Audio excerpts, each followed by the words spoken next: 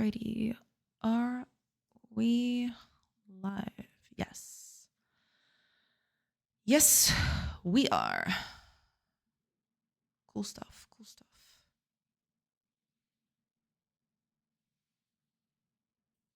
All right. Saribot is here. So let's just run those ads. If you please. There we go. First, hi, Fire. Welcome, welcome. I hope you're doing good. Welcome in, welcome in. Oh, that's right. While the ads are running, I want to fill my mug because it's empty, completely empty, and that is unacceptable. I've been waiting for 12 minutes. I know. I'm sorry about that. I took a little longer to get everything set up today. What mockery is this? I'm sorry. I didn't mean to, but I just had to get my bearings today. And it took a little longer than it usually does. Sorry about that. Yeah.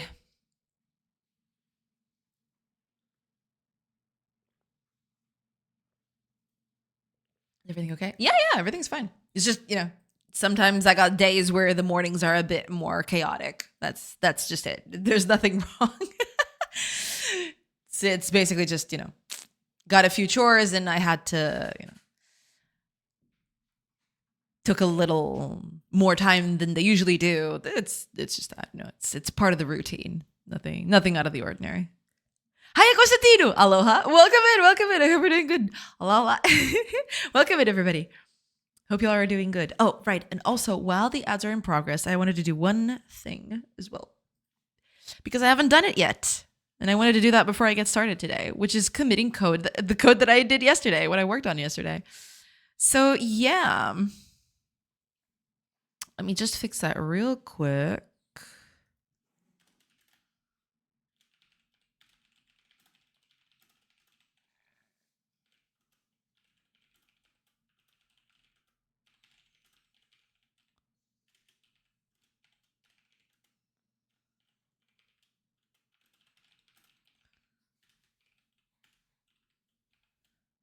Okay. Let me just write the message for this thing.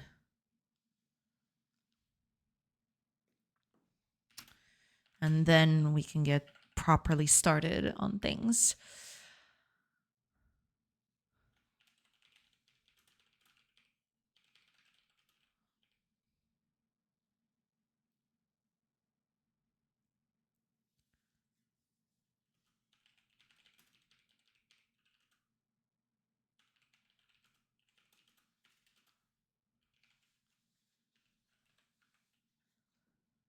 What else did I change? I'm just writing the message because I like to.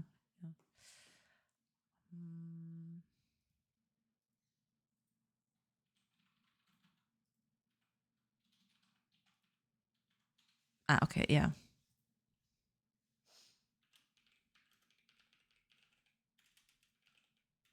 Yep.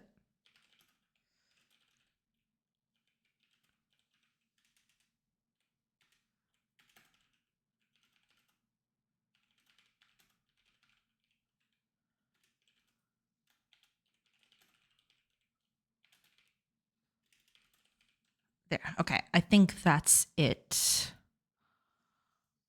Right? I think that's everything I changed yesterday. Yeah. All right. Commit. Okay. Sorry about that. All right. We're good. I'm back. Right. Let me get the announcements going because the ads are over. Just get those in. So post. Oh, oops. I did a little mistake. Crap. No, take it back. Delete. I made a little mistake. I'm sorry. I forgot something on that post. There you go. Sorry. That's what I get for postponing. Well, not postponing. It's just that I did it a little later. So now I'm all off the rails. all good though. It's all good. Done. Yeah, I forgot this, but now we're good.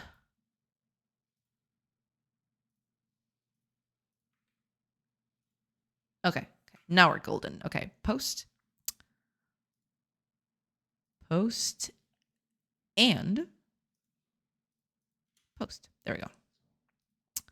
We're golden. We're good. Sorry about that. Okay. I'm good. I'm good to go now. Yeah. Boa tarde, mestre Dona Almeida. Boa tarde. Olá, Reef. Welcome in. I hope you're doing good. Welcome in, everybody. Hope y'all are doing very good today. And yeah, got more stuff to do today. Today is going to be a bit of a big one. I hope I don't bite more than I can chew with this one, but hopefully, yeah. Hiya, Flair. Welcome. Hi. Welcome. I hope you're doing good. Welcome in. Demo gamers. Hopefully soon. Yeah. Man, I can't believe the playtest is going to be next week. That's so crazy. Holy. That's actually kind of insane now that I think about it. Yeah. No derailing of stream today. Message understood. No, I mean, you can derail. It's totally fine. It's just that what I'm going to do today is going to be a bit of a mouthful. Let's just put it that way. Because there is something that has been bothering me for quite a while. And this is something that I had to just change. It's just that I never found a good opportunity to do that. But yeah, at this point, I have to do it. Yeah. I won't try it. It's fine. You can do that. It's fine. Chat, where should I visit for my vacation? Oh, you're going on vacation soon? Neat. That's really cool. I have no idea. Hard to say. What kind of things do you like to visit? Are you more of a monument person? Are you more of a beach person? Are you more of a forest trail person? Mountain person?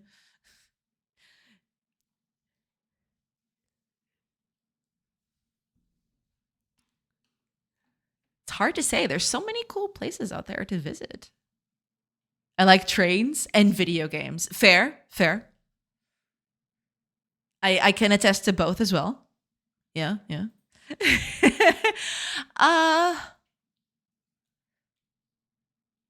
Oh man, I have no idea.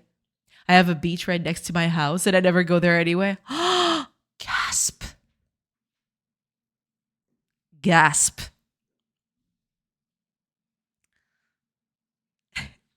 I'd say Brazil if we had decent tourist departments, but I'll say Lisbon instead. I heard there are good people living there. Yeah, pretty cool. Yeah, I would always suggest in Portugal, Costa Vicentina. But if you don't enjoy the beach, yeah, I mean, there's plenty of cool places to visit.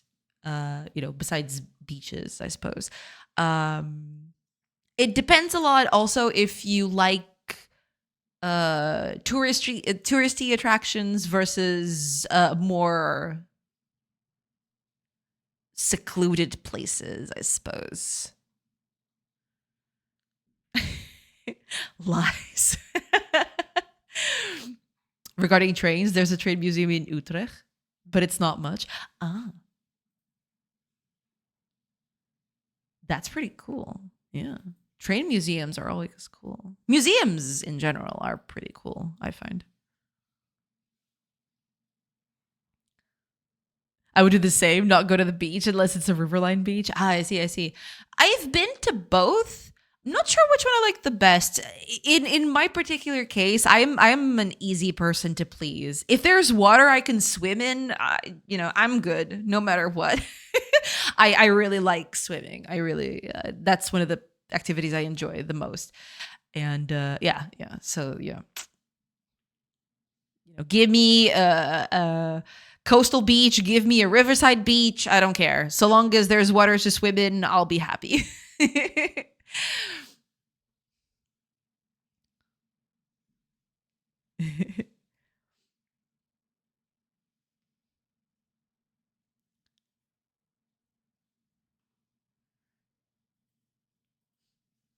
I do enjoy the beach if we could only get rid of people. I mean, some people are kind of, iffy on that. I agree. Yeah.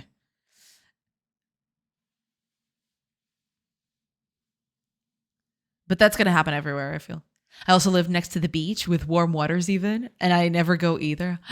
Gasp. I mean, living next to beaches is pretty sweet, I gotta say. I mean, sure, I guess that once you live near one, it wears out its novelty pretty quick, I suppose. Man, that must be pretty cool.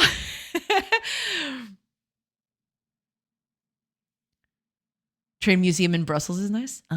Never been to either one. Yeah.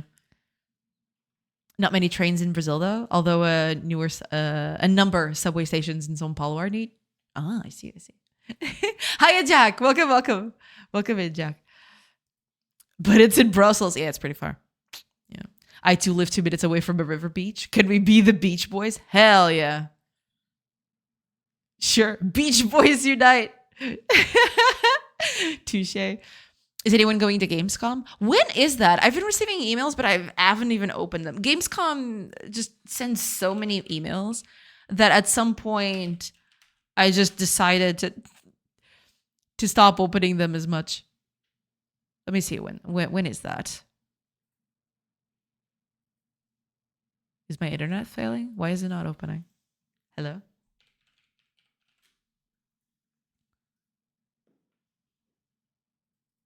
Okay, whatever.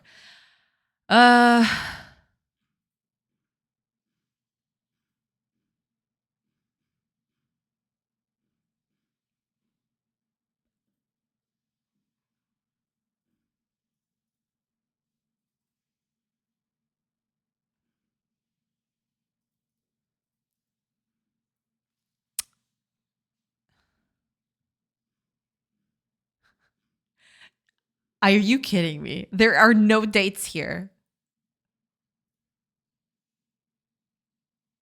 Okay. I have to go to info for that. Okay. Take place from August 24 to 30. Oh man, that sucks. That's a really bad timing for me. Yeah, but I mean, I probably wouldn't go even if yeah, because at that time of the year, I got a bunch of family members that have birthdays, so I'd have to miss out on a bunch of birthdays for that. Iffy, kind of iffy. But yeah, I mean, I don't have. That's the thing. I would love to go to Gamescom if I had already something to, to bring up in casual conversation. Otherwise, I'll just feel like I'll feel very out of depth. I'll feel very out of my element. I think I'm only going to go to an event at this point when I have something that I can say, oh yeah, I do X, and you can go to X Y website to see it, to see something about it. Probably that, yeah. I don't know. Yeah. Oh, Reeve, thank you. Thank you so much for 110 stream streak. You're crazy. But thank you. Thank you so much. That's awesome. Don't wait. It's awesome. Thank you. Thank you so much. I very much appreciate it. I prefer mountains and forests. I am a big forest fan also. Yes. I don't know. I just love nature overall. It's pretty cool. I really, really like it. And snow. I've seen snow once, but it was so... It wasn't even snow because this was in a city. It was so, it's kind of like dirty snow. You know what I mean? It snowed for a few minutes and then there was a little pile of snow in the corner somewhere. I never saw actual, fields of snow or anything. One of these days I'll do that. Yeah. I've never learned how to swim, so beach is not really super interesting. Okay. Gotcha. That's fair. To my defense, getting eaten by a shark is way down there in my list of vacation activities. Yeah, that's not cool. Yeah. End of August. Yeah, I just saw that. Yeah, it's the end of August. This man lives in the reef and is afraid of sharks. It must be a nightmare. I mean, yes. Oh, not a number. Welcome in. Hi. Hey, hello. Welcome. I hope you're doing good. Hello. I hope everything's good. Welcome. You're more likely to get hit by a lightning than bit by a shark. Yeah, I feel like from what I've gathered, sharks apparently are they only bite humans if they confuse them with fish. And I don't think that happens all that often. I feel like it's very sporadic. Because usually they will steer away from humans, from what I've seen. They will only bite humans if they confuse them with fish somehow, I think. Recife, Brazil is considered one of the world's most dangerous regions for shark attacks. Yeesh. Since monitoring began in 1992, the coast of Pernambuco has recorded over 80 shark incidents. Yeesh. With the vast majority concentrated around a 12.5-mile stretch of greater Recife beaches, particularly Boa Viagem and Piedade. Damn. Yeah, that's not cool. I gotta say, that's that's not a very confident thing to read if you want to go to the beach there. Yeah. I blame the Zookers. Why are they messing with the sharks? Just leave those fish alone. You've never been to Serra da Estrela? I have not. I intend to at some point, but no, I have never been. No, sadly no. You're missing on proper snow. True. Yeah, I am well aware. Yeah, we had so much this year. I have to go there. At some point. Yeah. Oh, Nympha Nepets. Welcome. Good morning. I hope you're doing good. Welcome in. I hope you're doing good today. Welcome. Snow's just cold water in it. Not missing out. I mean, I've only seen snow through, movies and stuff, but it always feels so, especially if it's a big field, it just feels, I don't even know of a good word to describe it. I guess it just, there's a placidness to it, you get this feeling of calm, right? I don't know. Maybe it's just me. Maybe I'm crazy. I am crazy, but maybe not in this particular instance. I don't know. Semi-good. Let's say things are going upwards. Well, that's good. Good to hear. Yeah. Hopefully, so long as it's going upwards, then that's good. Yeah. What are the odds of being bit by lightning, though? I have no idea. Yeah. I mean, lightning can bite pretty hard sometimes. Calming is the best word I find. Yeah, I guess so. Yeah. There's just something about it. It's soothing a little bit. But again, I guess seeing and being in a snow-covered field are two very different sensations, I'd say. On one, you're just seeing the thing. On the other, when you're there, you actually feel the cold in your face. I don't know if that enhances the feelings or not. I don't know if that improves anything or not. Maybe it gets a little bit uncomfortable. I don't know, but yeah. It definitely, from what I've seen, it's pretty cool. Yeah. But yeah, I'm a big nature fan. I like being in nature, no matter what kind. Mountains, forests, beaches. It's all good. It's all pretty good to me.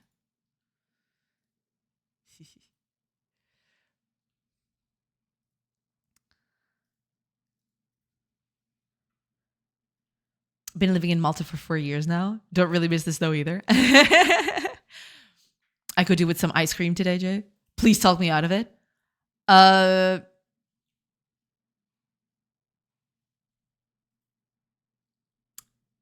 Yeah. I mean, so far, at least here, it's not been that bad. I don't know exactly how it is over there, but over here it's been okay-ish. It's not unbearable heat today, at the very least. But just drink some ice water. That'll refresh you, and you don't have to eat an ice cream. Maybe. I know I'm very bad at this. I know. I'm trying though. I'm trying so hard. Depends on the wind. Cold wind is of course tough, but snowy landscape without wind is amazing. Oh, for sure. Yeah. It didn't work at all. I'm sorry. I had the feeling that yes. Did I hear ice cream? Oh God. But I applaud the effort. I tried. I am sorry. it's hard. It's hard to talk out of, eating ice cream. Ice cream is cool. But I won't speak of it further because then I'll be influencing you. Mudda Sheep, welcome in. Thank you. Thank you so much. Sheep Raid. Hi, everybody. Welcome in. Thank you. Thank you so much for the raid, Mudda Sheep. Welcome in. Welcome in. I hope you're doing good. I hope you had a good stream. Tell us all about it. What were you working on? Let me write. I can. There you go. Hi, Mudda Sheep. Welcome, welcome. Thank you so much for the raid. And welcome in, everybody. I hope you had a good time over at Mudda Sheep's stream. Welcome, welcome. I sent you some motivational pictures of snow at Second earlier this year. Thank you, thank you. I'll take a look at them in a bit. Yeah, Sheep Raid, ice cream, yes, please. Yeah, we were just talking about the pros and cons of having versus not having ice cream. Yeah. In some places, it's unbearably hot today. Actually, where I am right now, it's actually kind of okay. Because I believe it's a bit cloudy today. I guess that's why the sun isn't assailing us as much. But yeah, in some other places, it's unbearably hot. So yeah, ice cream would go really well about that. Yeah, they see me raided. They hating. True. Hi, everyone in chat now. Welcome in. Welcome in. I hope you're doing good. I think I'm going to buy some today. Yeah, I mean, if you want it, go right ahead. Yeah. It is so hot. Yeah, in some places it is just unbearably hot. Yeah. Actually, over here, I'm actually kind of okay today. It's not that bad. Because, it's cloudy, so there's not as much sun hitting you directly. But yeah, in some places it's pretty bad, yeah. We were fixing the most fun bugs. What are you working on today? We're gonna have 40 degrees in the weekend here in Vienna. Yeah. I've seen Fire actually showed us yesterday a map of the temperatures. I believe those were from yesterday. It's hard to say, but yeah, it was pretty bad. Especially France and Spain were being hit pretty hard, and apparently there's no signs of it abating anytime soon. So yeah, it's pretty iffy. Yeah. As for me, what I'm working on today, I'm working on villagers. They need to be a little smarter about what they're doing. Currently, for example, say for example, this villager here cutting the stone, right? If I take away something, say for example, a tree or something else that someone is working on, usually people will start moving around and changing what they're doing, right? But sometimes a lot of them will change all at once, which is not what I want, right? So I want them to be a bit more. Actually, it's not happening now. It should be happening, but it's not. But yeah, sometimes if you set a lot of stuff to do, they will just. I'm being a little unlucky with this, but at the best of times, if you take jobs away from people, they will start just messing around and trampling over each other. Some will stop cutting a tree, but then you go around and they just change wherever they're working, even though they're doing the exact same thing instead of staying in their place, right? So that's what I'm going to change today. I want them to keep their task, even though stuff changes underneath. So say, for example, I got these 5 trees to cut, right? If I tell, for example, this tree or this one, oh my gosh, are you kidding me? It's not happening now. But yeah, basically I need to make them a bit more static in what they're doing, which is not happening at the moment. Which is actually kind of crazy because it happens so often. Why isn't it happening now? Are you kidding me? Are you just making me look bad? Game? Oh my gosh, it's actually trying to make me look terrible. Thanks, I hate it. But yeah, basically what happens sometimes is that if you give them stuff to do and somehow something else shows up for the villagers to if something comes up that's higher on their priority list, they will change their job, and everybody else, I think I found a better way to showcase what's happening here. So say, for example, we've got we're going to tell these trees to get cut, right? And they're going to cut these trees. But now some of these characters have certain abilities, right, that make them prioritize other things, right? So for example, this villager right here that I'm selecting right now has got higher plant harvesting than wood cutting. So if something comes up to plant harvest, this villager right here will change their job, right? And I tell it to do this. See what's happening? Now, one villager is gathering this. The one that was cutting this tree is coming down here. And then someone else got filled into the job that was left empty, right? And I don't want that to happen. Basically, what I want to happen is, okay, if a person decides to change what they're doing, then the next villager just fills up that job. Instead of doing like a circular thing, I want them to just fill up whatever's empty instead of just recalculating everything, because that's basically what's happening, right? So you see that they all just go ring around the rosy, and everyone is changing their jobs because I'm selecting new things, right? That's not what's supposed to happen. They should just keep their job, and whoever is idle can just fill that job, that new job that I just set up. That's basically it. Yeah, that's basically what I wanted to happen. Because yeah, every time I select a new thing, they all just try to do different things. They all stop what they're doing, stop the presses, and just go do something else. That's what I want to change. I want them to stay on target.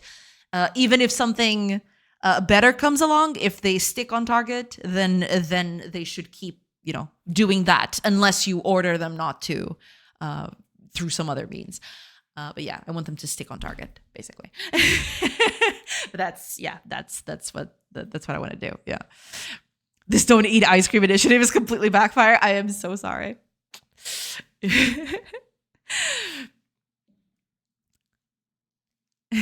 Edrogen. Edrogen? I'm assuming it's Edrogen. Welcome in. Thank you so much for being here. Welcome. Still, I have 28 degrees inside my office. Not so bad. I'm getting 28 degrees later today. I see. Yeah, I mean, a lot of hopefully temperatures will calm down a little bit, because it's just getting real crazy lately. Yeah. Chaos. All of the chaos. Yes.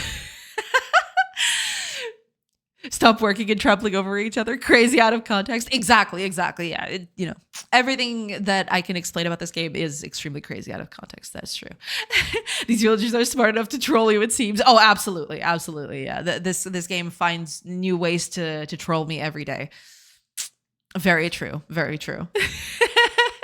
Unless they're emo, then the trees are going to cut themselves. True. Hi, Abby. Welcome. I hope you're doing good. Welcome in. Welcome. Hope everything is good. Hope everybody's having a good day today. And yeah, thank you so much again, Muraship. Thank you so much for the raid again. But yeah, that's basically what I'm going to work on. Villagers should stick to what they're doing more often, instead of every time I tell them to add a new thing to the list. You see what they're doing? They're all shuffling around. They're all trying to get the same jobs done, but instead of staying on target, they just shuffle around, and that feels a little weird, right? It shouldn't happen that way. That's basically what I want to change. I want to prevent villagers from doing that, because I don't want them to see every time I put something new, everybody just kind of circles around trying to get their best job, and that just feels a little weird. So I want to stick it like this. And gonna try to make them stick to target a bit more. But yeah, that's basically it. That's basically what's happening. That's what I'm gonna try to do today. It's going to be interesting. Let's put it that way. Very, very interesting. But we'll see. Yeah. Probably the only thing I will do, the one thing I probably won't, probably the only thing I should change for now is if the villager is not at the best job that they can do. Say, for example, this one has high plant harvesting, right? And it's currently harvesting a plant. But say, for example, that they are not doing that. Right. If they're big plant harvesters, but they're not harvesting plants at the moment, they might switch their job if something else comes up that is relevant to, their highest task. But we'll see. For now, what I want to do is, if the villager already has a task assigned to them, then they will stay on target, basically. If a villager has a task, no matter what you give them, they will stick to it unless there's no one else to work that task, right? If there's no one to work that task, then we'll have to change a bit of how the algorithm works.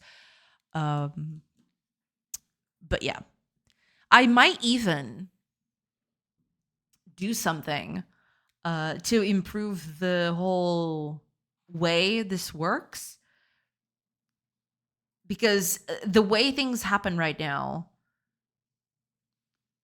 the way villagers are picked for certain tasks is not exact. It's by order instead of by skill, which can make things a little harder to optimize, I guess. Optimize in terms of gameplay, not optimize in terms of code, of course. So what I'm probably going to do is I'm going to sort villagers by the current task that I want to perform. And then I'm going to assign all the jobs of a certain task to those villagers, right? That'd be the initial way of doing that. Because I don't want players to feel that they're losing. Right now, all of this circle thing is happening because they're trying to optimize as much as possible what they can do, right? So that's why, for example, if I have to start again because otherwise this thing won't. They're trying to shuffle around because they're trying to be as efficient as possible. That's what's happening. So if I tell something like this, right? If I do stuff like this, they're shuffling around because they're trying to be efficient. But you can do that still by changing a few things. And they will stick to their tasks more instead of doing this back and forth that they're always doing, while also being efficient still. So that's basically what I want to try to do. See what's happening. They're all just shuffling around because I'm every time I add a new task, they all shuffle around because they're trying to be as efficient as possible. Yeah. There is a way to do this without having them shuffling around, is what I mean, which is what I want to do. I want them to shuffle as little as possible because it's confusing, right? At some point, you're marking things to do here, and it feels like the villagers don't make up their minds. That's basically it. That's what I'm going to try to change today. Yeah. Codingry! Hey! Boa tarde, boa tarde. Welcome in. I hope you're doing good. Welcome in, Codingry. Hi. Welcome. I hope you're doing good. Oh, and Rhiannon. Welcome in, everybody. I hope y'all are doing good. Hope everybody's good. Welcome in. Hope you're having a nice Wednesday and all. Welcome. Welcome in. So yeah, I was just explaining what I was going to do today, but I guess you caught that. Yeah. Hi, work buddy. Hi, DJ Fat Beats. Welcome in, everybody. Hope you all are having a good day today. Yeah, and we're gonna get started a bit. Just gonna sip a little water because I'm getting a little parched. It is not unbearable. There isn't unbearable heat nearby today, but it's still, should hydrate. Hydrating is important. Yeah. Doing good. Good progress on my web build. Awesome. Very glad to hear that. That's awesome. What are you doing on a web build? What are you working on? Do you want to show us? If not, that's totally okay. I don't want to put you on the spot or anything. But if you'd like to show us, then yeah, let us know. Let us know what's up. But yeah, that's basically what I'm going to do. I'm going to try to make them big. Yeah. I have Quack on itch, but only desktop build. So you're making a web build for your game. Nice. If you want to link it in after you get the web build in, yeah, let us know. Yeah. Web builds are super important to reach the most amount of people possible. Yeah. It's really nice to have a web build on that. But yeah, let us know if you want us to check it out later. But yeah, that's what I'm going to work on, I guess. In a way, this will mean a lot of sorting, which is not ideal, but we'll see. Ooh. It's a little quack game. Quack. Let's see.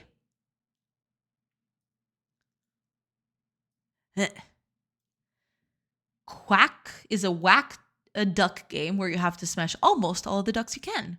In Quack. I love saying quack for some reason. I'm so sorry. I'm probably butchering it. Oh my gosh. In Quack, you have a 3x3 pond where each cell corresponds to the keyboard keys below. Ah, that's why it's called Quack. Okay. I like it. Press the key to quack that duck. Careful with what duck you're quacking. Pick the best items to optimize your run between each duck wave. That's it. Have fun. Right, yeah. QWEASD and Z or ZXC. Rage. Yes. That's pretty cool. It looks cute. I love the little ducks. They're very cute. Getting a web built for it, but it's done in Jai, so I'm doing it from scratch. Ah, okay. I see. That's pretty neat. Yeah. But yeah, let us know when it's online so we can try it out a little bit. Yeah, for sure.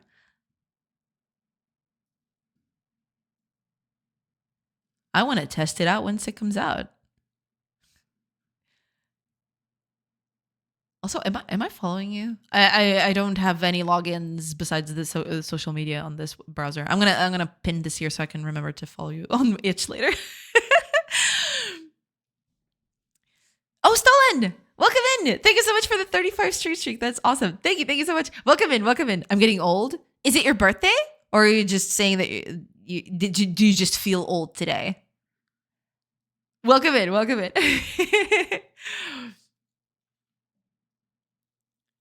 But let us know, yeah. I'm 35. This streak is 35. Ah, okay. Gotcha. Okay. Many such cases. Will do. Looking eager to go back into the actual game dev. I have a very interesting feedback to act on. That's always good. Yes, having good feedback is imperative, I feel. But yeah, good to know. Good to know that you're getting nice feedback and everything. That's pretty sweet. That's pretty cool. I won't stay 35 for much longer. Ah, birthday's coming up. I see. Neither will the streak. Ah, are you getting busy with something? Oh, were you going on vacation? Am I misremembering? Someone mentioned that they were going on vacation. Was that you? I think it was you, wasn't it? No, or maybe it was Totem. Yeah, I think that was Totem. Never mind. My brain is all mush. I'm sorry. I mean, I guess I could blame the heat today, but it's not that hot here today. So I guess I can't even blame that. Oh, to be 35 again. Feels like so long ago. Maybe it's because it is. Nah, you're good. Reef. You're good. I don't do vacations. Ah, I see. Yeah. I am also not, well, I mean, I'd love to do vacations, but I'm just way too busy for doing that. Sadly.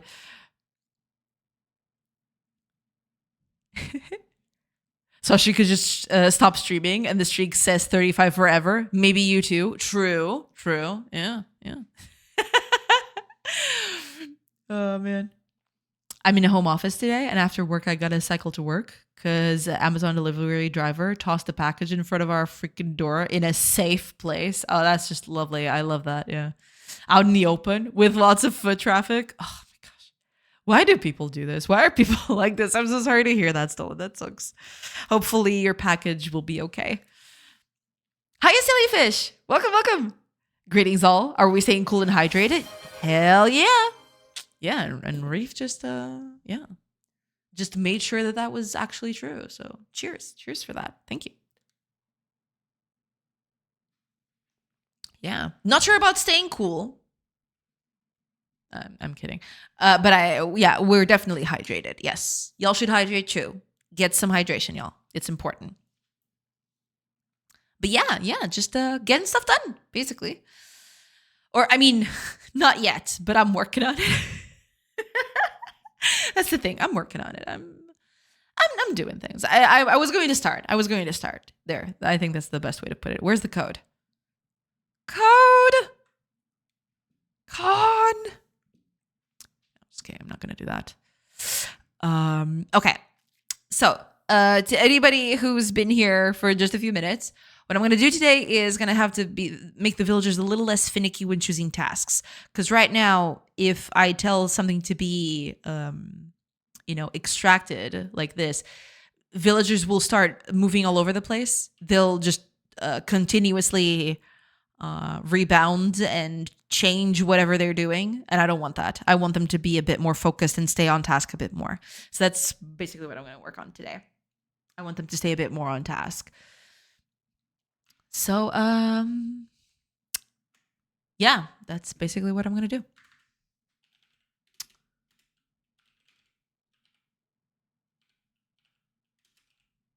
There. So yeah, I need to do this.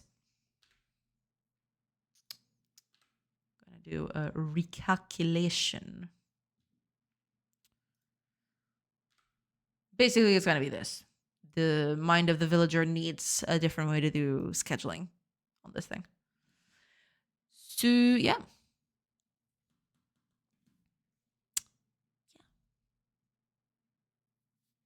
Juan, welcome in. Hi. Welcome. I hope you're doing good. Welcome in. Hello. All right. With that said, let's see. There are different ways of doing this.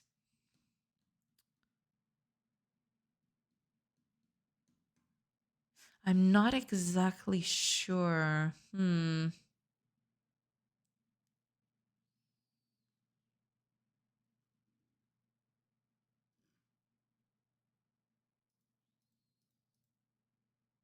Well, there is a way to do this. Yeah. My current thing. Maybe I should just, because I do have an action here, don't I? I save the action, don't I? I don't save the current action that I'm doing. I have to, right? How else would I?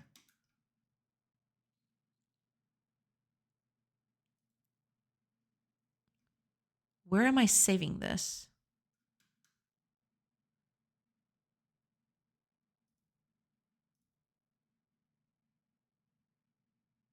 Ah, okay. I got this right here. Current action. I'm getting the scheduling of this from the right. The mind component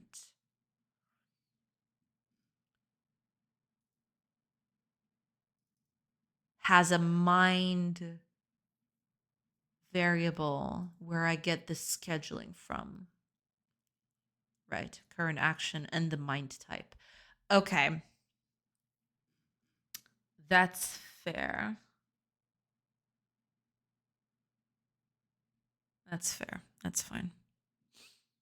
Gotta watch out for those mind components. True, they might explode underfoot. Yeah. Don't do that. Those are bad. Those are pretty bad.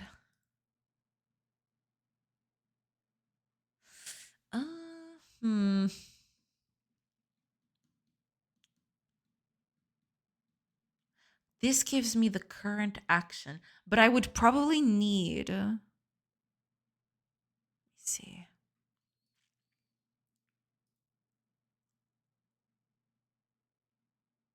Besides the action, I would like to save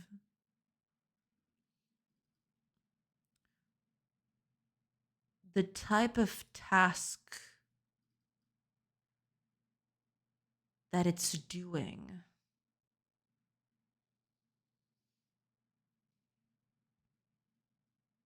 Because I do have task types. Skill type. Well, yeah, but then I'd need. God damn, that's dad's joke. That's dad joke. Black belt.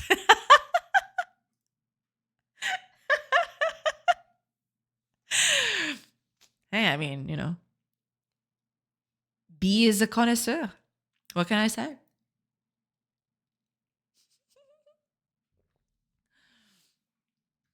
B is cool.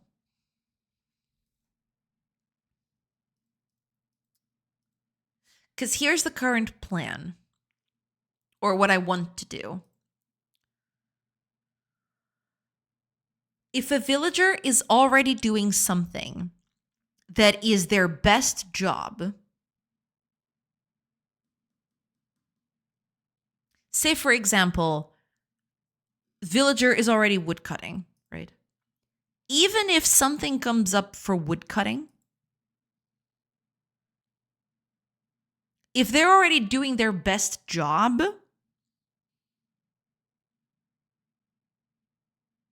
they should just stick to what they're doing anyway. I'm a dad, I try. There you go. Experience trumps everything. Hell yeah.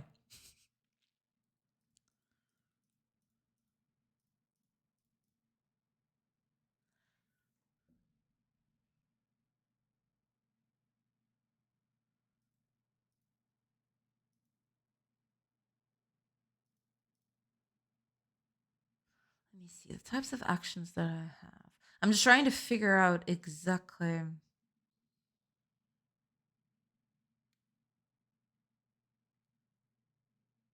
Because these might be subsets of the thing, yeah.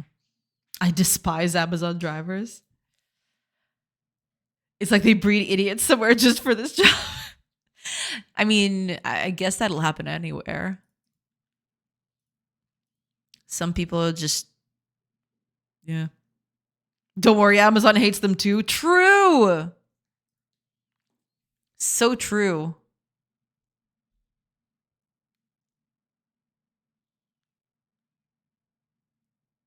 I want to return the current task. Because I got this task type, right? Is this only used for the registry?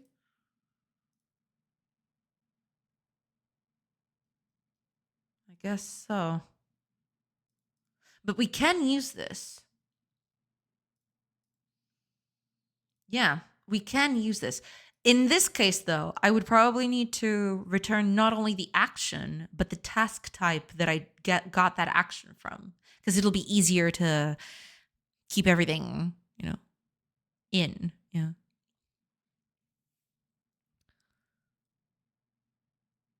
Despise Amazon. Yeah. Exactly. Yeah. That's mean. I can send the photos of the last few deliveries and you would understand. Sending them wouldn't help. I mean, maybe it would, you know. Maybe it would be a catharsis of sorts.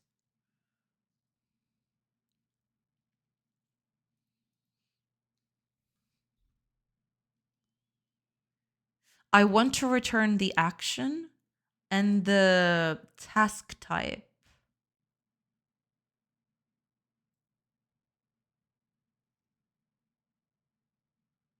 But here's the thing, though.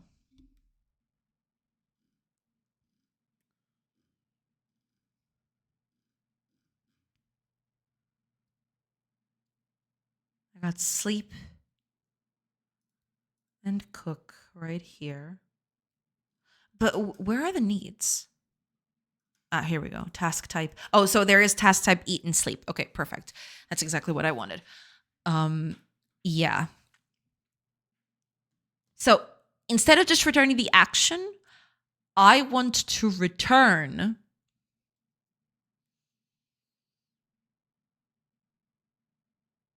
the task type.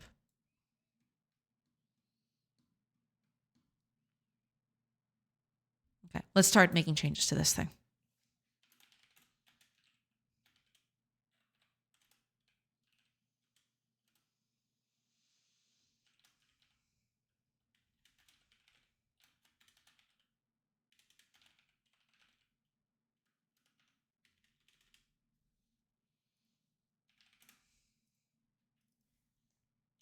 Should this be bool?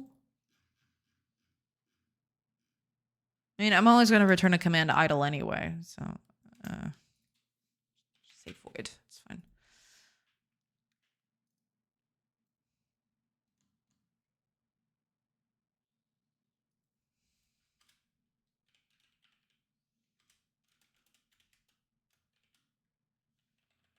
It's eating. And then the action command. Well, I could just put the action command here instead of creating a new thing, instead of doing this, because that feels a little silly. I could just put action command in there, I guess. I guess I could do that. Yeah. Oh, Boji, welcome in. Thank you so much for the hydrate. Thank you, thank you. Welcome in, welcome in. Cheers.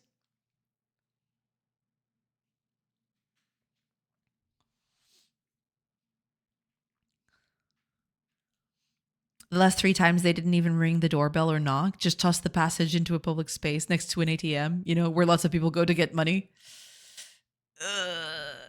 That's a little iffy, yeah. But yeah, I mean, at the end of the day, I feel like that would be, I guess that would be more Amazon's fault than the person's, because I feel like the person is in a bit of a pinch to get work done. Otherwise, they get the crack of the whip.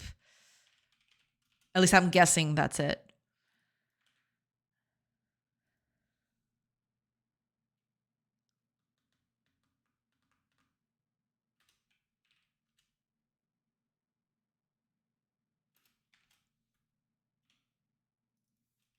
So we're going to do this instead now.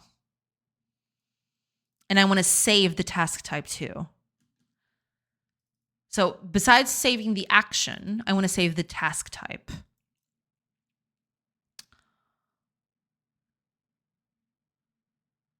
And when I want to get the schedule, I want to know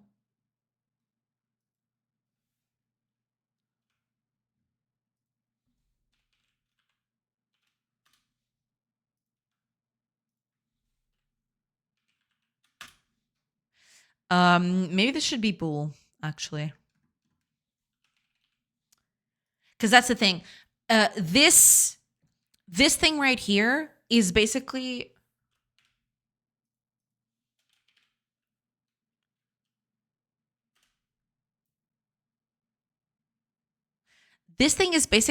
going to tell me if they changed their activity or not, I think.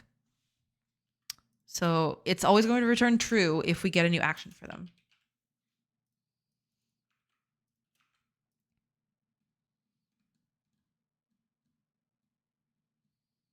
Now, here's the thing, though. If the previous task type or the current task type and the current command, well, I don't need the current command per se. I just need the current task type that they're doing, I feel. And that way I can just, yeah.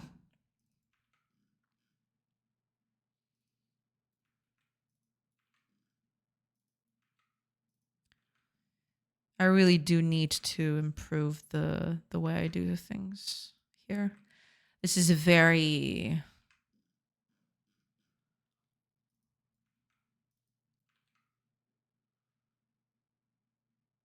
finicky.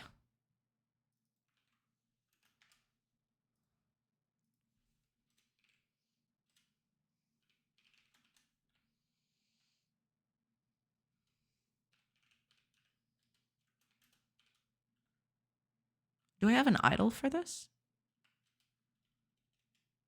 I should if I don't.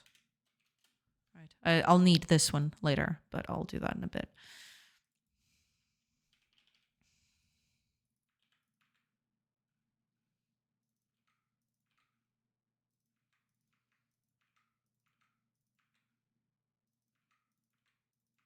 I'll get to you. So cook,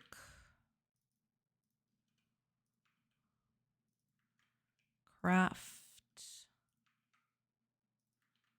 cut tree,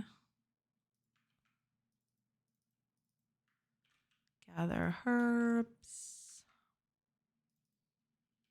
Gather crops. Plant crops. Mine minerals.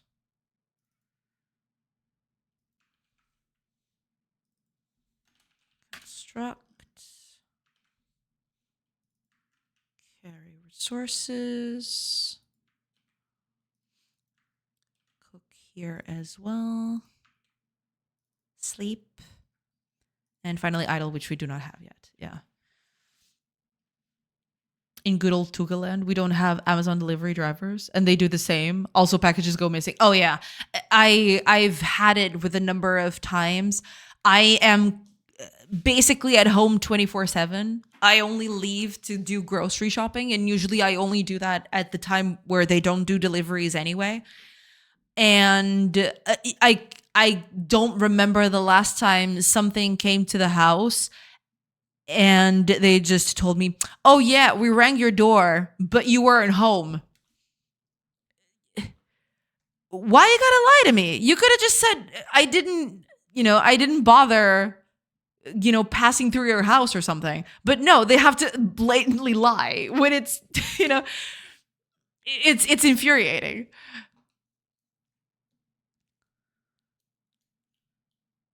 We'll see if the package is there once I cycle for half an hour through 30 plus degrees and then back again. Ugh. Yeah, that really sucks.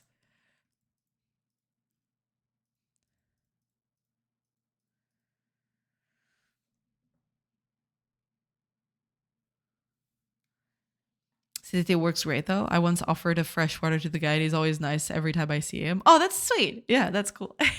Yeah, but over here, over in this new place, it's not been that bad. But man, in the other place where I lived, it was really bad. It was basically, I don't remember the last time where I actually got a delivery on my hand. Over here, it's actually kind of nice. People are way better than the at that here. But in my old place, good lord, it was infuriating.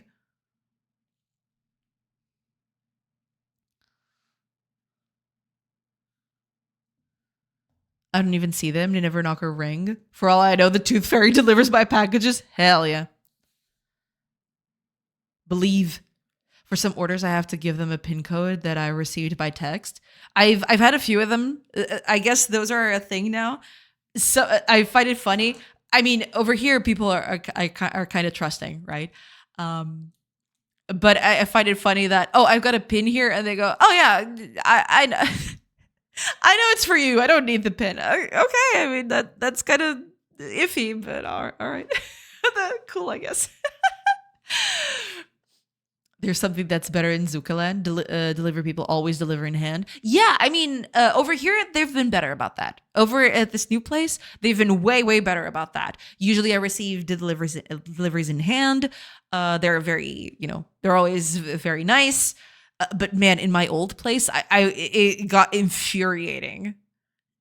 I had basically every time I needed something delivered, it was super far, first of all, to get to the post station. And second of all, it was just every time I needed a package, I would be tracking during the day of the delivery that, oh yeah, we're delivering your stuff. And I go, okay, cool.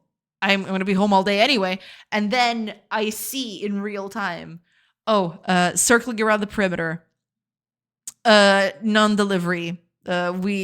We didn't what was it? The person's not home or something like that. And I go like, my brother in Christ, what? I'm over here. I've always been here. I'd never leave the home. Are you kidding me?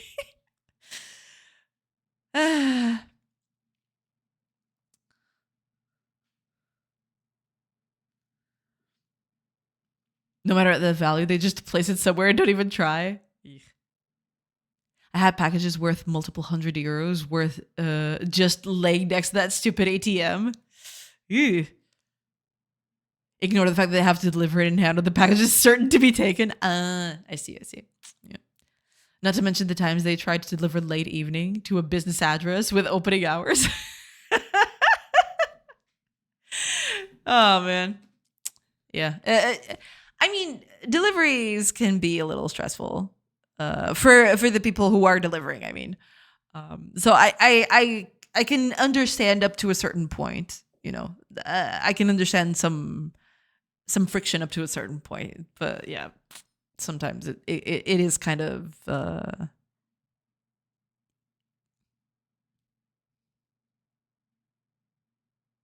it's annoying, I guess.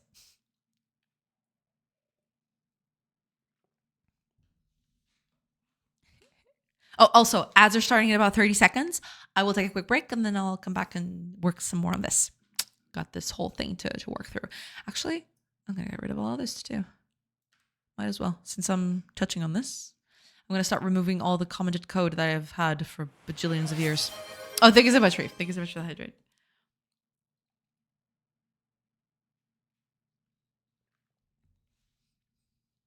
Thank you, thank you. But yeah, once the ads start, I'll take a quick break and then I'll come back and I'll keep working on this thing.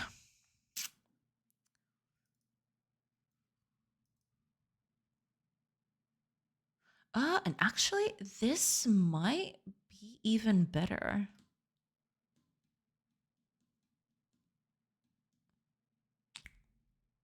I just had an idea to make this even faster. I think. We'll see.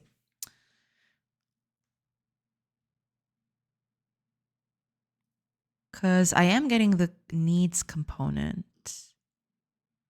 and the skills component. Okay. I got a few ideas. But I'll take a quick break, like I mentioned, because ads have just started. And yeah, I'll be back in a bit. So catch you on the other side of those ads. See you in a bit, everybody.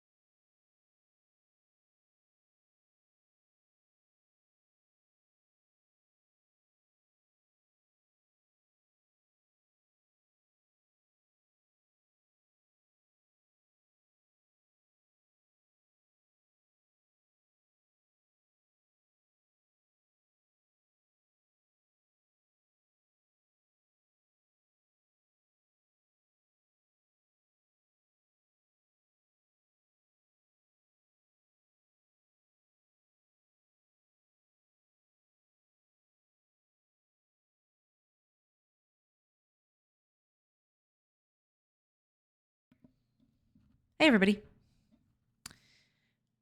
I'm back. All right, let's just catch up with chat and then keep working on the thing. Welcome back. Hi, Avenger. Thank you. Thank you so much.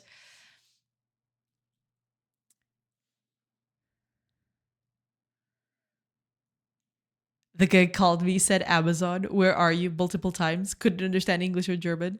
So I couldn't even explain to him that no one is at the address. Pew, pew. Yes. Hi, Avenger. Welcome, welcome.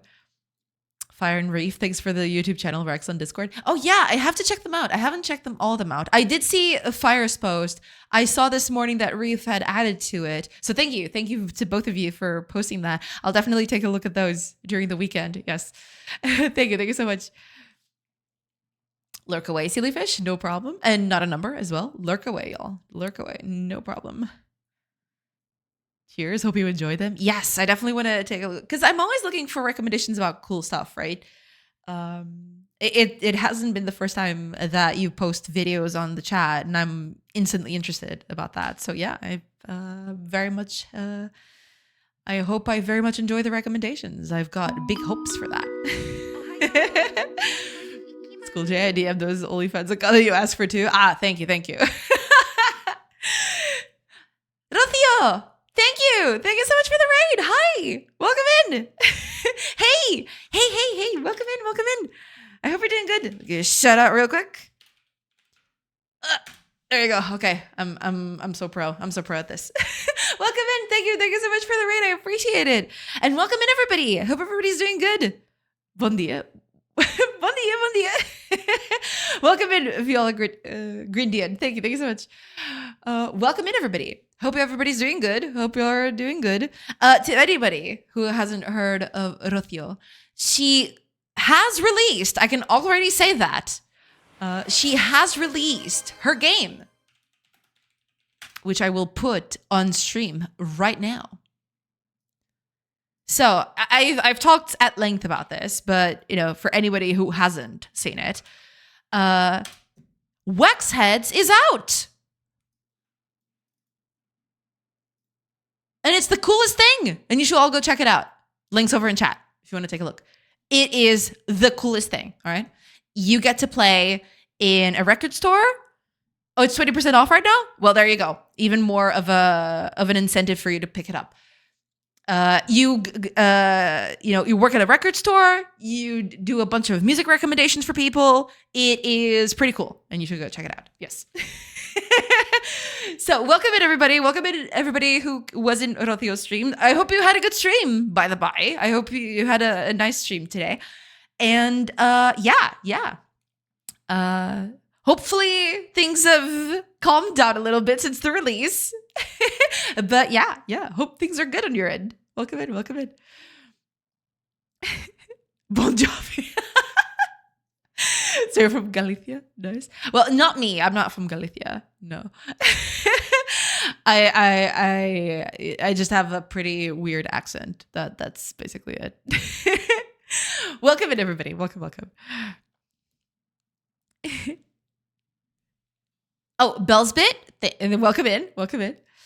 Lex says is awesome and really warms your heart. Yes, y'all should go check it out because it's pretty cool. And look at the art style. It's so cute. It's the cutest thing. Right?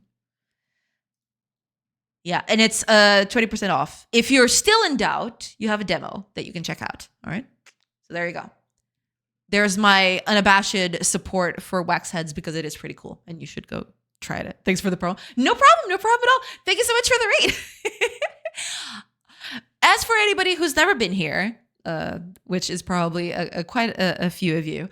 Hi, name's Joanna. I'm a game developer, and I'm currently working on a colony sim, which is currently broken because I'm in the middle of making a change to it. But I can show you a little bit about it. Give me just a sec because I have to go fetch an older build. But yeah, I should have something right here.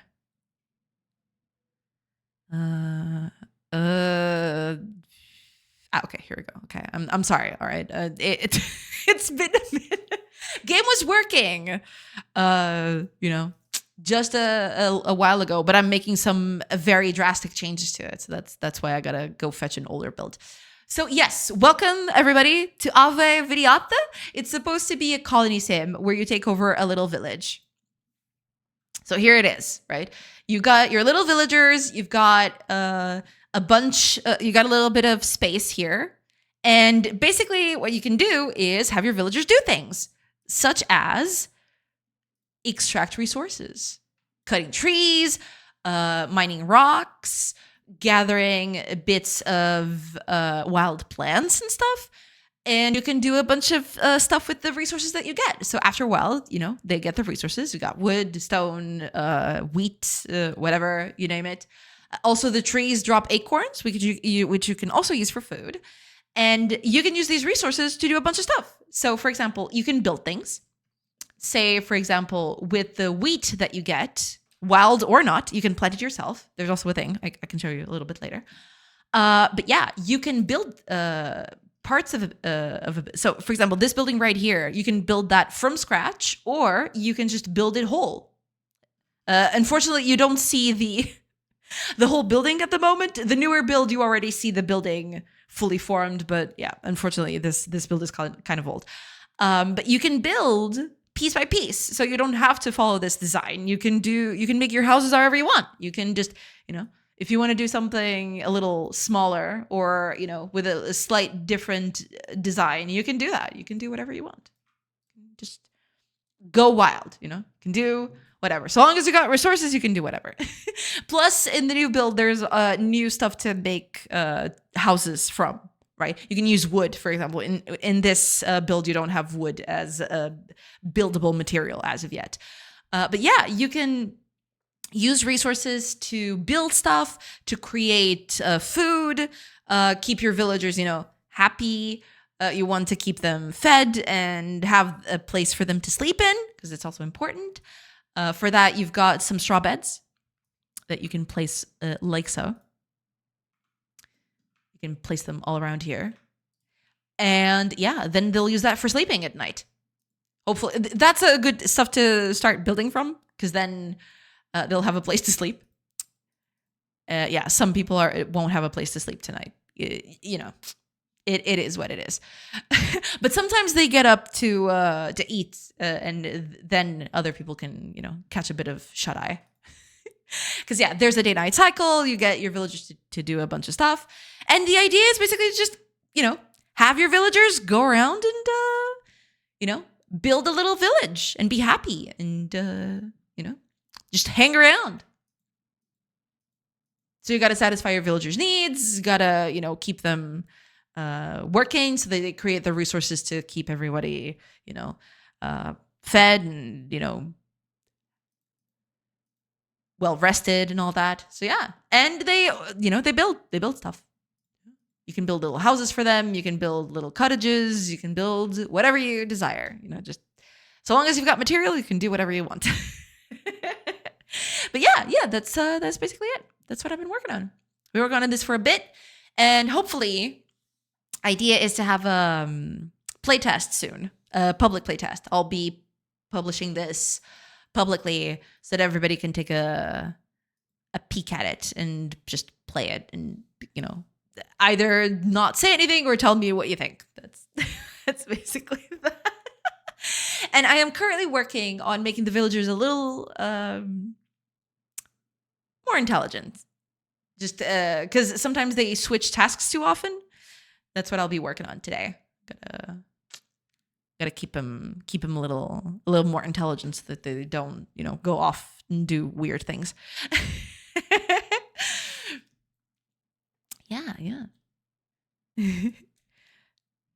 Do they have Pink Floyd The Wall? I don't know. I'm pretty sure that most of the music there is tailor-made for the game. I don't think they have any non-custom music. I think. Could be wrong, but yeah. It was just banter. That's okay. What is this Galicia? It's me trying to say Galicia. Galicia? Oh gosh. Okay, I'm not gonna try. I'm terrible. Thanks for the pro. No problem at all. In doubt, you can wire me the Steam key. I guess. Hi, Adora. Welcome. I'll let you dev. I'll rest a little bit now. That's totally fine. Go take care of yourself. You're probably not even here anymore. I'm so sorry about that. The whole thing's a mess. But thank you. Thank you so much for the raid. Thank you to everybody who stays. And yeah, Thank you. Thank you so much for the raid. I very much appreciated that. Have a lovely stream. Thank you. Thank you so much. Thank you. Thank you so much. Juena is pronounced with a hard J. Juena. Yeah. Juena.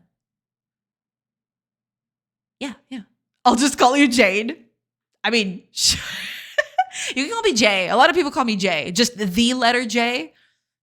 You can do that. Yeah, it's fine.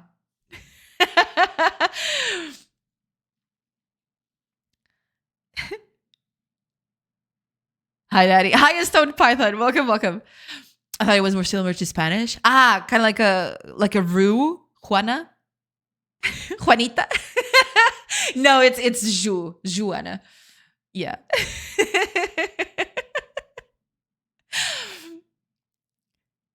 Galicia is pretty close. Yeah, I mean I try, okay, but I'm not I try on my Spanish, but I'm not perfect at it. So, that's the best I can do, I think. Yeah. Quick, the Spaniards are trying to take the stream for 2 hours. It's fine, it's fine.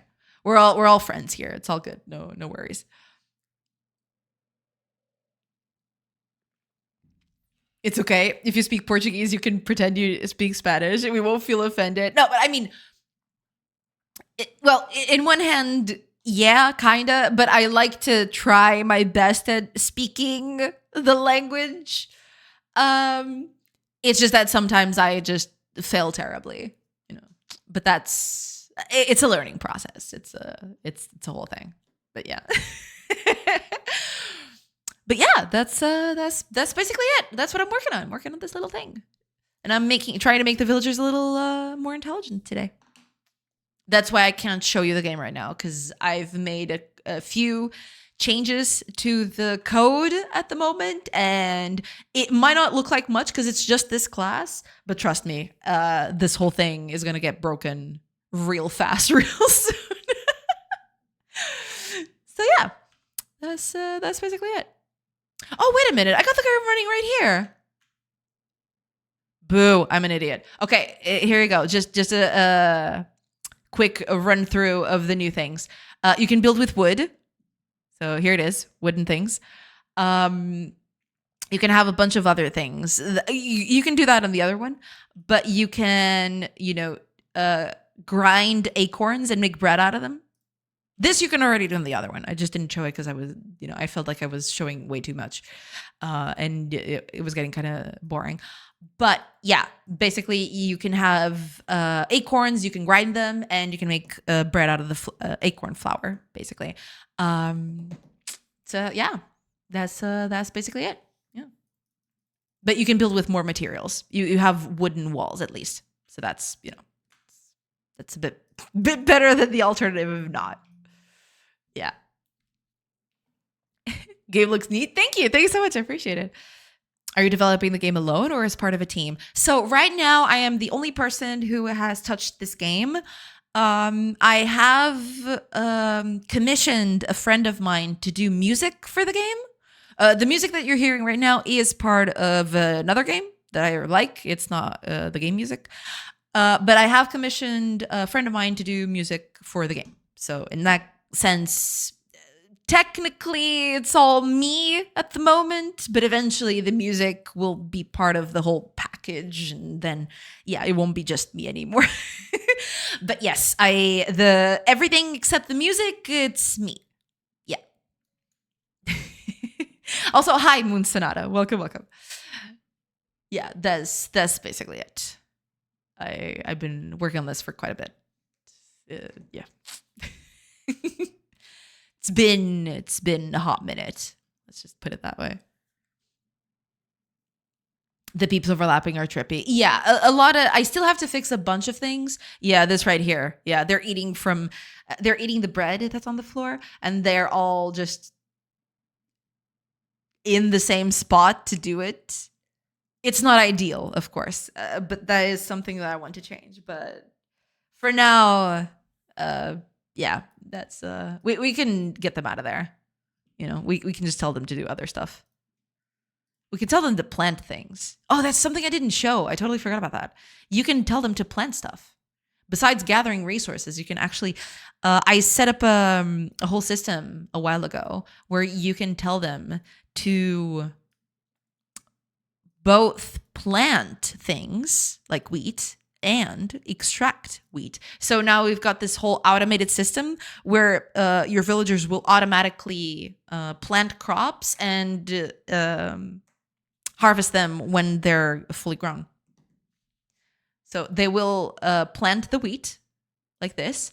Eventually, after some time passes, you'll see that the wheat grows. It'll take a while because it takes, I think, 2-ish days. It's not exactly 2 days, but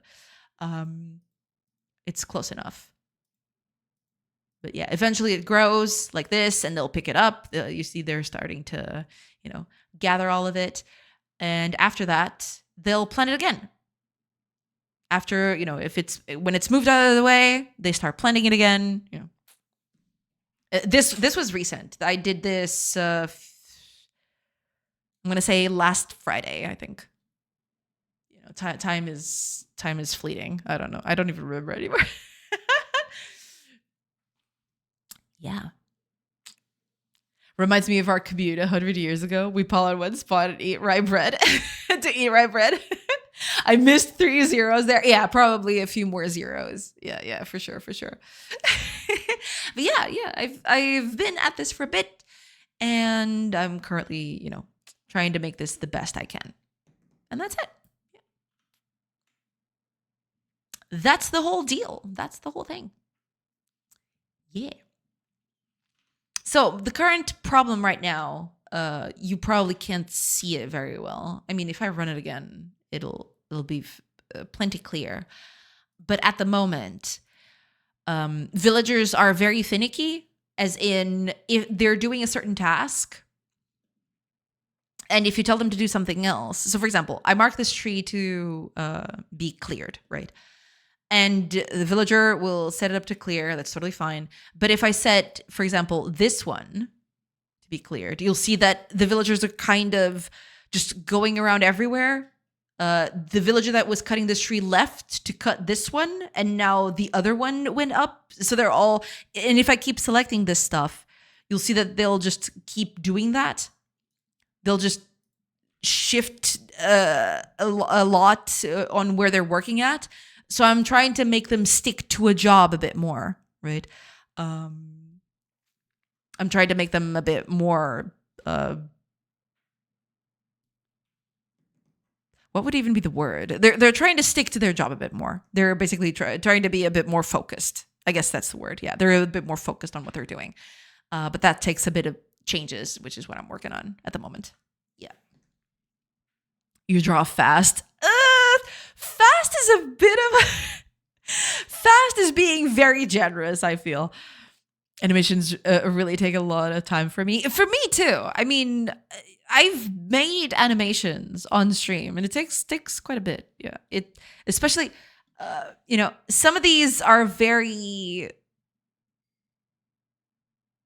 simple, I guess. Because I made just 4 frames and that was it. But I definitely want to make them a bit more fluid, especially the one where they gather wheat here. You can see that they're very... I think it's literally 4 frames. I'm not sure if it's exactly 4 frames, but it feels like it's literally 4 frames. And yeah, it definitely... I want them to feel a bit more fluid, but that takes a lot of time. So I've been postponing that. For now, the fact that it does this and, they feel like they're moving is good enough for me. But eventually I'll get back to that. We'll see. We'll see how that goes. But yeah, that's basically what I'm working on at the moment. Okay, let me just see, because I'm returning. Yeah, I have a new task type. Okay. Here is the thing.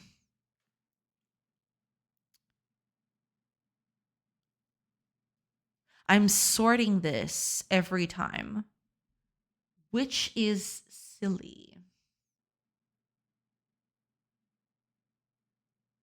It's very silly, actually.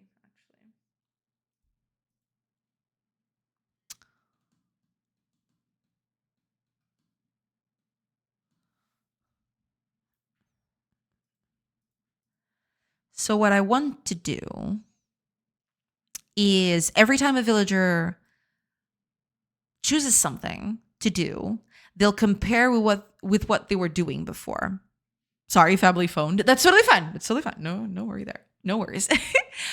What I'm trying to do is make it so that I currently know what action I'm performing, but I don't know what type of task I'm doing with it. So what I'm trying to do is save the task as well. And then if I'm already performing the task, the most skilled task that I can do, then I won't change my job. Right? That's the current thing, basically.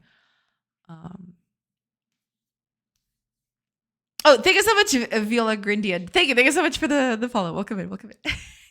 Thank you. That's basically what I want. So is there a reason you like the classic Roman setting? Basically, I just find it. I find the thing is the whole the classic Roman setting is more enticing to me, mostly because of everything surrounding the Romans and not the Romans themselves. Sure, the Romans are interesting, I guess, but I find it a lot more enticing to explore all the cultures and all the types of people that existed besides the Romans. You know what I mean? There were so many cultures, so many tribes and different kinds of people at the time. They all got assimilated by the Roman Empire at some point or another, or at least most of them did, of course. Not all of them did. But I find exploring that way more fascinating than exploring Rome itself.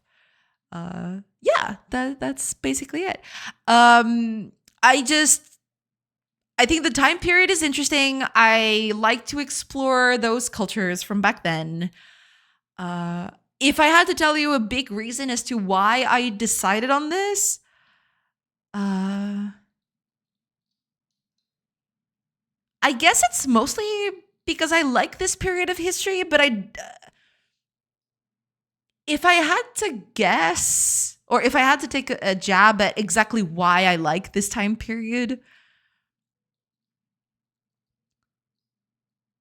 it's hard to say. It's a combination of a lot of things, I suppose.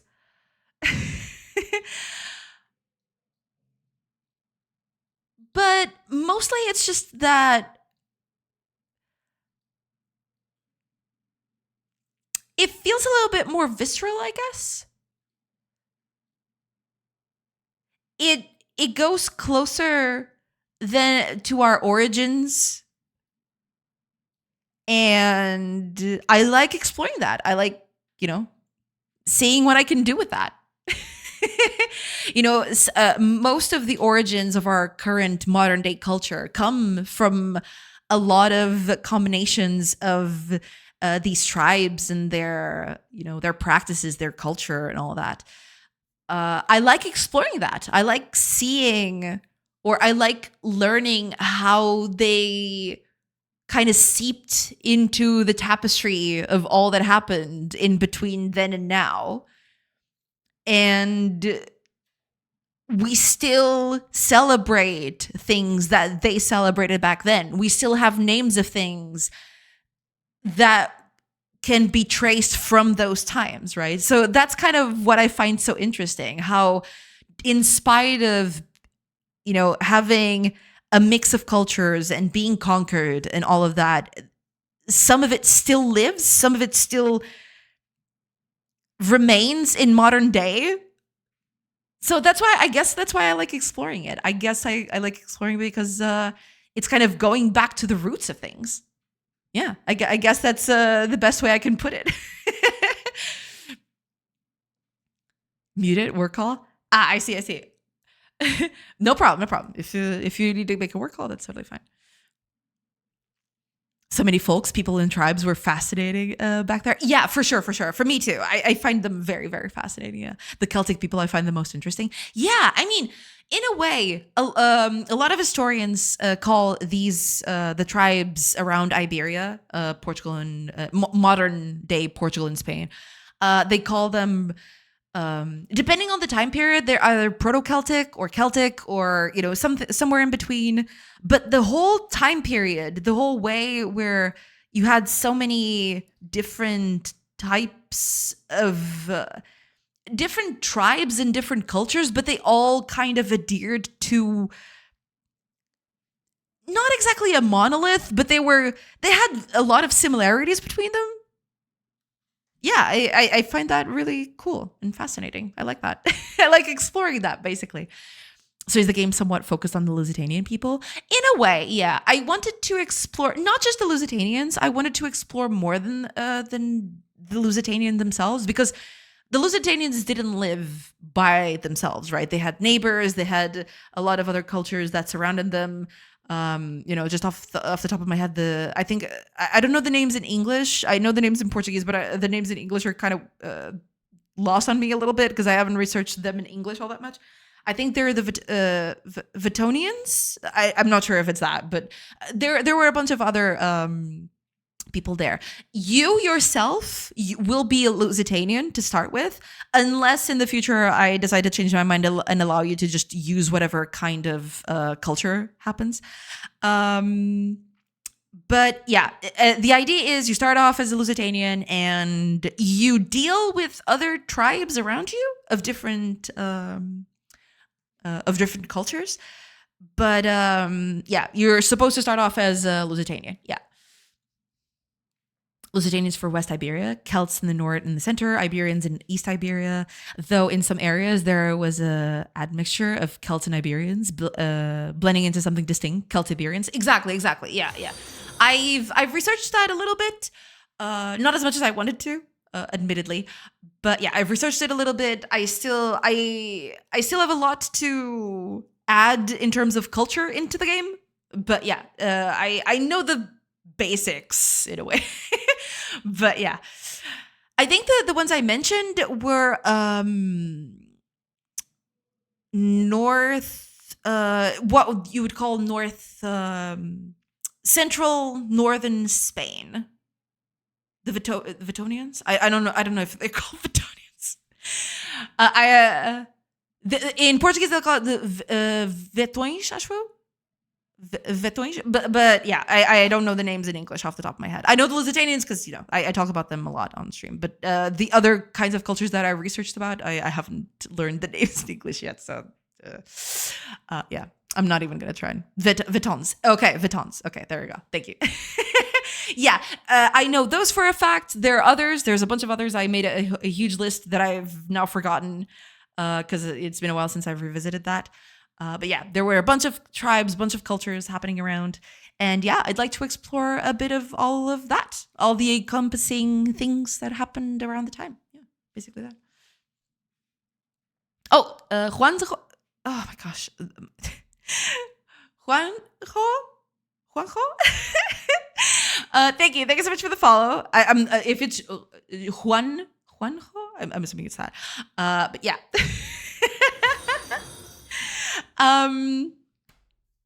So thank you so much for the follow. Oh, and thank you so much to Moon Sonata. Thank you so much for the follow. As a person born raised in Spain, I didn't get to learn much about the Lusitanian folk, and this could be a way of exploring them a little. Well, yeah, I hope so. Yeah, the idea would be, I wanted the game to feel. I've played a lot of games in my childhood that were part game and part encyclopedia about what the game portrayed. Games, for example, a few examples that I can think of off the top of my head would be stuff like Age of Empires, Pharaoh, games like that, where besides having the game and you playing it and all that, you also had a bit of an offset where you could learn about the culture and the history behind the game, which I always find fascinating. So my idea would be to have something like that, to make a game that would be both fun and interesting to play, but also explore history a little and be able to provide a little bit of educational value in a way. So yeah, that would be the perfect dream, but we'll see. Yeah. But thank you.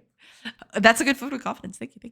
The pre-Roman tribes in my area are two Celtic tribes named Oritanians and Carpatanians. Right, yeah, I've heard about those. I haven't researched them all that much, but I do know of those names, yes. So the English use French as the name of the Portuguese people. What do you mean? Oh, you mean Vitosh? Oh, man. That they were rather Celtiberian. Yeah, I mean, in terms of grand umbrellas, it's hard to say because there was a lot of their culture got destroyed. A lot of the tribes that the Romans kind of assimilated, their culture got either assimilated or destroyed by the Roman Empire. So it's kind of hard to understand exactly where to draw the lines. I mean, historians have tried to do that, and I think they've made a bit of progress in the last few years. But yeah, it's still really hard to pinpoint exactly this or that. Yeah. Bila Waldron. Bila Waldron. Walden. Welcome in. I have some questions about GameDev for Android. Can you help me? Yes, I can ask an AI, but I like human answer with 10 plus experience. I mean, I haven't developed a lot for Android, to be fair. You can ask. I'll try to answer for sure. But just ask away, and if I can answer it, then by all means, I don't mind at all. But I haven't developed a lot for Android, so just to preface that, I'm not too knowledgeable about Android specifically. Just letting you know, yeah. I'd love to see something in the game related to their myths. Oh yeah, absolutely. Yeah, I definitely want to explore that. I have a bunch of ideas for the game. I don't. Unfortunately, I haven't been able to do a lot because I've been working on the basics of the game. I'm at a point where I feel I can start expanding a bit more now. Also, there was I tried for the longest time to get in touch with an historian that could help me. But most historians either couldn't help me or they ignored me. So I am still looking. I've been looking for a while for someone to help me, gather all this information. Because the only thing I need is, actually, let me just put up the game because I've been here just talking and there's nothing interesting in the screen happening. So the one thing I needed was I have a few pointed questions, especially about the gameplay, right? Eventually I'll ask about more esoteric things. But for now, I just wanted to ask for the very basics, and I wanted to have someone who could corroborate because I researched, right? I found some papers about it. I've read a bunch of stuff. I've read encyclopedias. I've done a bunch of research on this, but sometimes it's hard to find the answers to specific things, right? So eventually I'd like to get a historian on board with this, but we'll see. So far, I haven't had a lot of luck. We'll see. Yeah. Sounds amazing, really. Hopefully, yes. Thank you. Don't mind me, Sarcinata. I just vibe lurking. That's totally fine. Vibe lurk as much as you want. Hiya, Roots Reggie. Welcome in. Oh, also, hiya, Phantom. And thank you so much for the hydrate. I'm so sorry about the hydrates. I think someone also took a hydrate a long ago, and with the raid, I totally forgot about it. So cheers. I'll just do two for the sake of this. Yeah. Oh, I'm also out. Okay, give me a second. I need to fill up the mug because the mug has no water at all. There you go. I'm going through this water very fast today, which is good. Hydration is good, but dang. God dang. There we go. Okay. Thank you. Thank you so much for the hydrate. Hiya, Phantom. Welcome. You can also ask the forums and Discord servers of whatever framework you're using for the game. That would be a good bet too. Yeah. I mean, I can try to help, but I don't do a lot of Android development, so I might not be the best person to answer. But if it's something that I can answer, yeah, by all means. Hey, all RPG fans and Colony Sim fans. Hiya, Kent. Welcome. I hope you're doing good. Welcome in. Almost forgot. Hydrate. Hi, Phantom. Welcome. I already hydrated, but you know what? I'm going to do it again because I'm kind of parched. So, there you go. Cheers. Okay. I bumped the mic, but that's okay. It's cool. No major accident, fortunately. It was just a little bump. Sorry about that. I hope you didn't hear any of that. But if you did, I'm sorry about that. Sorry, I didn't get to hear, but are you also responsible for the artistic part of the game? Yes. Right now, the only thing I am not doing at the moment, and even then, the person that I've asked to do this, I don't think he's kind of busy at the moment. I am doing the coding and the art for the game. Everything, so the music and hopefully sound effects are being done by a friend of mine. But unfortunately, he's been very busy. He just released a game and he's working on DLC for it. So I think he's kind of busy. So I haven't had the opportunity to, he hasn't had a lot of time to work on this. So music is going to only come a little later. But yeah, that would be the only other thing that I wouldn't be working on. Audio. I could try, but it's not really my forte. And also, I've already got my plate full with everything else. So yeah, felt right to just ask someone to just do the music for me. Ask a history major and pay them an exposure. I mean, I don't want to pay them an exposure, right? I'd like to pay someone decently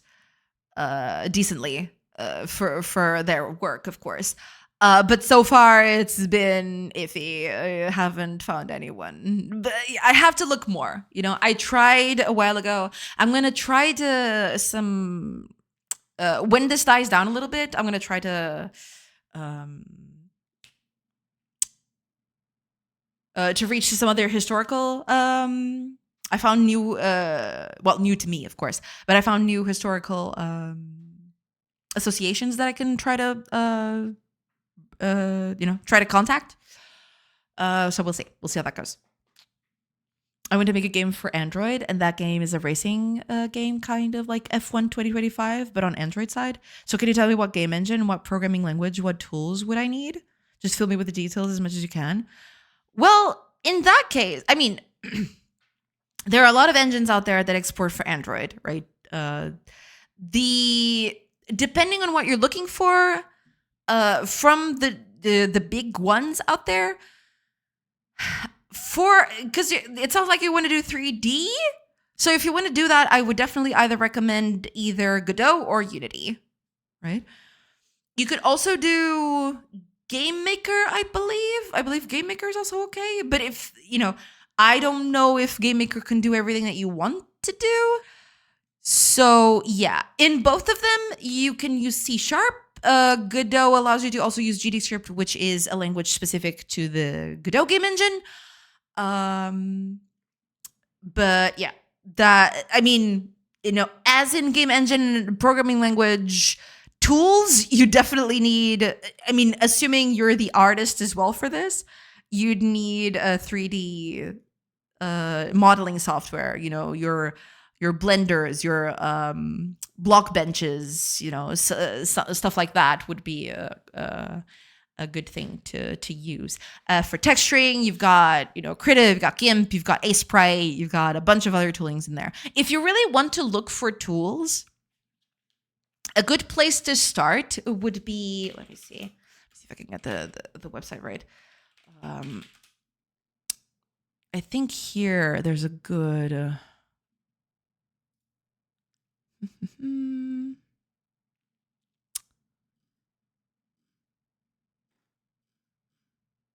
Let me see if I can find a good thing here.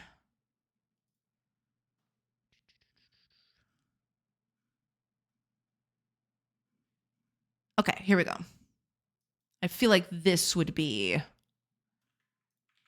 a good thing for you to to check. So this is Game from Scratch. This is a website that also runs a YouTube channel.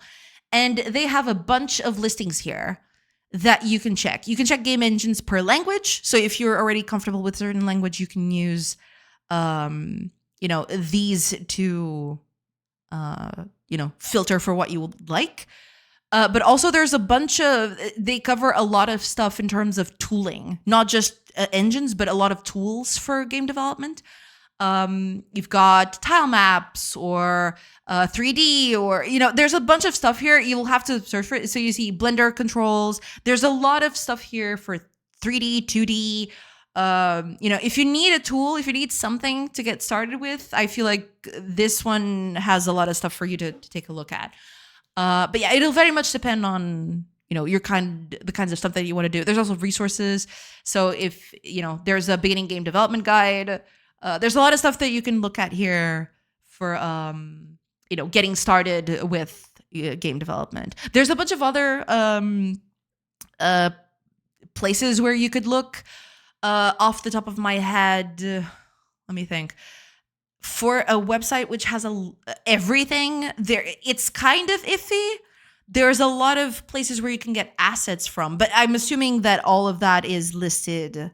Eventually you'll find that all in Game from Scratch, I think. I'm just thinking of other places where you could look at. Sugar. Yeah, I feel like that would be the best place for you to start looking for now. What engines what engines are out there, comparing them, see what is best for you, what you need, all of that stuff. Yeah, I guess that would be that would be a good place to start for sure. Yeah. Oh, Taurus, welcome in. Thank you so much for the gift sub. Thank you so much. Thank you so much. Very much appreciated. Thank you. Welcome in. Yo, welcome in, Taurus. Thank you so much. All right, let me just keep up a chat. Oh, God. It okay, Dre? Thank you so much. Hiya, Phantom. Welcome. Other than a very loud and deafening sound, we heard nothing. Oh, okay. Sorry about the loud and deafening sound. I'm sorry about that. Because it bumped the mic arm. I'm sorry. If it was a big bump in sound, I'm sorry about that. But yeah, it just no major accident. It was just a slight bump. But yeah, because it's the microphone arm, it might just yeah. Sorry. I love the character art style. Thank you. It reminds me of the old Fire Emblem art with the best way possible. Thank you so much for that. That's actually one of the best compliments I could ever get. Because Fire Emblem is a huge inspiration. So thank you. Yeah. Thank you for that. That's amazing. Yeah. Eventually, okay, I haven't talked about the whole idea for the game. But eventually, the game, you're supposed to be able to leave your village and have adventures outside, right? You can explore and do a lot of stuff, and you can get into combat. And the combat is heavily influenced in Fire Emblem. So there you go. Thank you. That's good to know. Also, the animations are so cool. Thank you so much. They still need a bit of tweaking, some of them. The only one I believe is going to be final is the woodcutting. I feel like that's the best one I've made so far. But yeah, thank you. I have to do more. I have to do more animations. Definitely, yeah. If you're looking for people to reach out to, Stephen R. Lawhead is an author who has written a bunch of, to my understanding, well-researched historical fiction / fantasy about Celts in Britain. You might have some research about Celts in Portugal and be willing to share. Oh, cool. Let me make a note of that name before it gets lost in the grand chat. Stephen R. Lawhead. I have a few authors.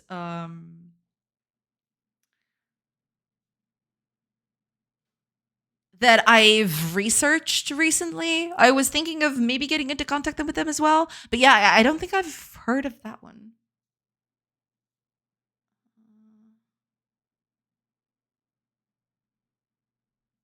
So thank you. I'll keep that name here. Thank you. Thanks so much. Or put you in the right direction if people could help. Yes. Thank you. Thank you so much. I'll definitely research his name and see what comes up. The 3D game, right? So you'll need something like Blender or Blockbench, some sort of 3D tooling for that. Yeah.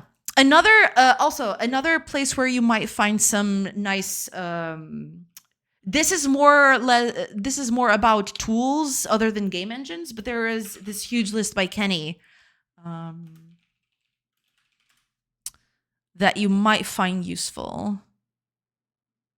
That's not what I want. Where are you at? Here we go. I think I got it. No, that's not it. Give me a second. I'll find it.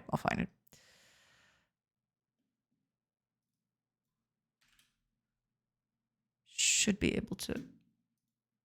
Here we go. Okay. Here we go. Yeah. This whole thing started as a list to Adobe alternatives way back when Adobe was being a little bit of a mess.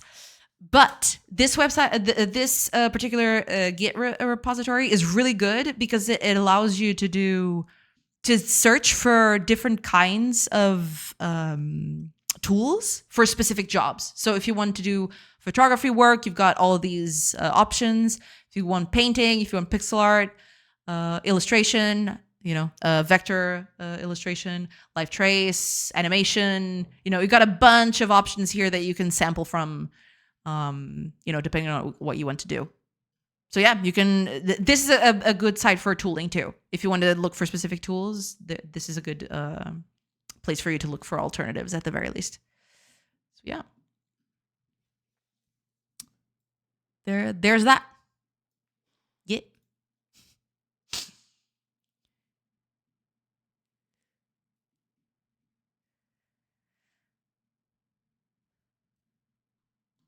Sounds like a big scope.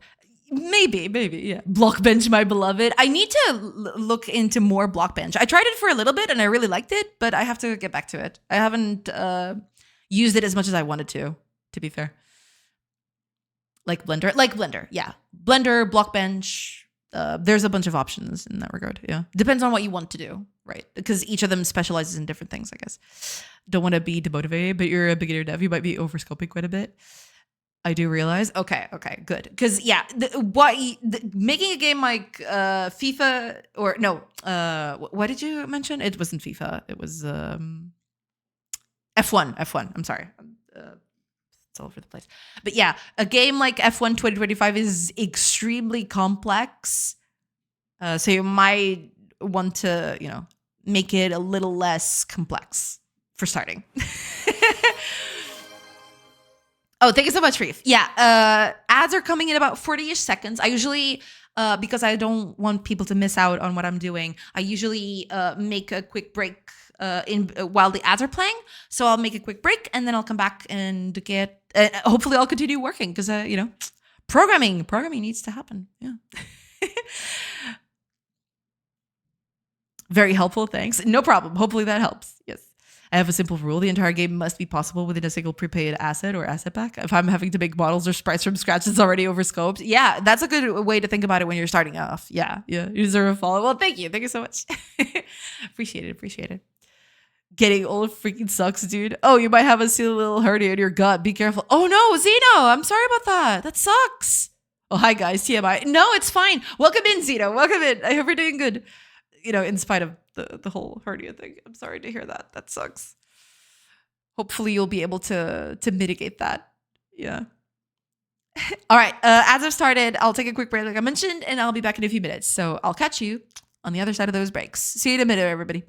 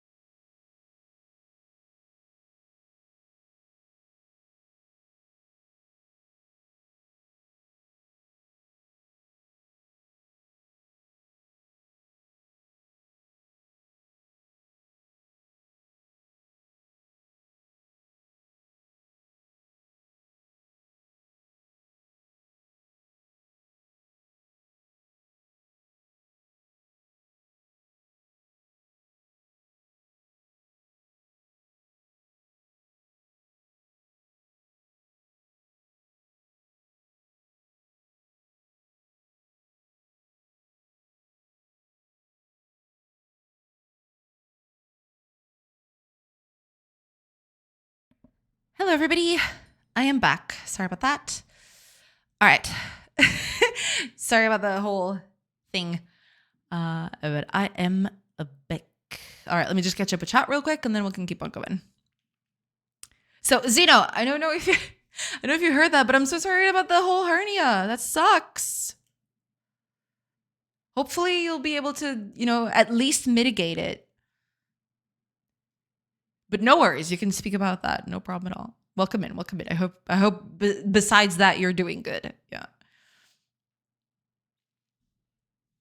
Also, hiya Taurus. Oh my god, I can't believe I only saw Taurus greeting now. Holy crap. I am so sorry. Welcome in, Taurus. Holy crap. Oh man.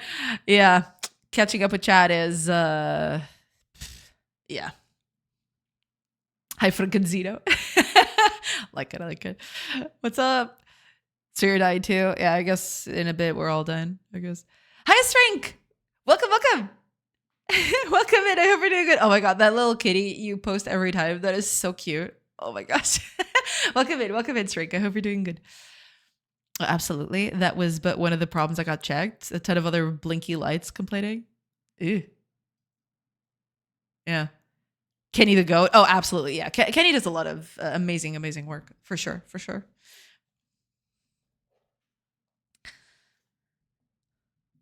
Whoop whoop. Thanks for sharing the gold mines. Hopefully that's useful. Yeah. I have to make a repo of all of that. I've been thinking about that for a while. I've been wanting to make kind of this just very simple web page where I list all of this stuff. So if people ask me, I can just direct it to the web page and they can get all the links and stuff. But, because of the whole game development and all of that, I haven't been doing that. But I definitely, after the playtest goes out, I think I'm going to take it easy and just start working on just a simple, small website where I can post stuff like that. And then I can keep it updated. And then I just point people there. And yeah, it'll be easier to, to keep all of that in track. Yeah. 3 companies I advise people not rely on their software is Microsoft, Adobe, and Autodesk. Yeah, I'd say that's a fair thing to do. Yeah.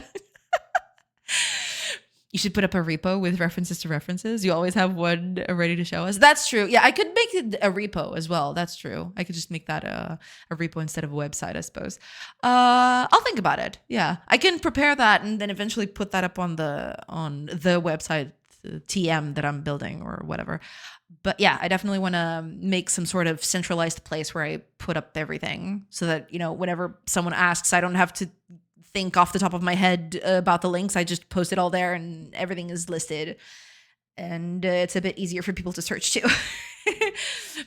Sleepy story. F1. Yeah. Thank you.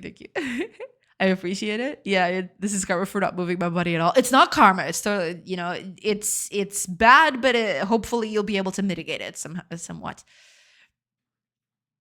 So yeah, hopefully, but in spite of everything, you'll be able to mitigate that. I hope you recover from that soon. Hey, Estolen. Did you solve the problem already? Are you done with the packaging problem?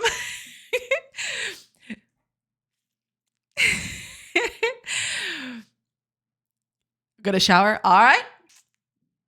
Do whatever you need. No worries there. I got the package. Let's go. Hell yeah. Good. That's good.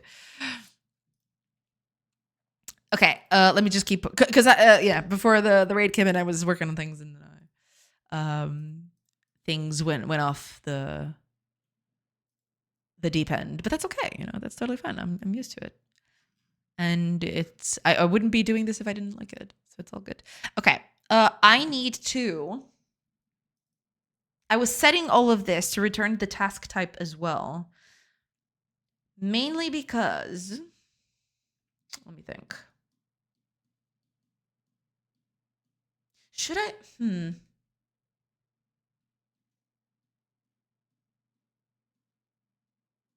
Well, this is for later, I think. Because at some point, I want you to be able to tell your villagers the priority of the tasks they should do.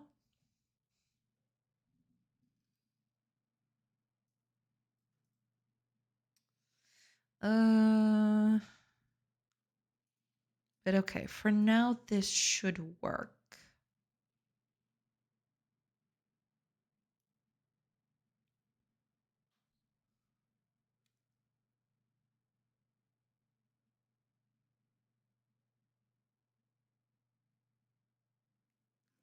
But I have now the... Oh, I don't have the current. I need it. I forgot about that. Oh, also I need the idle that I don't have here. I'll have to do that. Oh, Niflas, welcome in. Hi, welcome. I hope you're doing good. Welcome. How are things? How is the game going along? How is development? How is everything? I shall join in when I work. So while I watch development of game, while I develop the game. Of course. That's totally fine. Doing very good. Working on UI today. Awesome. As for me, I'm working on villagers to make them a little smarter. Yeah. But good to know. Yeah. Hope your work goes very smoothly. Giving villagers the smarts. Exactly. Yeah. Got to do that. Otherwise, people will think, oh, these villagers, they're just so dumb. Why do I get dumb villagers? But yeah, I mean, they're trying to... It's not so much as they're dumb. It's more that they're not very efficient with their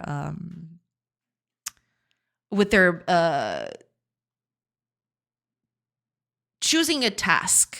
That's the problem. Yeah, they get very finicky. If you give them 2 tasks to do, they kind of veer between one and the other sometimes. And I want to make them a bit more stable in that way. I'm working on colorblind accessibility today. Nice. Very cool. Glad to hear that. Yeah, makes sense. Yeah, they're kind of all over the place at the moment. For example, it's one of the examples that I was showcasing. You tell them to cut two trees here, right? Whenever you do the second tree, the villager that was cutting the first one will sometimes, depending on the characteristics, they will stop cutting this tree and go cut this one. And then another person will come to cut the first one, which is kind of stupid, right? If the person is already cutting a tree, it doesn't matter if it cuts a tree here or wherever, right? If it's already cutting a tree, just leave that character cutting that tree, and then they can do whatever the hell they want, The other person who comes next can decide whatever they do, whatever tree they wanted to cut. But, gotta be committed, And they're not committing at all. The moment I tell them, here's another tree, the initial villager goes, oh yeah, maybe I should cut that one. And then everybody just switch jobs all the time. And that's terrible because it makes the villagers look very uncommitted to anything. So that's what I'm trying to... I'm trying to make them a bit more stable in that regard. Yeah. That's what I'm trying to do. I'm trying to make them a bit more... stick more to a job. You got a job, stick to it. That's basically it. Ring around the jobsy. Exactly. Yeah. They're doing a lot of ring around the jobsy, and we kind of want to avoid doing that because that makes them feel a little too weird. Why did you stop cutting this tree just so you could get to cut the tree right next to you? It doesn't make sense. You were already cutting that one. It's dumb. Break time. All fall down. Yeah, exactly. So yeah, I'm currently working on making that a bit more, making them a bit more stable at the very least. I'm just thinking exactly how should I do this?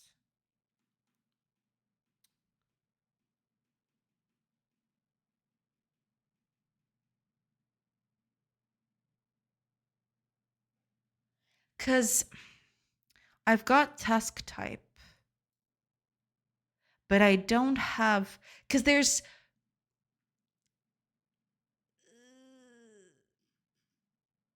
That's not exactly a task type. I should probably cut this down into smaller bits. Or should I?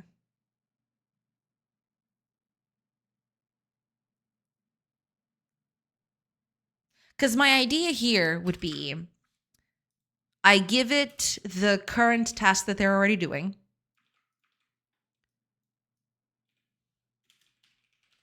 Right? And if the current task type is already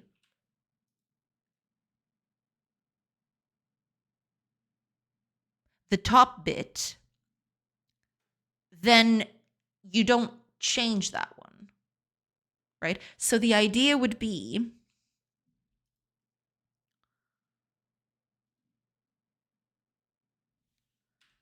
if the current task type is already eating,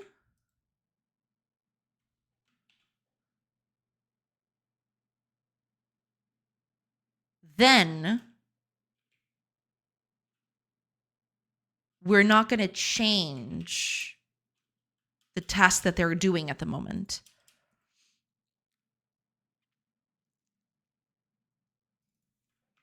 So task type will be nothing. Doesn't really matter. And the new action command is going to be nothing, right? None of this will change. And we return false, meaning the task is still the same. I am going to make this a method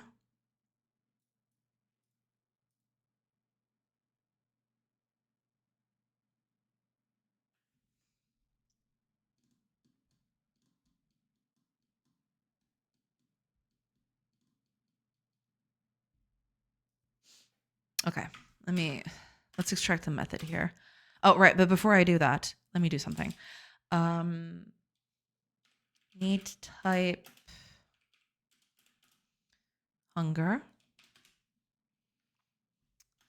Task type eat.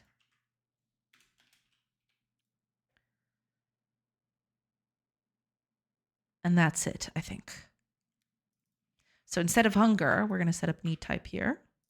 And instead of eat, we're going to do that. And then we can pick this up. Oh, right. And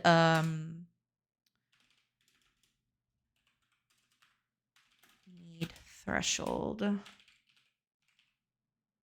is going to be the 80 that we got right there. Right here.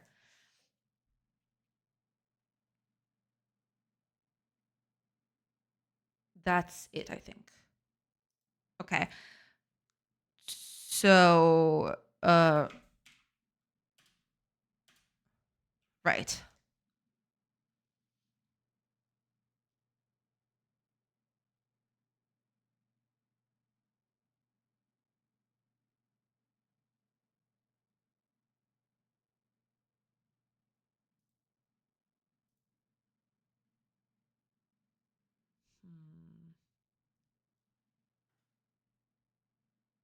Maybe I should just do that by myself instead. Try, fulfill, need.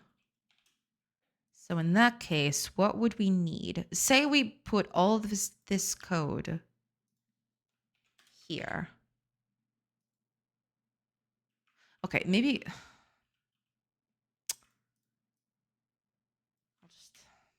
I'll just extract it and then do my best to clean it. Try, fulfill, need. Okay. Where did it go? Ah, okay, here we go. Oh, this, okay. Leave that there. Okay, let's see. What is this?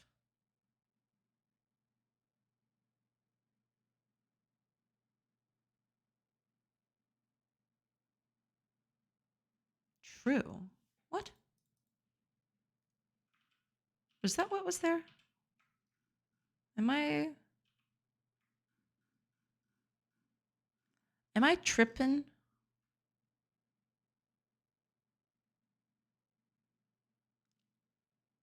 False, true, true.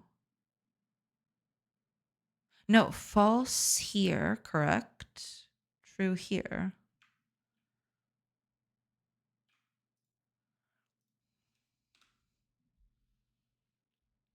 Why is it doing that?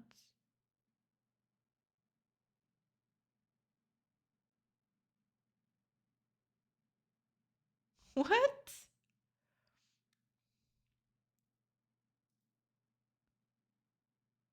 I see.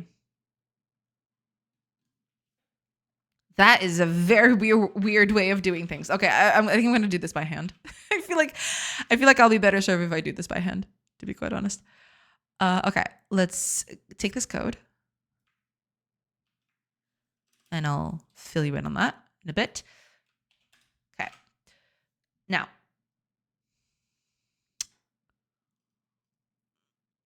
Well, I already have the component here. I guess I could just do that.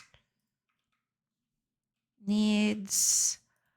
Okay, need type. I need that. So that would be this need type. Need threshold. Okay, so current task type.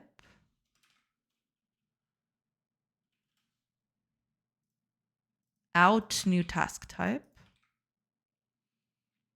And out new action command. Also important.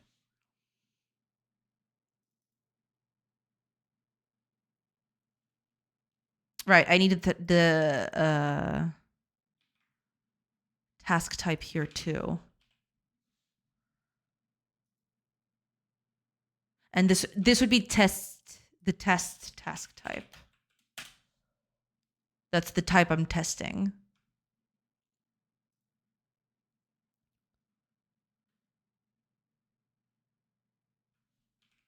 Test need type and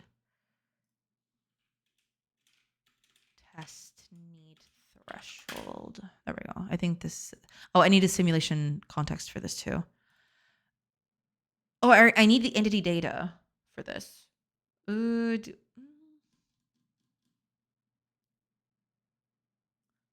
Well, I can do this, I guess, instead. Yeah, but I do need the simulation context. Simulation context, I'm not running away from that. Simulation context. There. Okay, so.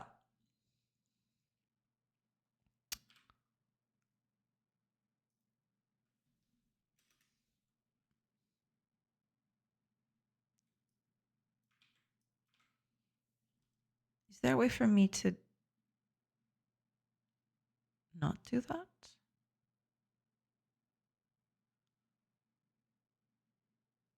Well, yeah, there is.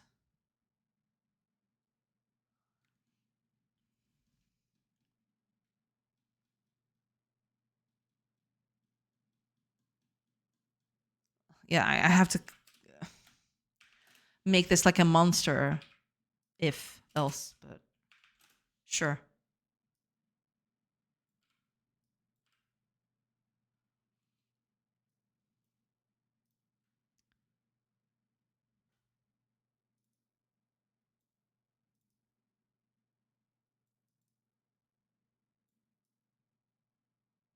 This would be different.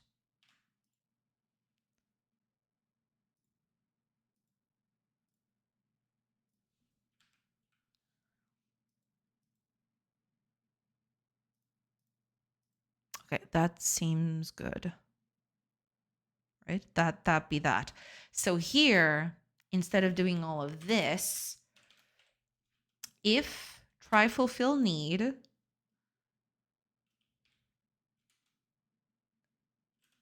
type, well, need type, we can just fill this up with the actual values now. 80 eat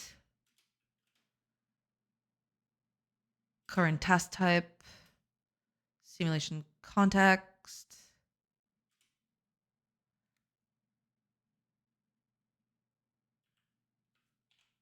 return true.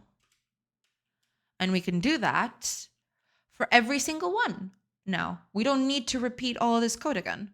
We can just go if try fulfill need and going to be the exact same thing. Well, sort of, kind of, not exactly, but so instead of hunger, it would be tiredness. 80. Well, it's still 80 here, but yeah. And the task type would be sleep.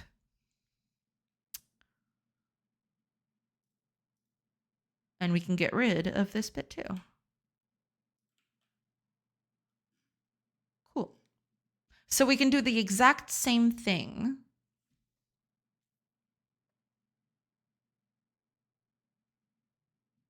Here. Because this is all the same.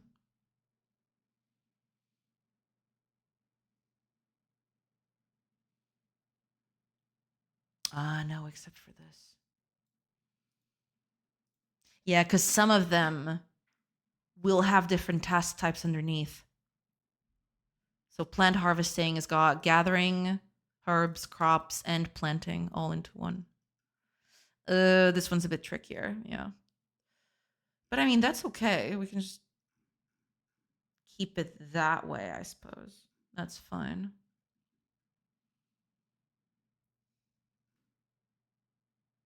Let's make this static. I think we can make that, yeah. Static.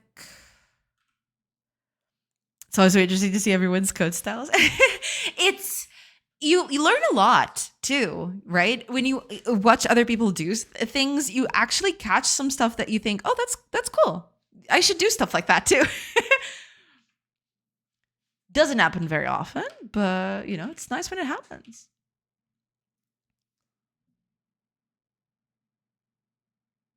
I just hope this works. Oh God, I'm making all of these changes. I'm very scared that this is just going to break everything.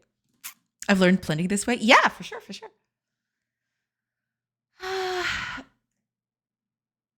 Okay, so there is something else that it's missing here. I need to check if the current task type is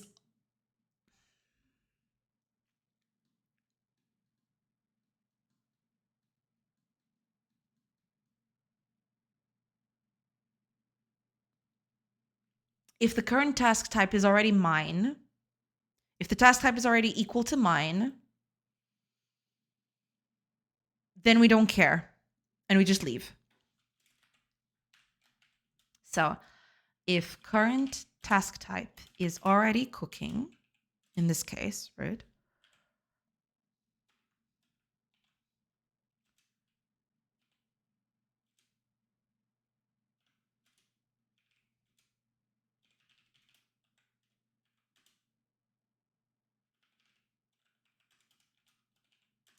There. When DevStream was completely defining for my game because I found out about LDTK, and just weeks after, I phased out Unity's seed editor and used LDTK instead. That is pretty cool. Yeah, that's awesome. I have yet to try it. I remember you suggested it to me. I have looked at it. I've downloaded it, but I haven't actually gotten through and actually just started tinkering with it. But I definitely want to. Gosh, I want to.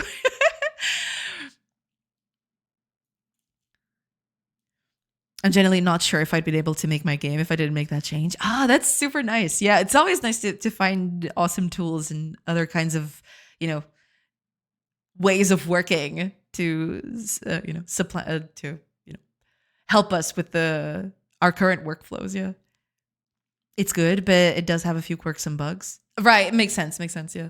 But the level files it produces are too big, so I'm going to have to write my own intermediate level format that I convert the LDTK data to. I see. Makes sense. That's the beauty about those tools, right? Eventually you can just make it so that, you do things on your own terms. Yeah.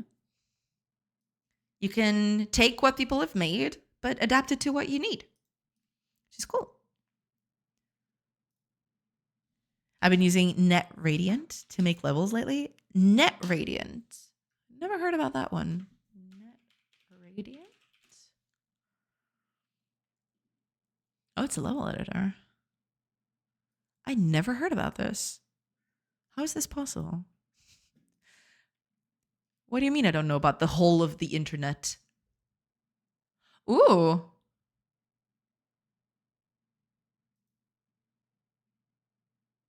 This is pretty sweet. Oh man, this takes me back. The art itself, not the tool, but this looks pretty cool. You can see the 3D models and everything. That's pretty nice. And map like a boss. Hell yeah, I want to map like a boss. Brush-based 3D game level editor with support for many games like Xenotic, Unvanquished, and more. Maintained by a community of gamers, mappers, modders, and game developers, NetRadiant is free and open source and runs on various operating systems like Linux, Windows, macOS, and FreeBSD. Nice.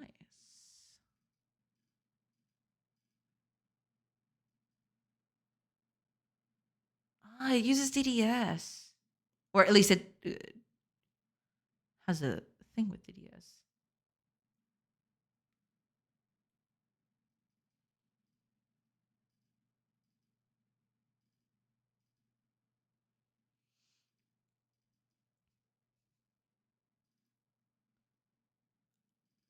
macOS debut. Let's go. This looks pretty sweet. Yeah. I like it. I like it. I'll pin this here so I can check it later in more detail. But thank you. Thank you so much for talking about that. Oh, also, if anybody is interested about that, of course, here you go. Here's the link to it.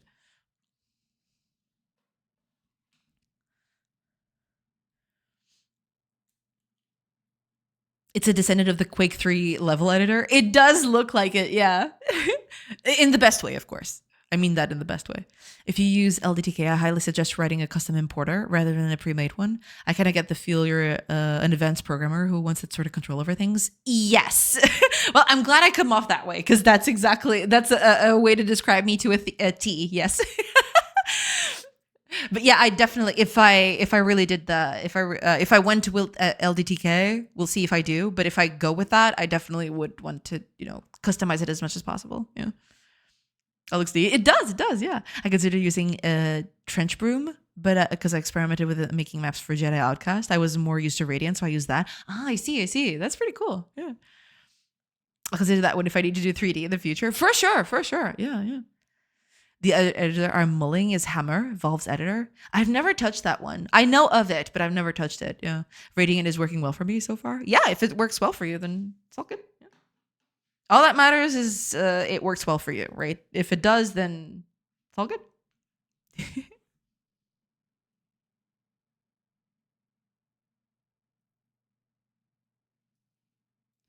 I'm just thinking of a way of doing this. No, wait a minute. I can do this in a better way, I feel. Yeah. Hold on. Okay.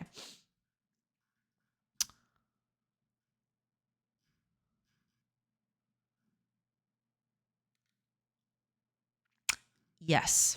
Okay. Let's do a thing. Oh, no, out here. That's in the middle of a method. Are you kidding me? Public bool try perform task. I'll get to you in a bit. So what do I need? This would be the code, right?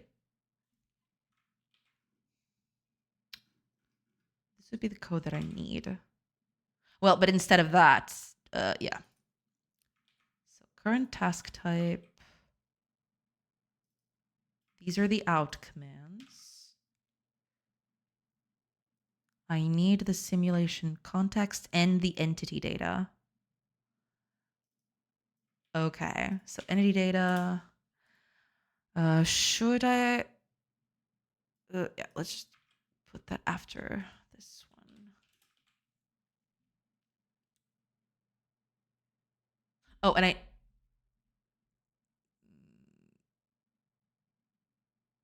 oh, this is misspelled.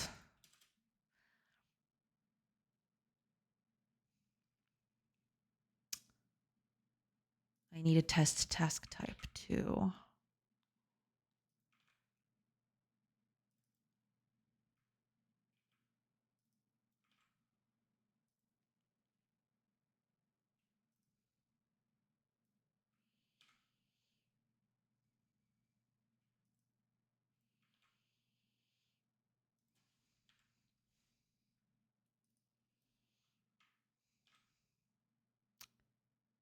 there. I think that's it.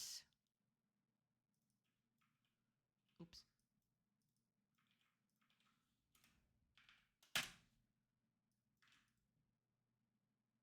Otherwise, we just return this thing right here. Oops. And that's it. Right? That'd be that.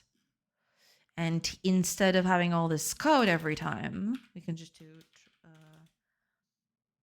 if try perform task. So entity data,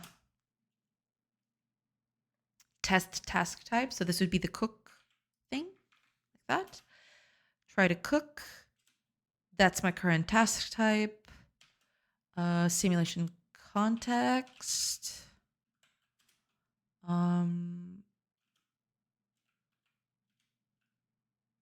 Okay, so if this succeeds, then just return true.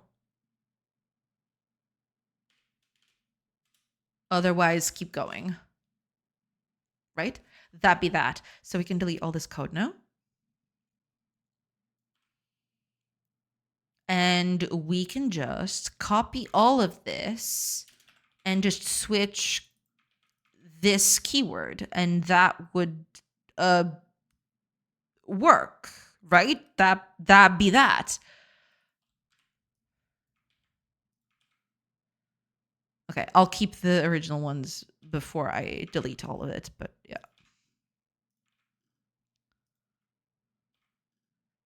Construction, carrying.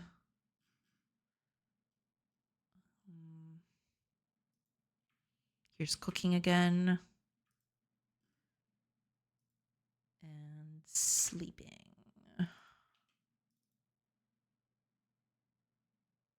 Yeah, this will also prevent people, because that's something that happens quite a lot in at night. They switch beds constantly at night, which is stupid.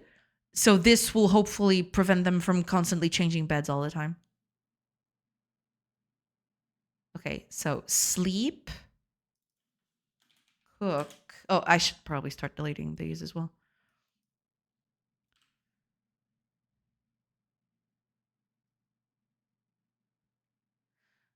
Sleep, cook, carry,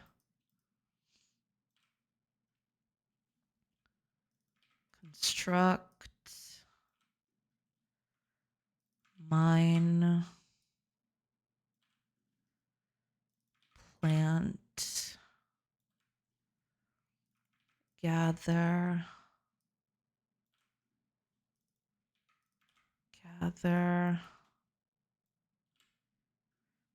cut trees,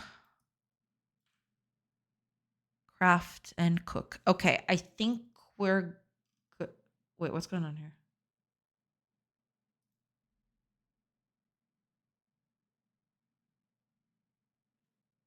Oh, I forgot to. Okay. Oh, wait a minute. Oh, I must have cut it from up here. I think that's what happened. Okay. Yeah. That'll about do it. Okay, that'll do. I'm back bearing some art. Let's go. 1 second, Flare. I'll be right back. All right, I'll wait until Wreath comes back and then we can check out Flare's art. Yes. Okay, I think that's it. So the only thing I need to do now is actually change the way that this is oh,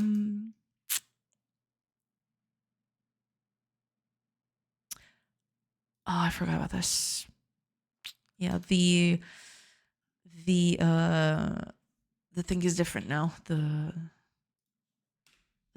method signature is different now. Okay.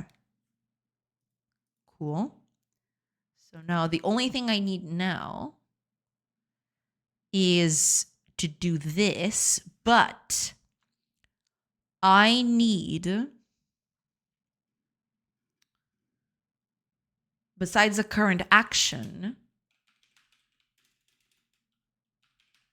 I need a task type, current task type, which we do not have at the moment.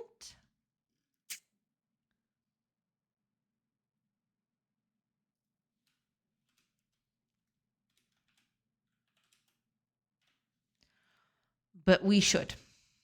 That's basically it.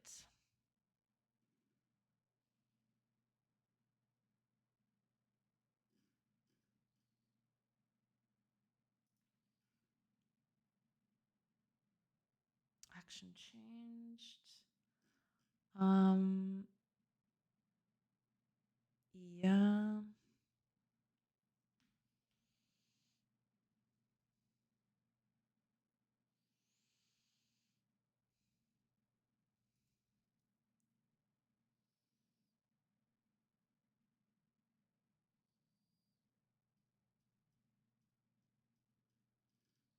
So all I need to do now, entity mind, try get schedule, entity data, date time, current task type, simulation context. Yes. Yes. So it's no longer going to be this, right? And we'll see.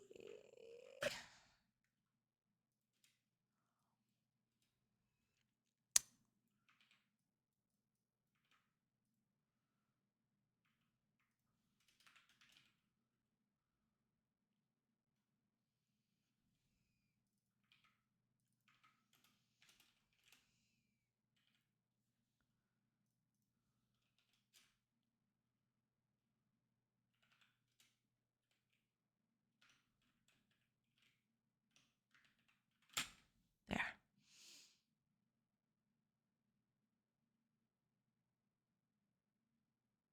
But here's the distinction though.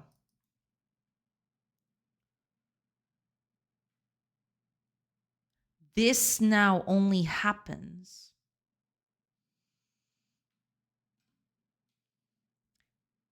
if my action was changed.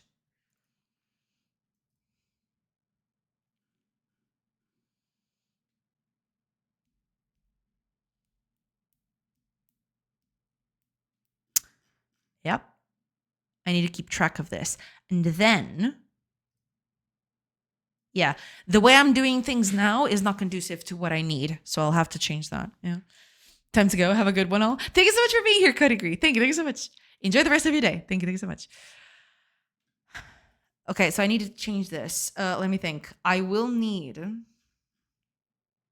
This is no longer. Actually, close that. This is no longer. I can no longer do this, basically. I should only do this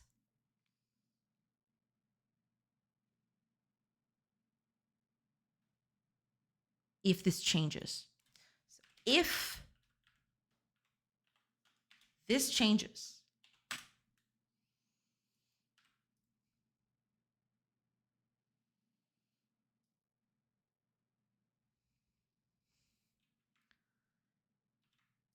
then we make the necessary arrangements. If not, then we don't do anything. We just let it stay. Okay. But now this is no longer useful because I was expecting it to change midway here and then I'd do that. But I can't do that anymore. So what I need to do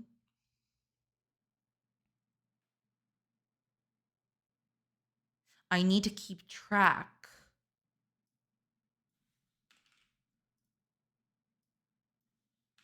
of this.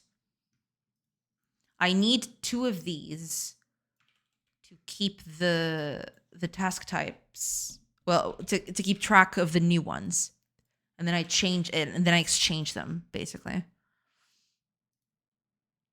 So I try to get the schedule with the current task type and I set it out here. If this returns true, then that means that our villager is supposed to change their task, which means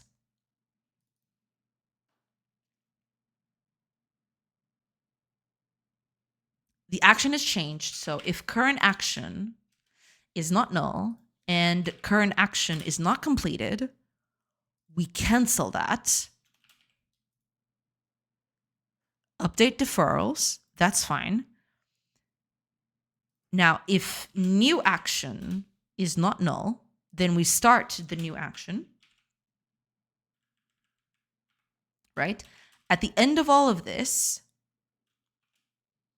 current action takes the guise of new action, and the current task type, new task type. So this will only be updated if the action actually changes. Following the coding is quite difficult on a Twitch stream, but I much prefer it to the streamer just talking to an AI and copy pasting code. Is that a thing? Oh God. Completed the feature. Time to take a break from work. You should. Yes, taking breaks is also important. Yes, yes. That is very important. It's a thing. It happened to a streamer I watched a lot. That's a little weird. But yeah. That's all I'll say about that.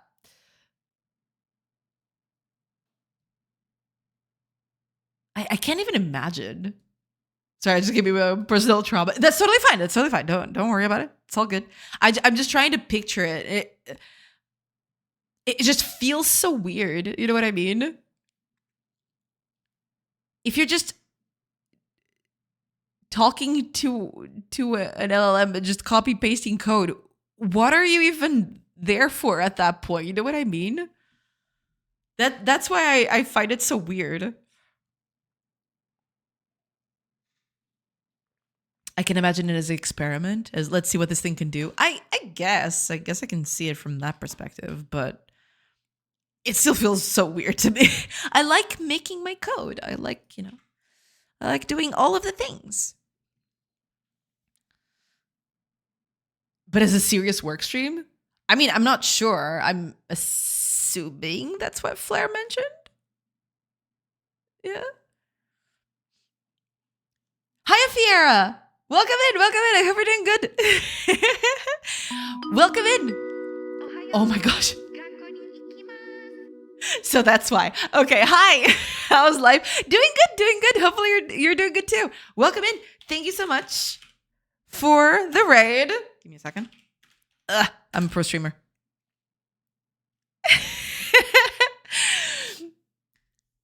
We said the scout, so I see. Yeah, doing amazing. Thank you so much. Also, everybody, to anyone who has never heard of Fiera before, let me give you a quick recap. Because I have to make this automated. I have a whole thing, but I haven't automated this yet. So yeah. So okay, to anybody who has never seen Fiera's game before, I present to you Pollinate or Die.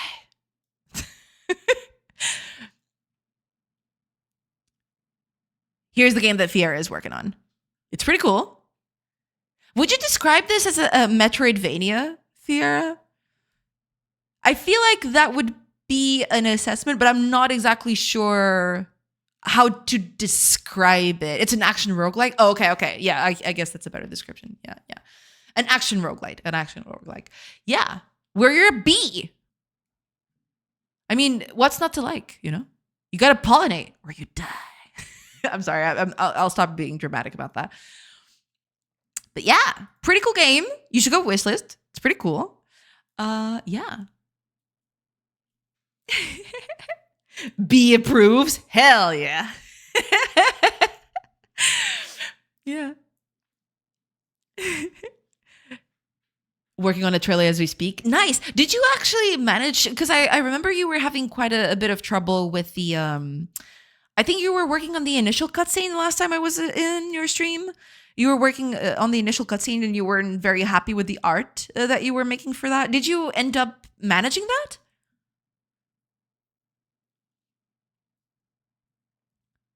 I don't think I finished that yet. No. Okay. Gotcha. No, it's totally fine. I was just asking because I was curious to see because I remember you, I remember you being kind of frustrated with that when I was there. Yeah. The art is done, but I still got to implement it. Okay. Yeah. That's cool. That's totally fine. That's totally fair. No worries there. But yeah, here is the link. Oh, I forgot to put the link on chat because I'm an idiot and I'm a pro streamer. There you go. Here's the link for Fiera's game. Oh my gosh. I'm terrible. Okay. There's a demo too. You can try out the demo.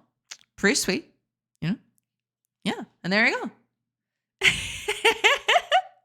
Professional streamer. True. That's totally me. Yeah. Wishlisting it. Yeah. Thank you. So yeah, here's Fiera's game. It's pretty cool. Pretty sweet. Got some bugs in it. So yeah. You should. And the animations are pretty sweet. That is true. Yeah. Animations are pretty cool. The whole design looks pretty sweet. So yeah. Check it out. Yeah. General right about the art and art share. We'll do. We'll take a look at that in a bit. Yeah. Oh, also, let me snooze these ads. Snooze the ads, please. Please. Thank you. Okay. There we go. Okay. There you go. Okay, I was using it because I hate getting a raid and then immediately going to ads. That feels a little scummy. But I snooze as much as I can. It's not that much, but you know, it's okay. Environmental theme? Yes. Oh, right. So to anybody, because I don't think I've ever showcased the game on stream, so I'll just read the blurb. I like reading the blurb of games for the first time. So there you go. Set in the barren remains of a once thriving Earth, you take flight as one of the last bumblebees with the power to heal the planet. In this high-speed action roguelite, you must find pollen and nectar to keep your hive alive and unite the last bees on Earth while battling rival insects and predators that now dominate the wastelands. Features. Harness speed and agility in dynamic, fast-paced combat, as you can see, you know, lots of stuff going on. Pretty cool. Face relentless enemies and powerful bosses standing between you and survival. Uncover the mysteries behind the destruction of the environment, find and unite the last remaining bumblebee colonies, pollinate beautiful flowers to gain powerful buffs. I was almost going to say beautiful again. And enhance your abilities. Collect pollen to gain new abilities and push your limits with every run. Learn about the essential role of wild bees and the threats putting their survival at risk. Very important. Appreciate it. Yes. Play as multiple bee variants, each with its own unique look and special abilities. Open development. Experience ongoing development live with the community on Twitch and Discord. Be part of the hive and contribute with your feedback to improve the game. So there you go. I love this little animation. Very cute. Very cute. Very nice. I love it. So yeah, there's Fiera's game. It's so funny. I love it. I love it so much. It's just, I don't know. It's very cute. Shake that dumpy. Exactly. It's a bee dumpy. It's my number one Reddit post. Hells yeah. Yeah. I noticed that you had that as an emote. I love it so much. As it should, you know, you should be very proud of that. Yeah.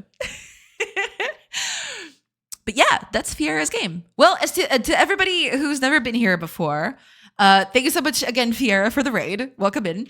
Yeah, to anybody who's never been here before, hi, name's Joanna, and I'm a game developer working on this. I'm working on a colony sim. I'm working on a colony sim with peeps that do things and gather resources and plant crops and, you know, make food and build things and do all of the, imagine your average run-of-the-mill colony sim, and you should have a fairly good idea of what I'm going for here. You can build structures like this, and you can make them pre-built like this, or you can make them yourself from scratch. You know, if you want to be a little creative with that, you can build piece by piece like this. So you can build to your heart's desire. And yeah, you're supposed to gather resources, have your villagers, use those resources to not only build stuff, but to, you can refine them for other materials. You can make food out of them in certain cases. And then, yeah, you want to keep them comfortable. You want to give them a good life. You want to have them be productive and happy and everything like that. And yeah, right now that's the major point of the game, is just building a little village, building a little commune of people, and providing for them. That's basically it. Yeah. But that's basically that. That's the game I'm working on. And today I'm working on making the villagers a little more intelligent. Not exactly intelligent. Intelligent is not the best word for it. A little more stable. Because right now they can get very finicky. If you put them to do a lot of things, they can just choose things very wildly and switch jobs all the time.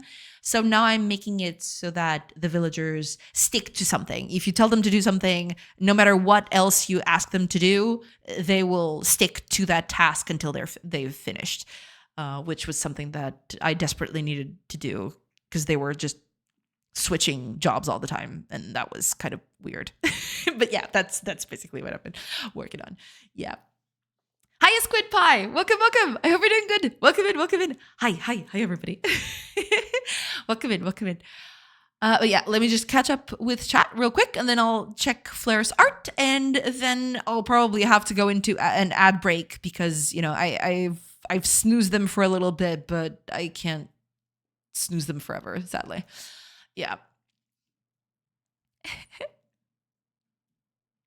Doing amazing. Thank you. Yeah. Oh, actually, I didn't ask, but what were you working on today? If you want to talk a little bit about the latest progression that you've had on Pollinate or Die, let us know, and we'll definitely like to see it. If you've got a video, if you've got a screenshot, anything.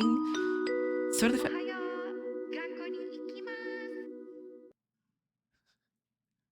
Oh my gosh. Just making small things as a Pixar today. All right, nice. Great Uncle Pixel. Hi. Thank you so much for the raid. Hi. Welcome. Oh my gosh. Give me a second. I can type. I can do things. It's fine. There you go. Hey, thank you so much, Great Uncle Pixel. Thank you so much for the raid. Welcome in. I'm gonna have to go. I have a fun rest of stream. No problem at all. Thank you so much for the raid. I very much appreciate it. Yeah, you go take care of yourself. Do whatever you need. It's totally fine. Thank you so much. Have a great rest of your day. Thank you so much. All right, let me just catch up with chat real quick. Real quick. The footage is so old. That's fine. That happens to everybody. Yeah. New trailer. Cool. Very nice looking game. It does, yeah. It's got some very nice animations. Pollinate or Die is really, really cute. Yeah. There we go. We can move that. But yeah, just link is there. Actually, let me link that again. Just so it stays a little bit more on chat. I closed it by mistake. Okay, it's fine. I can recover it. It's okay. There we go. Hey, there we go. There's Pollinate or Die.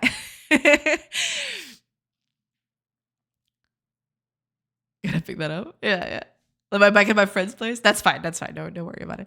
But yeah, welcome in, everybody. I hope y'all are doing good. And welcome in, Great Uncle Pixel. I'm not sure if you're there or not, but that's totally fine. If you're not, I know that, sometimes people raid and have to go do things, so that's totally okay.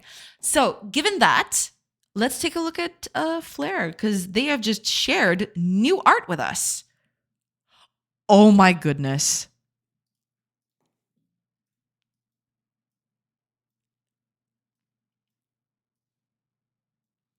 This is so cool. Are you kidding me? I love it. I love it so much. I don't know what else to say about it. It's just amazing. I love it. 10 out of 10. Cat. Yes. Yeah. Flair's game has got cats pretty much everywhere. So,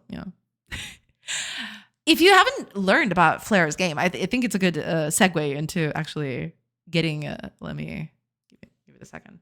If you've never heard of it, if you've never seen Flair's game, let me get that real quick. Okay, there we go. I'm gonna put it up on screen. So Twisted Grove is Flair's game.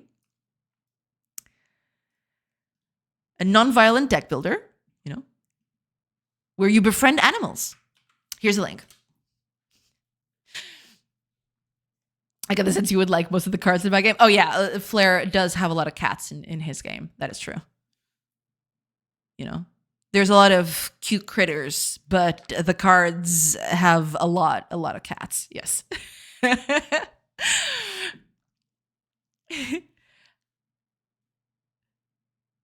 My dog likes cats. I've been training her to not scare cats away. Oh, that's cute. Yeah, that's nice. Yeah. Having a dog that, makes friends with all the animals is pretty cool. Yeah. But I wanted violence. Well, no, not in Twisted Grove. In Twisted Grove, here you can see all of the cats all over the place. Every screenshot you can see cats abound. Here, see, cats. Cats with crowns, cats with patting hands, cats who want belly rubs, all of the cats, just all of them, And also cats that push balls of yarn up the hill forever. Yeah. Thank you for advertising me, streamer. No problem at all. It's totally fine. I'm making a game about my dog. Yes, it's so cute. Oh, actually, I never actually toured Niflis's game here, did I? So, okay. Flair, extremely cute. I love it. Great way to indicate this. Perfect. 10 out of 10. I love it. I love it so much. It's so good. Thank you. No problem at all. All right, let me show you Niflis's game because it's pretty good. It's pretty fantastic. That is one large ball of yarn. Yes, it is. It's pretty cool. All right, let me, because I got it right here. Okay, I'm opening it. All right, so if you've never heard about Niflis's game, right? Here it is, Rhythm Doggo. Perfect name, by the way. Love it. 10 out of 10. Here's the link. You just got a publisher, correct? I'm not misremembering that. You just got a publisher for it, didn't you? Congratulations, by the way. I don't know if I've already said that, but congratulations on getting the publisher. I am all over the place. Don't worry about it. But yeah. I got it quite a while earlier, but we announced it very recently. Okay, gotcha. Because I did see the announcement. Was it last week? I want to say my perception of time is extremely limited. Yeah. About then? Okay. So I'm not that bad yet. All right, good to know. Yeah. What's with all the talent today? I mean, Chad has got a lot of talent. Talent runs through our veins. Yeah, look at that. Doesn't that look sick? It looks great. I love it.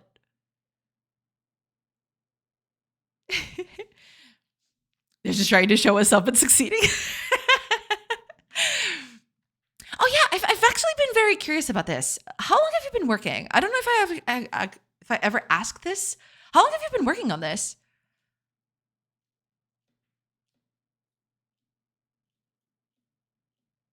Looks so cool. God dang. On this game, I'd say 2 years now. I see. Yeah. They look pretty cool. Can you get back to human form? Well, that's the question, though. Would you want to go back to human form if you got turned into a sick doggo like that? Would you? But yeah, pretty sweet. Y'all should go and wishlist it. Right? Do it immediately because it looks pretty cool. Look at that. Look at the artistry. I love it so much. Let's take a look at the blurb. I like reading the blurb. Okay. Especially when I'm presenting it first. All right. You wanted to play a video game, but you got transformed into a dog. Oh no. The thing about this game is the game turns the player into a dog for real. The character in the game is not the one who is turned into a dog. Ah, I see, I see. So are you okay with actually staying a dog in real life? If not, you better beat the game. Ah, clever, clever. It asks something profound of a person then. Indeed, indeed. I see, I see. Rhythm Doggo is a fun classic platform adventure where you take on the role of a dog and create music as you go. It combines jumping and exploring with beats and rhythm, so your movements and actions match the music, making the experience feel fluid and immersive. It blends a rhythm game with an exploration platformer where what you do shapes both how you move and the music you hear. Yeah, that's the thing. I probably should have turned off my music and put on the music from the browser. Sorry about that. That was probably a very poor showing on my end. But my bad. Oops. Rhythm Dogma is about joyful self-expression and musical discovery. Be a good pup, sniff around, help fellow canines, and leap to your own beat. Cute dog protagonist with localized dialogues in woof, bark, woof. Localized dialogues? Hell yeah. 10 out of 10. 6 playable worlds with vibrant colors where you can meet other dogs, find quests, and many alternative paths and unique surprise encounters. 3 biomes with unique visuals, music, and mechanics. Adaptive music that changes based on your gameplay. Integrated Twitch chat integration. Hells yeah. Let's go. Light modding and Steam Workshop support. Cool. Very cool. A compose for me hint system. And a secret level. And more cool stuff. Woo! What, did you miss today's entrance of Jerry Zinfeld? You did. You missed my stand-up. Went. This looks so cool. It does, doesn't it? Yeah. Also, hi, Anoya and Rain. Welcome, welcome. Hope you're doing good. Yeah, but this is Niffle's game. It's pretty cool. The intro video looks a lot like the Computer Spiele Museum in Berlin. Ah. Very cool. Very cool. Yeah. I've been to that museum. Oh, sweet. I've never been. Yeah. I don't think I've ever been in Berlin. Yeah. I really want to go to the synthesizer museum though. Ah, I see. I see. I will visit those one day. One day I'll visit all of those. I love the little neon explosion that's on screen right now. Yeah, it's super cute.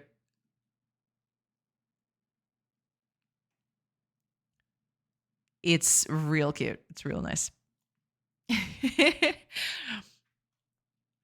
I've only been to Bollers Berlin. Yeah, yeah. Bollers Berlin, you know, that's a classic around here. But yeah, not to Berlin itself. Yeah. EM Audio was recently at the Sim Museum and loved it. Nice. Yeah, I want to visit that someday. Those things are always pretty fun to go through. I hear you get to sample the synth at the museum. Oh, that's nice. Yeah, hands-on experimenting. Sign me up. That's cool. That's pretty cool. If I'm struggling to avoid ice cream today. I just want to make all sounds and use them in GameDev. Absolutely, absolutely. I agree. That's pretty sweet. Yeah. Eat it? Damn. Zeno just doesn't care. He just comes in here and chooses violence and he doesn't even justify it. It's just eat it. I don't care. A few months ago, I got into modular synthesis. It's incredibly fun. I see. Yeah, it's always been something that I wanted to try, but I never got into for one reason or another. Yeah. Also, Noya and Rain, thank you so much for the follow. Ads are starting soon. I will take a quick break while the ads are playing, and then I'll come back. This makes me hate you, but in a respectful way. Hell yeah. That's the best kind of hating. It's hating respectfully. I agree. Zeno just comes in and, man, just eat it. Don't even try me. All right, ads are in progress, so I'll take a quick break, like I mentioned. Yeah, I'll be back in a few minutes, so catch you on the other side of those ads. See you in a bit, everybody.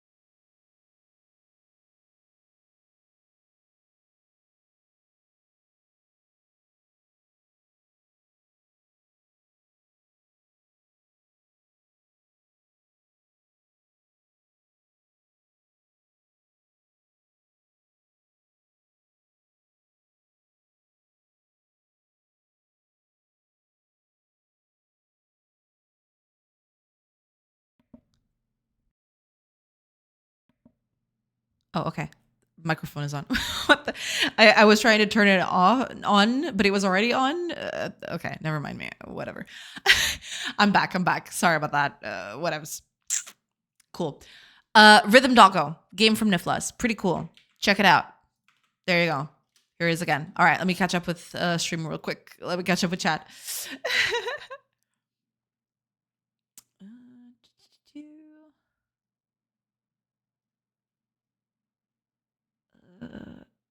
Okay. About the ice cream, I've thought of a reason to not to have any. You'll feel stupid for not having it earlier. I appreciate that. Hell yeah. I'd be happy to share the basics of modular synthesis. I did a course in VCV Rack. It's a software I take on Eurorack's modular synthesis at a nearby university. And the foundations it's all built on can be taught in an hour or two. Ah, interesting. Cool, cool. VCV Rack is also a bit of an unsung hero of open source software. It's bonkers. Something like that is free. That's pretty cool. Yeah, I love that. Yeah. VCV Rack is very powerful, but it looks like a steep learning curve. I've only dabbled in a few minutes on it. Vital is my thing. I actually don't find it steep at all. It's that thing where the initial learning has a big bump, but then it gets super approachable. Okay. It has some concepts that are absolutely have to understand to use it, but once those concepts have landed, it's very easy to continue from there. Vital is awesome though. VCV Rack is easily the kind of software that benefits greatly from a person in the know who can show things to cross that initial threshold. Got it. All right, makes sense. Oh, Critical Pixel, welcome in. I am so sorry. I thought that you had to go and take care of things.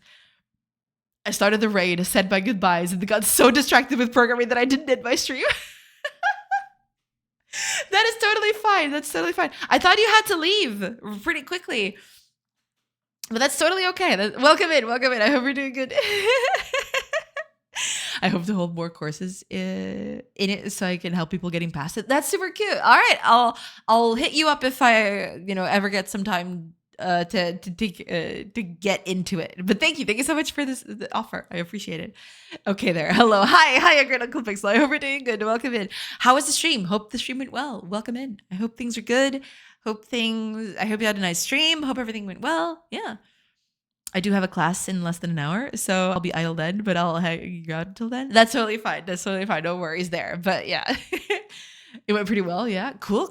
Glad to hear that. That's awesome. Pretty sweet. As for me, I'm just fixing things, or I'm trying to, I might be failing at that spectacularly. I just finished the code changes, and now I'm going for the first time to see if they actually worked. So yeah, we're gonna, I don't know, we're gonna see what's up with that and try to, I'm gonna try to not have it crash on me. That'd be nice. Wouldn't that be cool? That'd be so cool. That'd be the coolest thing ever. Let's find out. Let's see. I'm scared. Okay, here's the secret. I'm gonna make something that is really far away.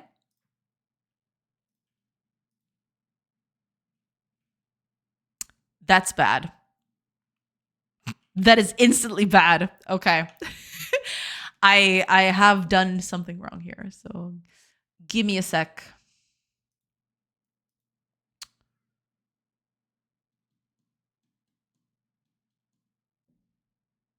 Are you?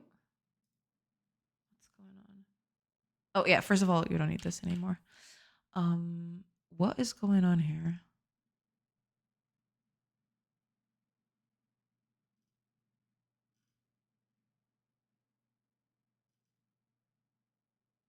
Okay, I think I'm better off just performing a debug run, because otherwise I'll take forever to just find out what I can easily check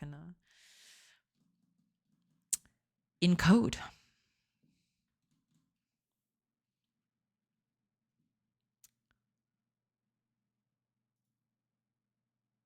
Oh, I didn't put the breakpoint.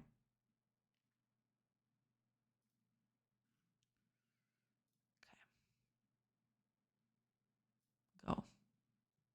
No, we don't need any of that. That's fine. Okay. So I don't care about right now because there's nothing for them to do anyway.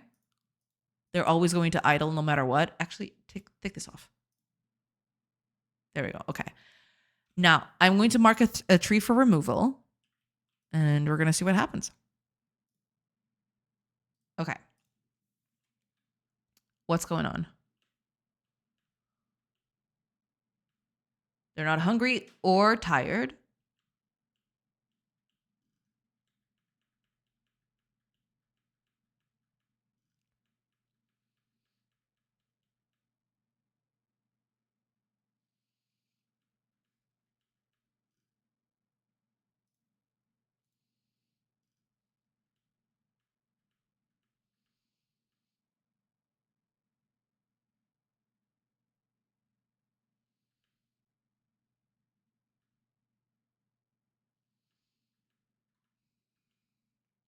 Okay.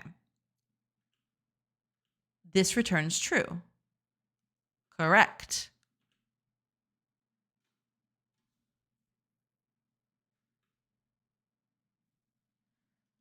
So this succeeded.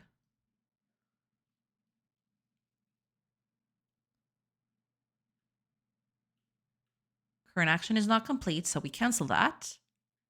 Update that. Now, new action is to gather a resource.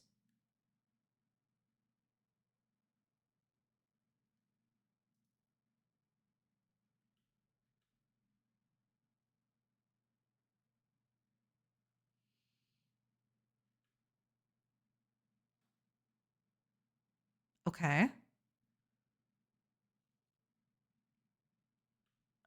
Uh,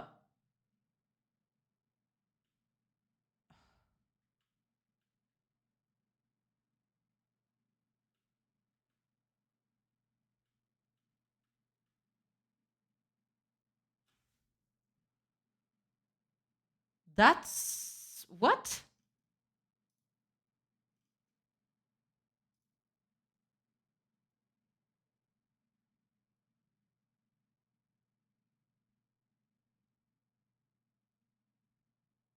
When is this code ever running?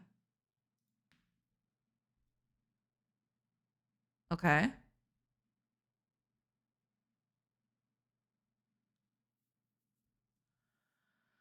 Maybe I should do that here instead.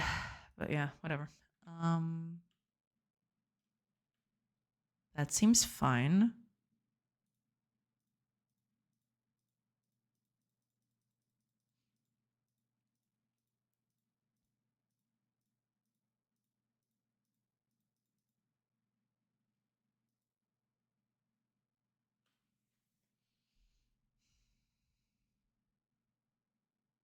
No one is doing anything though.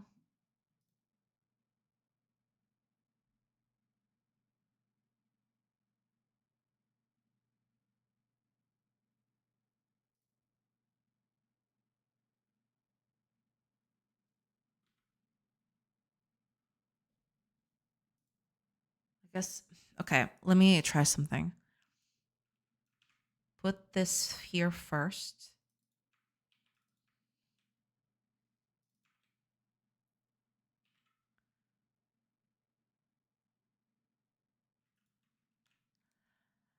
And let's try that again.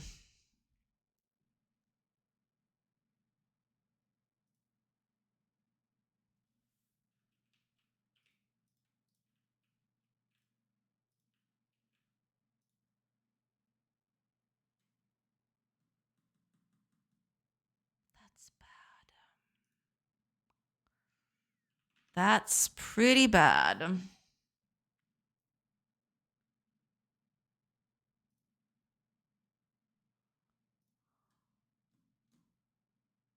Why is nothing happening?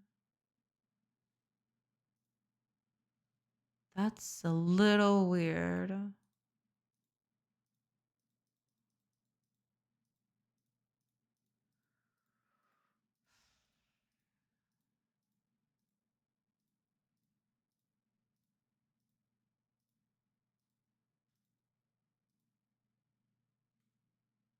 Oh, I know why.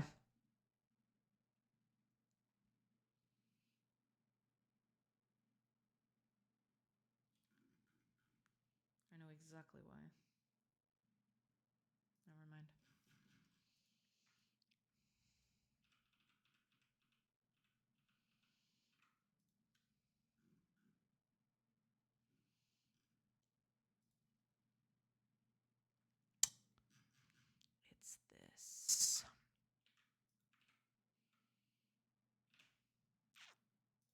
I think that's it.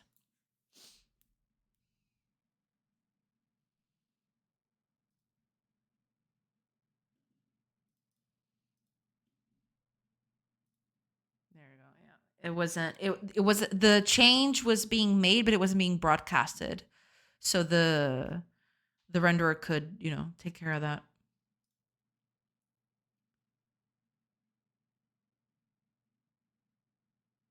What?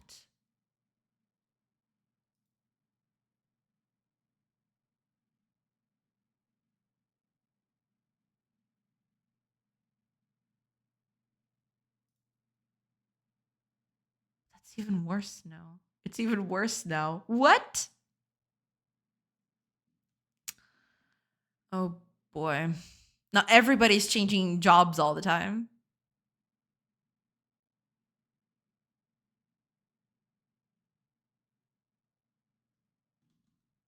What? Making games do be tricky. Yes, indeed. Why are you constantly changing though? That doesn't make any sense.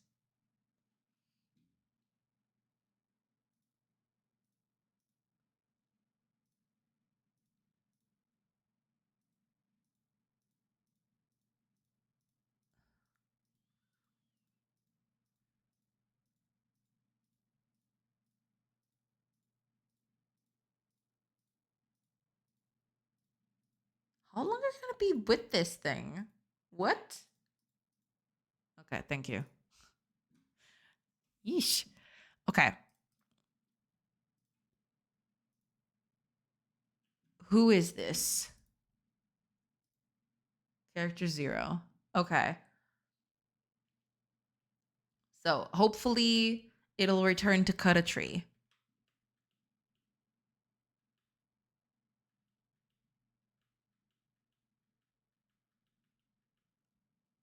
Well, it's the only thing they can do right now, so.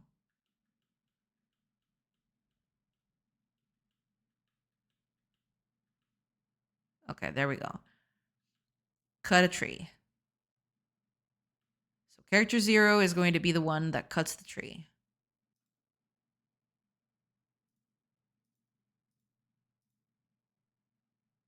What is this?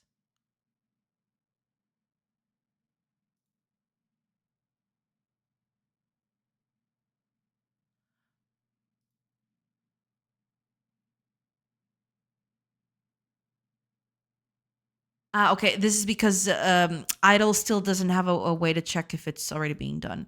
That's fine. I can fix that later. That's not a big problem. I mean, sure, it's kind of iffy now because I need it to function correctly so I could test it, but that's fine. I can always fix that in a bit. Okay. Mark another tree. Who are we dealing with? It should be character 0. Correct. Character 0, right now. Where's the mind? Here it is. It's cutting a tree at the moment.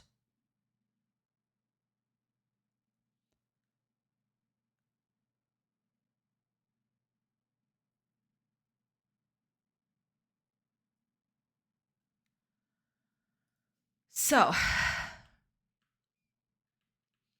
what should happen here is because she's already cutting a tree, if the new job is to cut a tree, she shouldn't even consider it. Correct?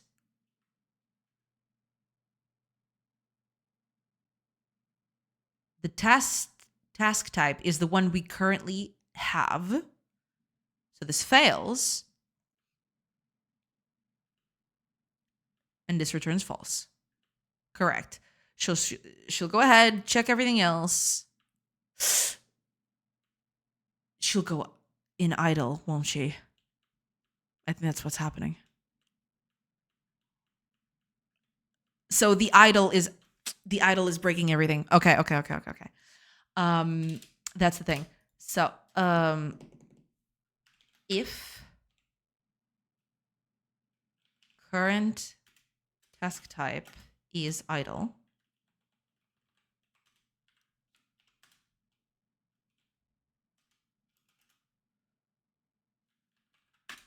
idle, and new action command is null, and we return false.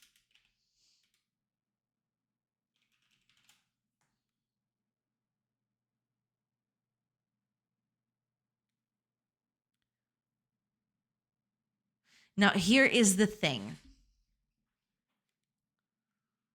There are two ways in which this can happen. We can reach down here, either because we're already doing something, or we're already idling, right?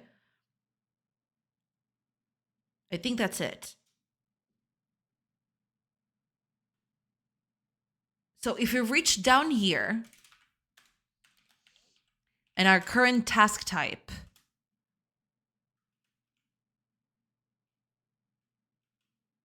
is different from, okay, I'm gonna have to check this again. Okay, if we have a task type that is idle and we've reached here, that means that we're already doing something and we should keep doing it.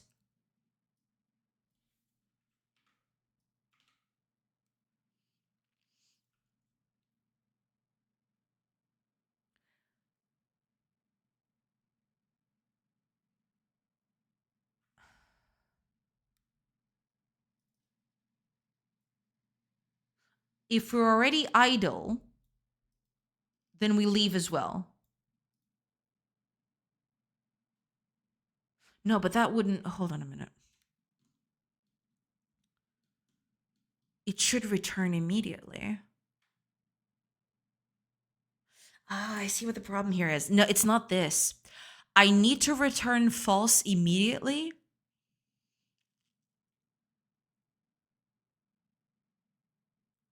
If I'm already performing that task. If I'm already doing that,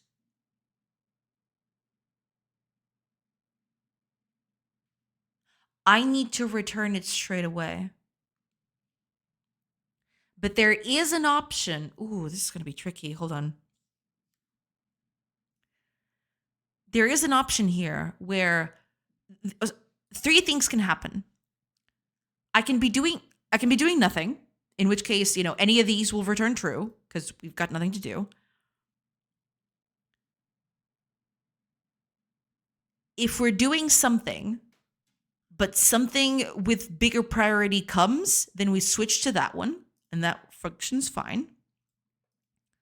But there's a third option, which I forgot. The task can fail.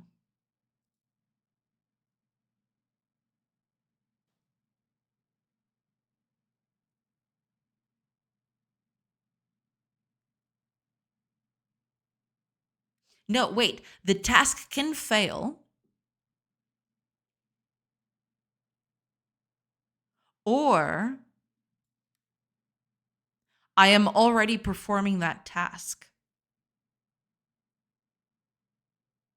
But these shouldn't be treated the same. That's the problem. Having a task already is not the same as not having anything and failing to get a task for that, failing to get an action for that task. I have three, I think, ways of failure here. Or rather, I have two ways of failing a task. It's either because I'm already doing something, in which case I should return immediately, which I am not doing here. I only return if I find something. But that's the problem. If I fail this because I'm already doing something, I also should return straight away.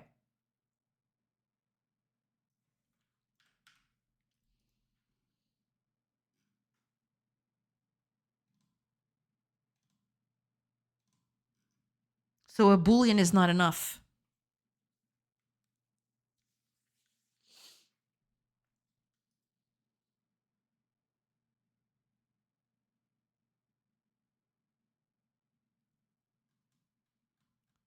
I will tell Boolean that.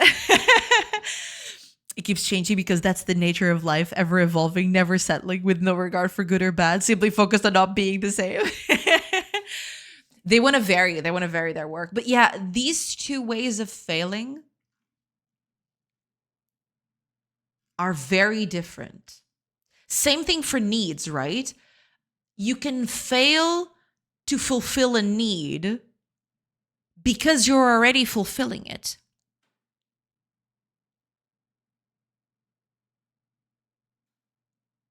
In this case, it's even worse. Okay, let me just. There are so task change result. There are two ways. Okay, the first of all is succeeded. You're changing your task. Fail. Already performing that task. And fail.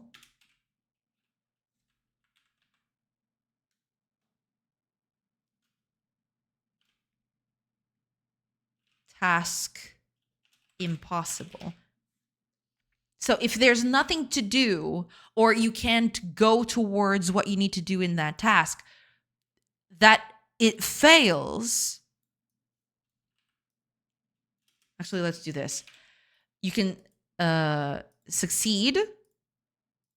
You're already performing, or you failed to do that task for various reasons. It doesn't matter. All that matters is that it failed. But already performing is not the same thing as failed. And right now I'm considering it the same thing as failed. In the same vein,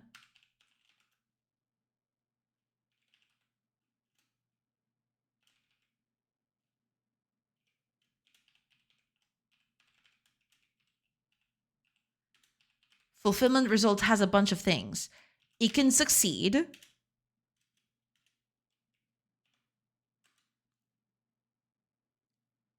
You can be already fulfilling that need, which is this, right? If this fails, you're already fulfilling that need. You can fail because the need is fulfilled already. So it doesn't matter. I'm probably mistyping all of these, but I'll check that later. And finally, it can just fail. You don't have a bed to sleep on, or you don't have food to eat. So in that case, it fails because there's no way to fulfill it, right?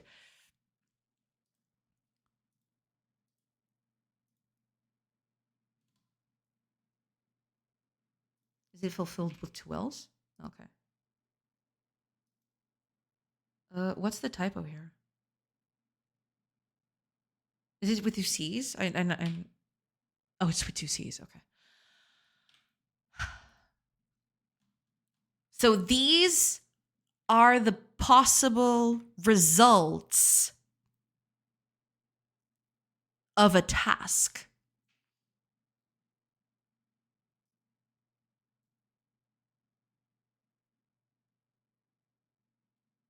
And fulfillment is even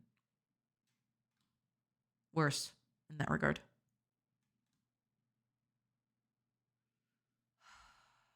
Do I want...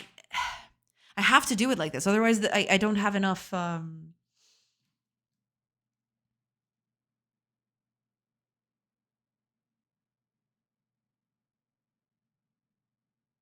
don't have enough granularity in the result.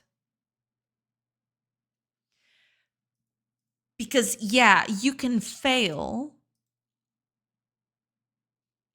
but you need to know exactly why you failed. If you don't,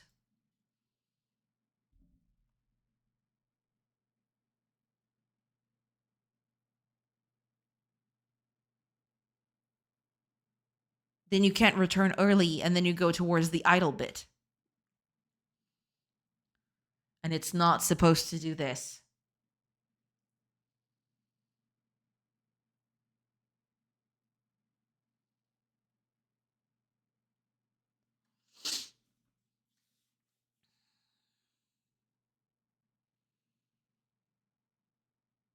Let's try adding these changes in, and maybe that'll fix the problem. Okay. Instead of a Boolean, this needs to return that enum. And same thing, because that's the thing. So, okay. Instead of doing all of this, so if this fails,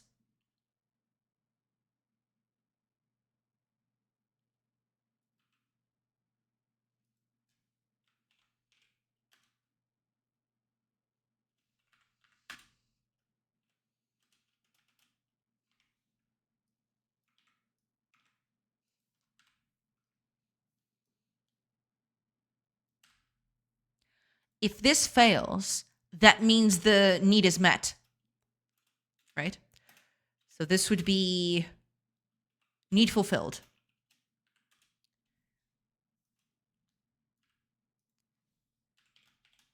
If this doesn't happen, or if this happens, let's just put it that way, then we're already doing that. We're already trying to do that.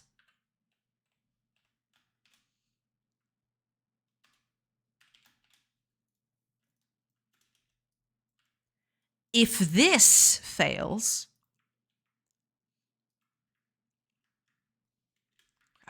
okay, if this fails, then it just straight up failed. If we got up to this point, then we've succeeded.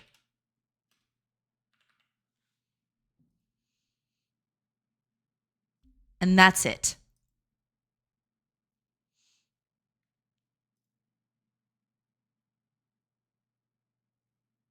For performing task,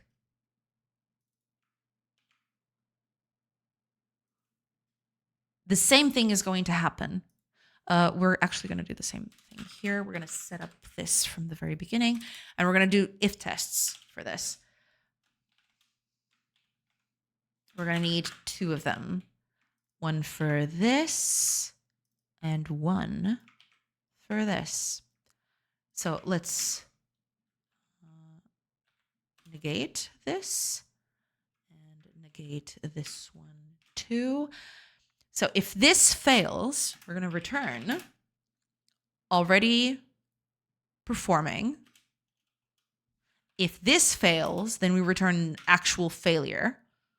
We can't do the task. It's just not possible for any reason. It doesn't really matter. And then if we get to this point, if we get to actually down here,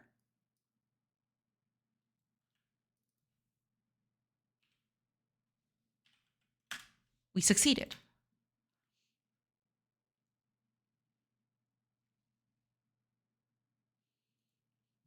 Because this distinction is very important.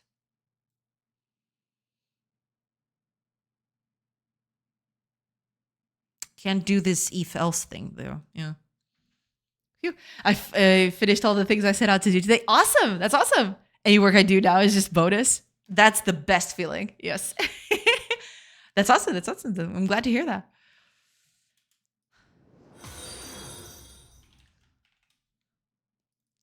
This is a lot crappier than I wanted it to be. I hate it, but all right, fine. King Supreme, welcome in. Thank you. Thank you so much for the follow. Now I shall be lazy. You've owned. You have the right to do that. Absolutely. You've earned. That's the word I was looking for. You've earned the right to be lazy.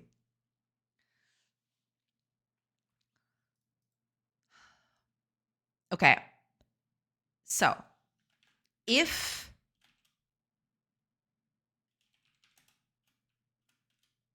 it succeeded, we just return true.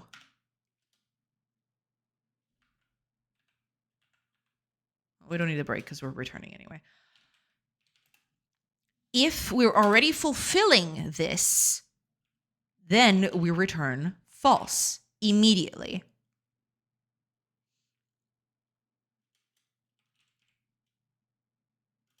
If it failed, if the need is fulfilled or it failed, then we just leave.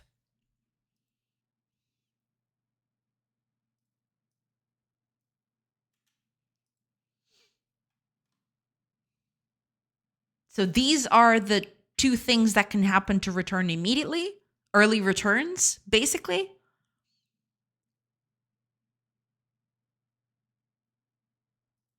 Well, I should just make that default, I guess. I could just make that default.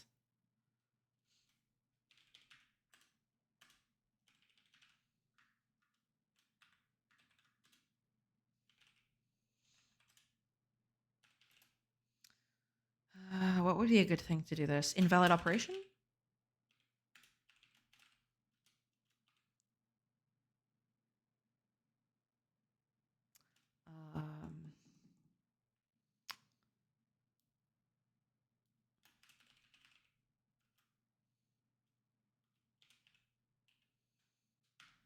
Yeah, that'll do. That's something I must get better at, throwing the right exception. Always just throw exception. Yeah. I mean, I don't use all that many. I use the ones I use the most is definitely invalid operation or invalid argument. I think that covers most of the stuff that you can do. I like throwing exceptions. Previously, I was on a huge. I had this huge thing in my head where I would just fail silently. And I feel that is the worst thing that you could do, because then you're just postponing the bug until the game grows exponentially until you can't find it. So nowadays I just throw exceptions everywhere. Something happened I didn't expect it, throw exception. I don't care. If it's expected, then fix it. If it's not, then fix it. You know what I mean?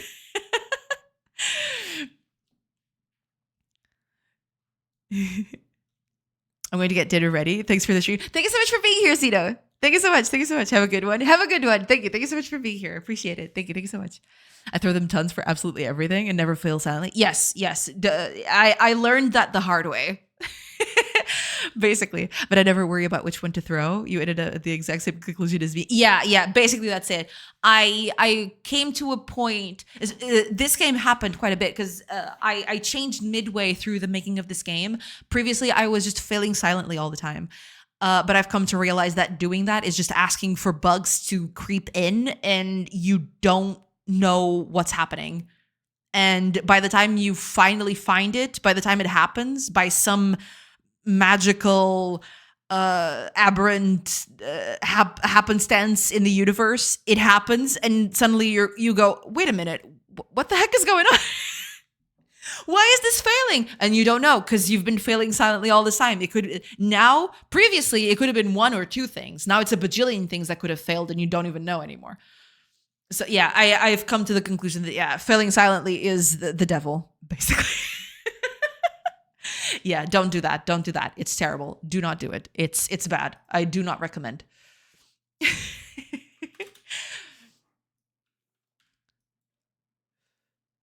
Basically, that's it. Yeah. The problem is I'm going to have to make a block of this for every single one. I wonder if there's a way to... Well, there is.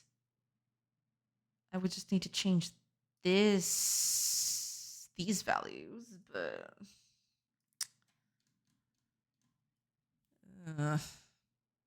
but this would still need to be made, I think. I've been through the same thing. It's neat how those shared experiences emerge. Yeah, I guess. Yeah. Hi, Wozax. Welcome in. Pass need types and threshold has values and a lambda for the case. I guess I could do that, yeah.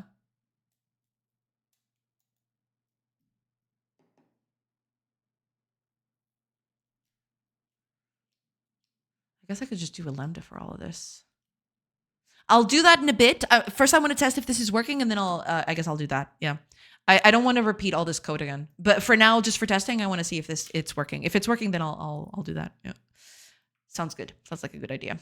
Yeah. because I don't want to repeat all this code. Look at this. This is ugly and stupid and stupid and ugly. Okay, but I just want to test to see if this is working. So for now, I'll just do this, and then eventually I'll clean it up a little bit.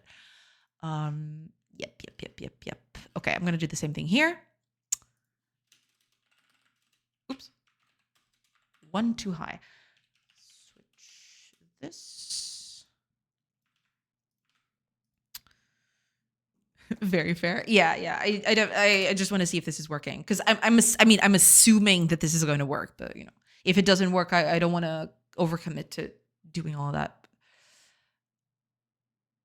Okay, so 3 things can happen here, I think. Yeah, we can succeed, in which case we just return true, and that's the end of it.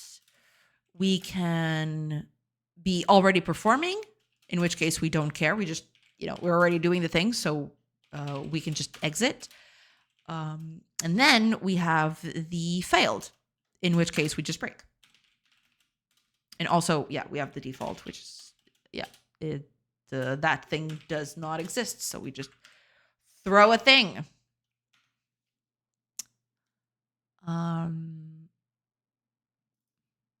No. It's not invalid skill type. It's invalid task change result. There we go. There. We should break here too. Is that okay? We don't need to. It has a throw exception, so yeah, I guess it doesn't really matter. First make it work, then make it pretty, then make it fast, which will make it ugly again. Hell yeah. Now you're talking my language. Yeah, but this is going to make this whole switch case enormous. This is going to be so ugly, but okay. For now, I'll keep it like this, and yeah, I really need to... Yeah. I really want to make this a little bit easier on the eyes later, but for now, we're just going to do it like this. And then if it works, then I'll commit to actually having a...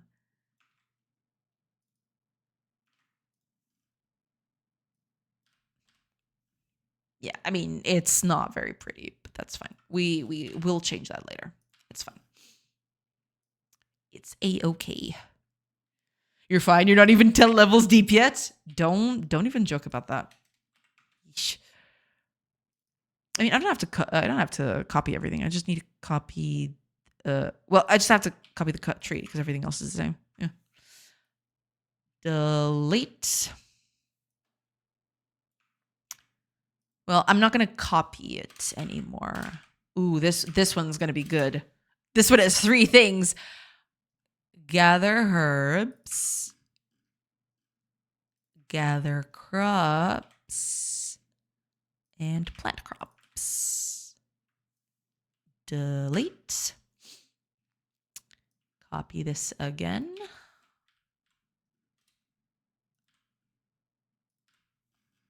Yep. Put it right here. Mine minerals.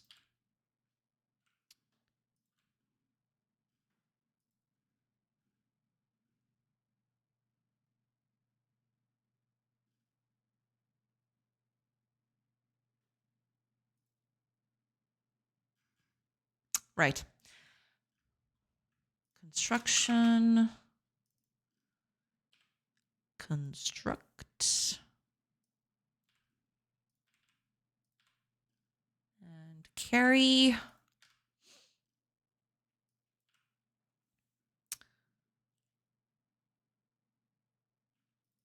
Carry. Only these 2 left. Cook. Yeah, but I definitely need to make this slightly less verbose. That's the thing, because I want to change one and have it replicated for everybody.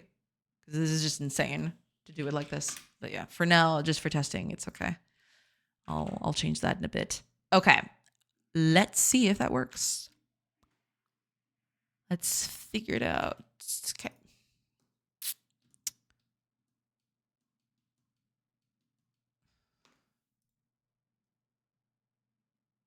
Oh, got an error there. What's this?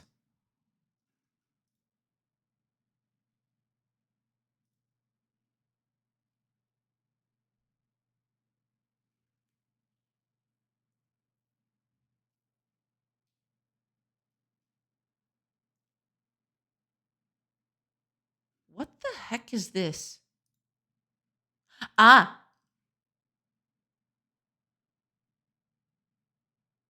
Wait, is this null?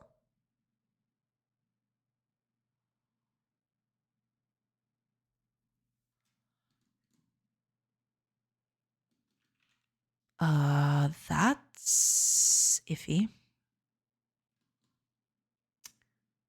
That's pretty iffy.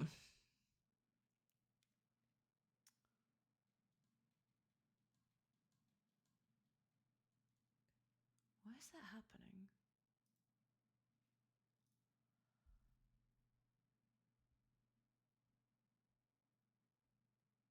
It wasn't happening before, so it must have been because of the way I do things now. Yeah, it's null.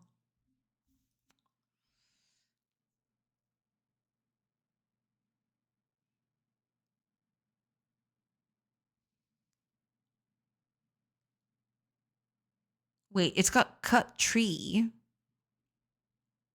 Oh, but wait, cut tree might be the 0 on this. Yeah, it's 0. Okay.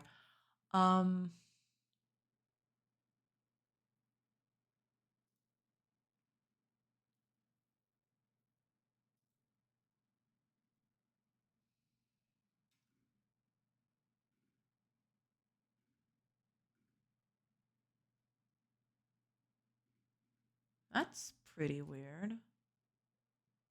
What's going on with you?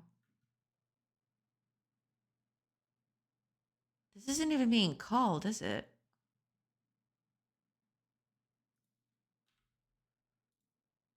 Why not? Is this is running before that, isn't it? It should be, at least. Yeah, it is. Okay, what's going on here?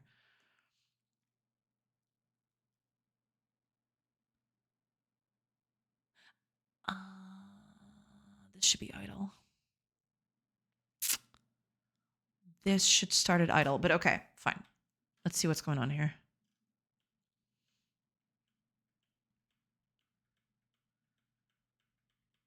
That really doesn't matter. Get over here.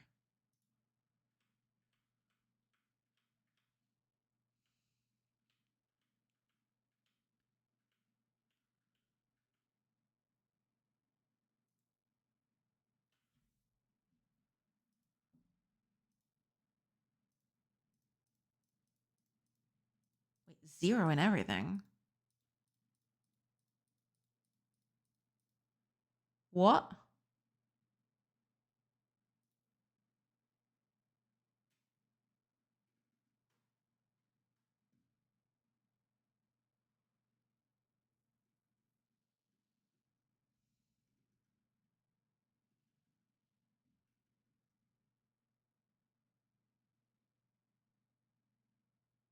Excuse you?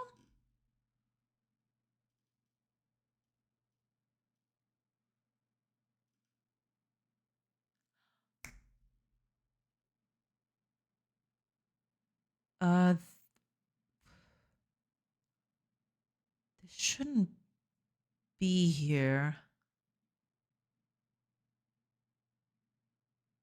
This shouldn't be here at all.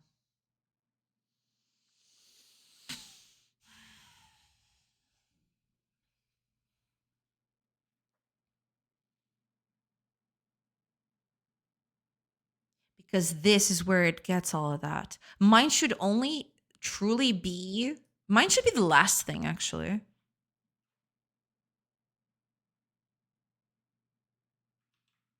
Right at the very end. Because that's when everything is set up correctly. Because I believe skills go here, if I remember correctly. Right? This is where I add my skills. Yeah, here we go. I don't think that's going to fix things per se, but...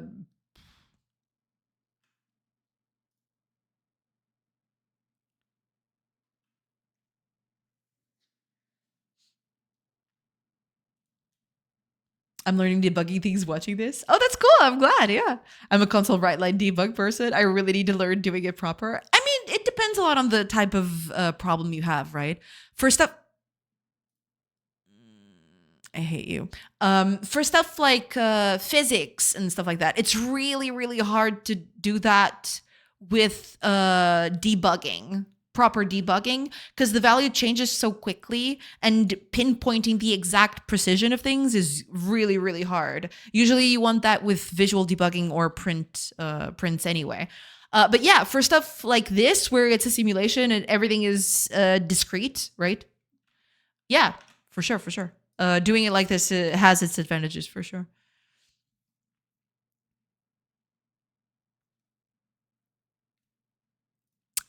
What do you mean? Are you kidding me?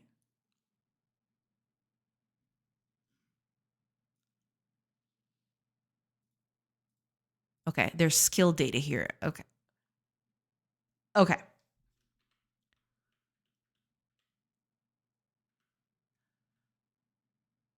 Cool. It failed because there's nothing to do. Correct. Correct.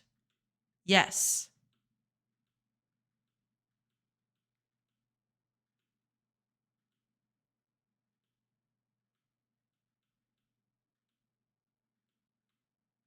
So everything should fail. Wait, why are you down here already? What? Oh, wait, that returned early. I didn't see that. Crap, I missed that.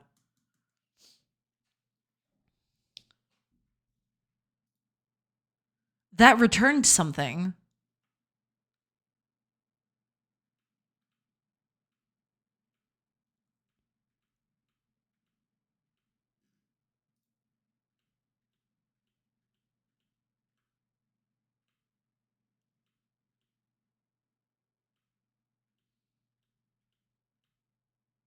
Mining. I might have forgotten to change values here or there. Gather herbs, failed. Gather crops, failed. Plant crops, failed.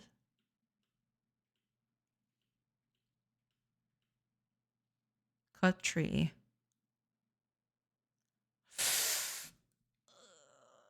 No. Oh man, I need to make them idle. I need to make them idle stat. No, wait. I can't do that because if I do that, then it'll level set up the idle here too. And I'll never do this.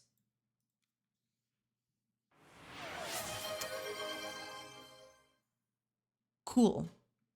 Oh, thank you so much for the hydrate. Thank you so much, Brief. Also, ads start in about 40-ish seconds. I'll take a quick break and then I'll come back. Last time I used real debug features was about 1 year ago when I tried to catch an extremely weird cause for getting stuck in an infinite while loop. But since then, I forgot how to use them. That's okay. You know, you can always get that back. It's totally fine. Cheers.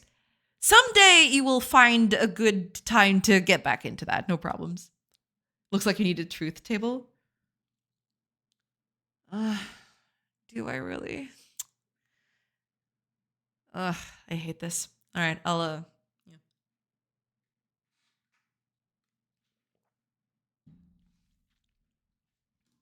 yeah, ads are starting soon. I'll take a quick break and then I'll come back. I think I already said that, but I'm just thinking of 1,000 things. I need to set them idle at the start.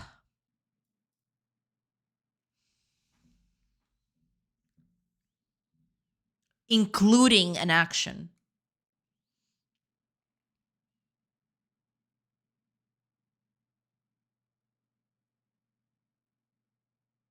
But okay, I'll get back to this when I come back because ads have already started. I'll take a quick break, like I mentioned, and I'll be back in a bit. So catch you on the other side of those ads. See you in a bit, everybody.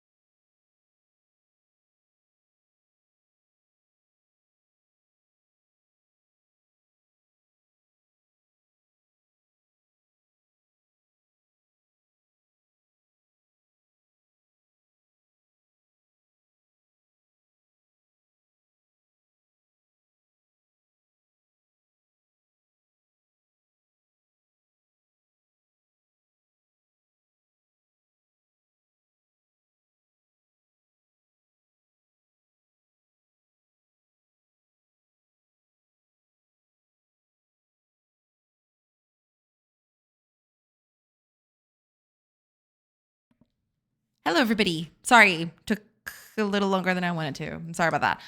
I am back. All right, let me just catch up a chat real quick. Come on! Let's go! Welcome in, everybody. Acorda, pá. Eu tô acordada. Oi. It's a shrimp raid. Welcome in. I hope you all are doing good. Thank you so much for the raid. We got a raid in Dip Sorcery. I'm so sorry. No, that's totally fine. It's totally fine. But I bring cool people with me. I'll try to pass by here again in a bit. That's totally okay. Go do what you have to do. It's totally fine. Don't worry about it. Welcome in, everybody. I am so sorry you came in as I was having a break. Sorry about that.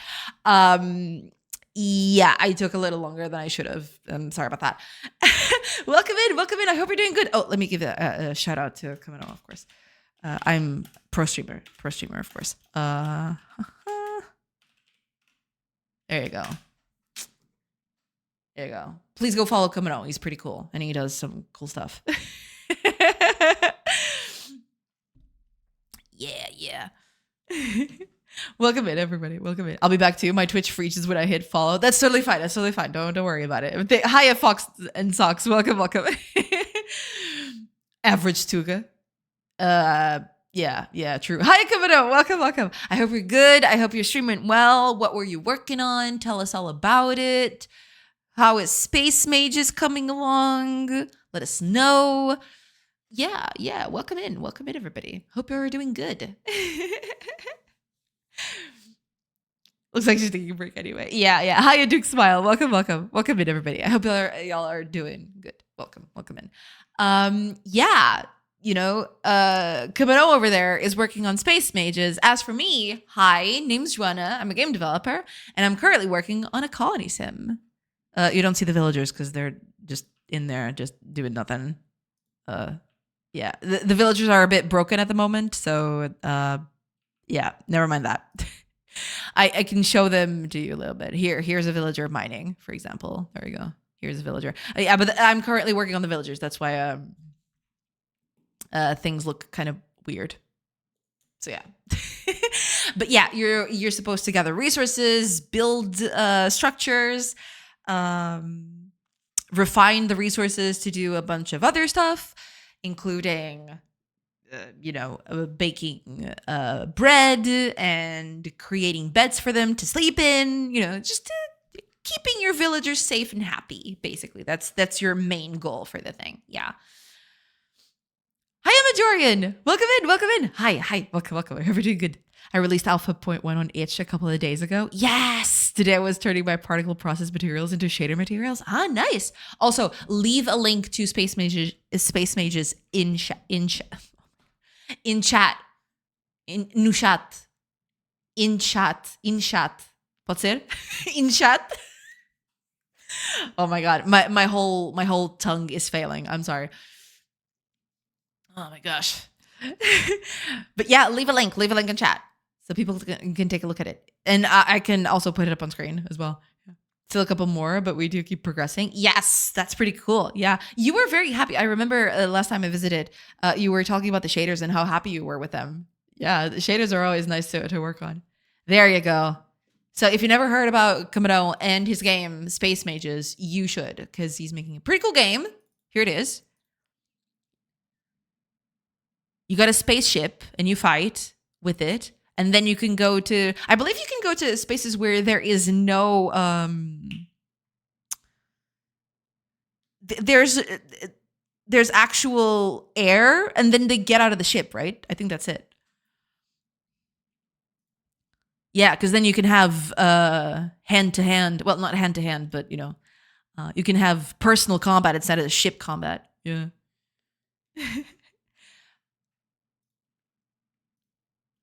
Yeah, look at that. Yeah. Pretty cool.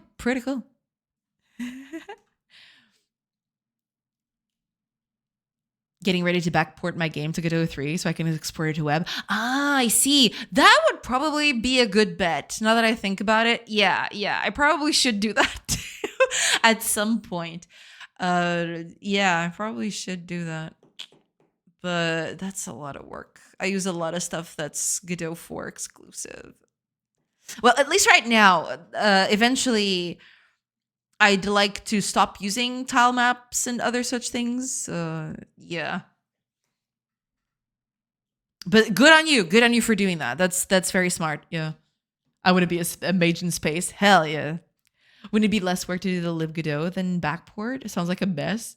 Well, yeah, but yeah, there's a devlog. There's a devlog. There's a devlog. There it is. Ooh, cool. I've never seen this before. There is a devlog. There we go. We're going to read it in just a little bit. Yeah. I wasn't following you on itch. Unacceptable. I'll show myself to the gallows now. I think this is deserving. I think Reef deserves this message. Give me a second. There you go, Reef. That's for you. You're getting bonked by the build hammer. Yes, I would love to read it. I'm going to read it in a bit. Yes. Also, those gifts are super old. I need to update them. That's totally fine. We all suffer from that. So totally cool. Don't worry about it. There's melee as well. Oh, there's melee. Have I seen melee attacks? All I've seen, I believe, were pistols and things. But cool to know. Cool to know there's melee as well. Yeah. I tried a bit and it's slightly painful. Okay. Tile maps are Godot 4 exclusive. Well, not tile maps specifically, but the way tile maps are... I don't think tile maps are exclusive, but they changed quite a bit from 4 to 3. I'm cooked. No, you're probably fine. Because I think they exist, but they exist in a different shape. I think that's it. Yeah. Thank you. Falls down dead. No, Reef, come back. I'll cross that bridge when I come to it, I guess. Yeah, there is that. But I believe they existed. It's just not in the same way they exist in 4.x. So you might have some trouble making the switch. But I believe they exist. I believe you should be good in that front. Yeah. Okay, the Alpha 0.1 build finally comes out. Claps all around. And with it comes a new menu, a bunch of bug fixes, a new character, Dinosaur. I love it. Orange color, a map playlist, a primitive implementation of what's to come, and a couple visual improvements to some things. Yeah. Oh man, do you have a screenshot of the dinosaur? I'd love to show it because you showed it to me last stream and it was just absolutely heckin' the cutest thing I've ever seen. So if you have a screenshot of it, please post it. I'd love to show that. Give me a second. No problem. This update seemingly doesn't come with a lot of things, but it does come with an immense refactor on how a lot of things work, allowing me to more easily and effortlessly add new features and content, which is what you like to see. Yes. There's a lot in the menu that doesn't do anything yet. The settings page doesn't do anything, and neither does the handicap setting. The game mode, select, and game length both work, although the only game mode available for now is free-for-all. Other game modes that are planned are teams, at least one objective-based one, capture the flag, or Koth? What's Koth? I know capture the flag. I don't know what Koth is. And a special one that I'm keeping for myself for now. Gasp, you didn't. Oh, King of the Hill. Okay. Sorry. I've never seen Koth. I know about King of the Hill, but I never saw Koth in that context. Okay, gotcha. As for the future, for 0.2, I'm planning to have a lot more maps, map features, and a map select screen to come with it, as well as some functionality on the menu and some more polished and visual improvements. Please don't be afraid to let me know if any issues that you come across with. There's countless ways to do it, and this is fine. And any is fine, although the discussion board and Discord server are best. Thanks a lot for reading and playing the game. Expect more devlogs in the future. Yes. But good to see that things are moving along. Yeah. Pretty cool. For information with Godot 4 plus web. Oh, is stuff going along?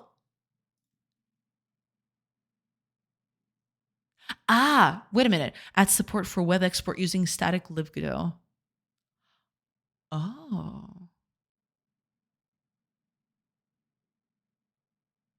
That would be pretty cool though.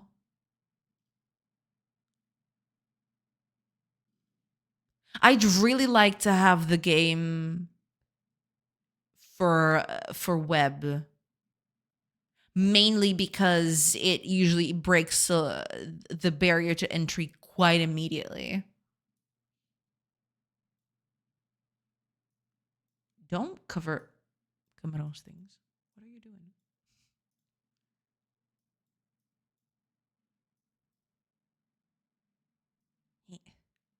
Perfect. King of the Hill, the legendary cartoon by Mike Judge. I don't know that one. No. The legendary creator of the Idiocracy documentary. I do know that one. Yes. A quarter of the fun. Sorry about the Klingon. It's totally fine. It's totally fine. No worries. We do a lot of Klingon around here, so that's totally okay. Don't even stress it. Eu falo Klingon muitas vezes por aqui, por isso não te preocupes. That's fine.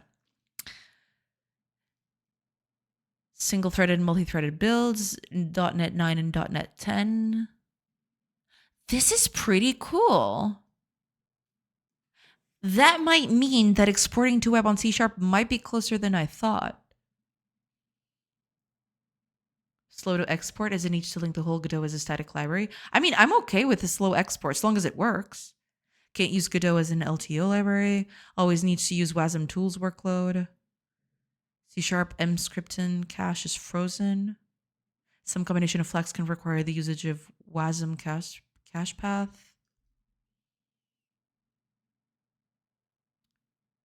Interesting. I'll have to take a look in depth at this. Yeah. Does an older PR linked from that one as well? Not sure why there are two, but it looks like the problem should be resolved before either of you needs it. That's good to know. This was last month. Done some testing. Most things seems to work fine out of the box. .NET runtime and Godot Sharp bindings are 10 megabytes in size and perform better than the 60 megabytes mono GIT version of this one. Engine itself is 60 megabytes instead of 40 megabytes because of a missing LTO, however. I don't know what is LTO in this context?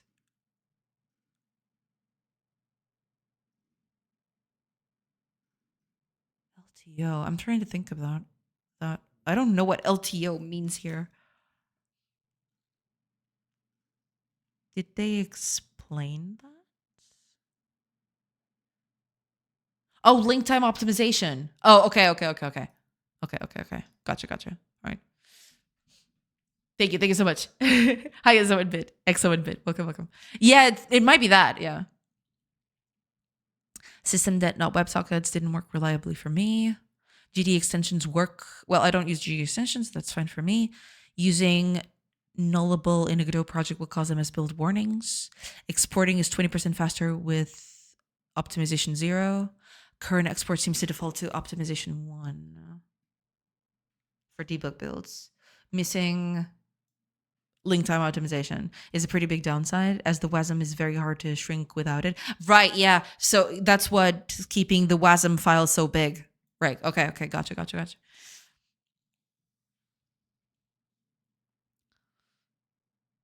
Did you just hex the chat?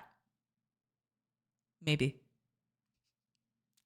I should look into that. I did get people telling me about that in the Godot Portugal Discord. There's a Godot Portugal Discord? What? I had no idea. Well, good to know now. All right. The earlier one has the more nasty limitations, if I remember correctly. In my opinion, this one is the better way. I see. I'm not, I haven't been keeping up with this as much as I wanted to, sadly.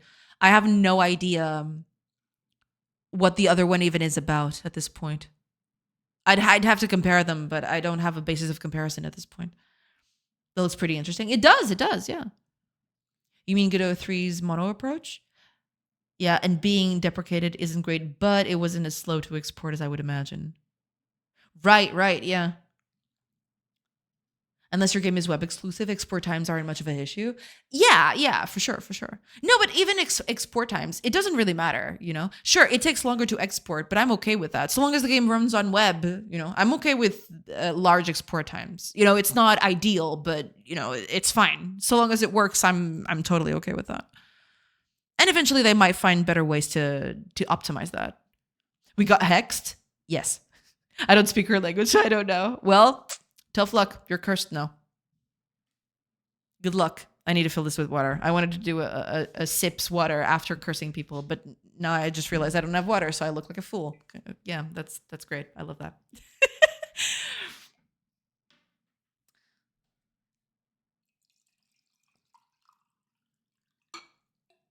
Cool.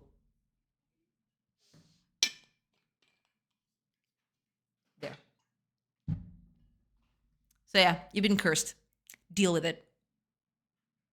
Cheers.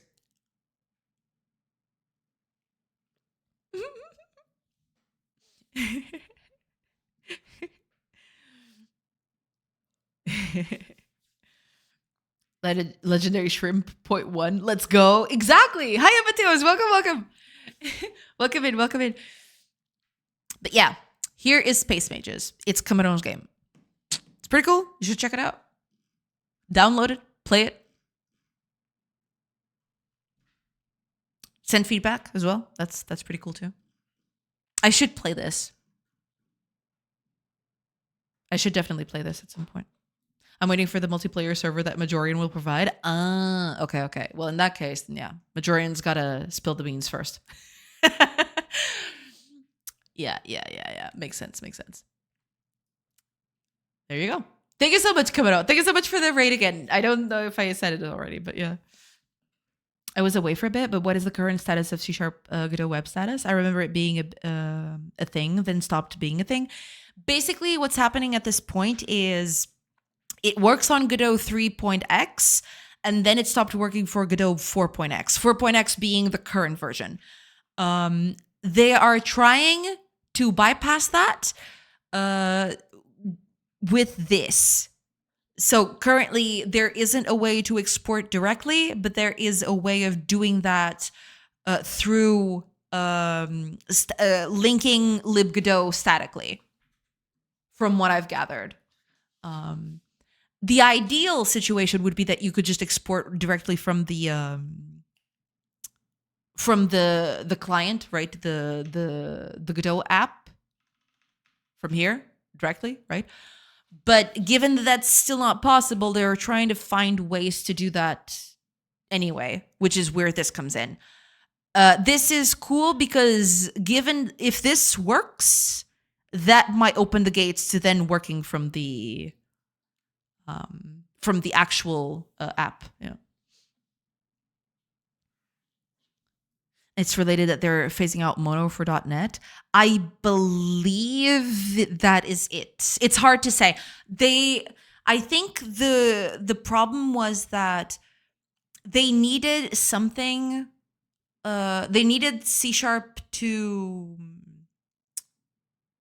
support something, and they ended up not doing that in this latest version. I think they were tracked to do it, but then at the last minute they pulled it, and that left the whole team at Godot kind of scrambling for other ways of doing it without that feature that they were planning to add in to C#. So I haven't read this in a lot of detail. Apparently there's a way to do it by statically linking that, but technology is complicated. Technology is very complicated. Yes. Give me just a minute, everybody. I have a call apparently. So give me just a second. I'll be right back.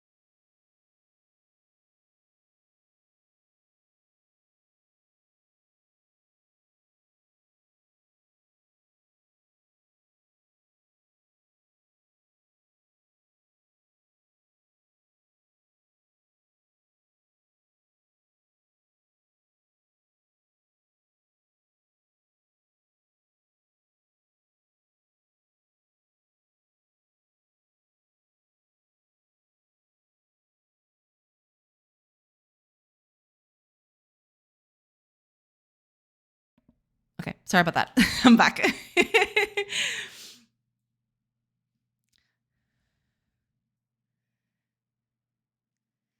Come and always teaching me Portuguese slangs. Let's go. I hope it all works out. Hopefully, yes. Hopefully, yes. That'd be pretty cool.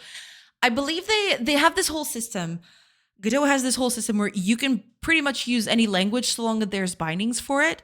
You can use C++, you can use Rust, you can use C#. And I believe that they wanted to... C# is the only language in Godot that actually functions on a separate installer. You have to do a separate installer for that. I believe they want to phase that out and make it part of the other ecosystem that happens with everything else, with the GD extension. There's also that. So I'm assuming that when GD extension for C# comes out, then they'll do the web export too. I'm not sure if that's going to be the timeline, but I'm assuming that's, yeah. I'm thinking about to try monogame. Ooh, monogame's cool. Yeah. I've also considered it back when I was thinking of getting away from Unity. I thought about monogame. I thought about FNA as well. I had a bunch of... I had a whole roller coaster of stuff that I wanted to try. But then eventually I found Godot and I liked it. So yeah, I stuck here. Monogame seems neat. Yeah, for sure. Technology is complicated. Technology is very complicated, especially in this case. Yikes. I didn't even want to think of how complicated this is. I'm back. Sorry. I lost the entire conversation about the web exports in Godot before. I've been scrolling through this, trying to make sense of it. But yeah, I mean, it's a lot to take in. I'll have to reread this once I got a little more time on me. But they're making progress apparently, so that's good. Yeah.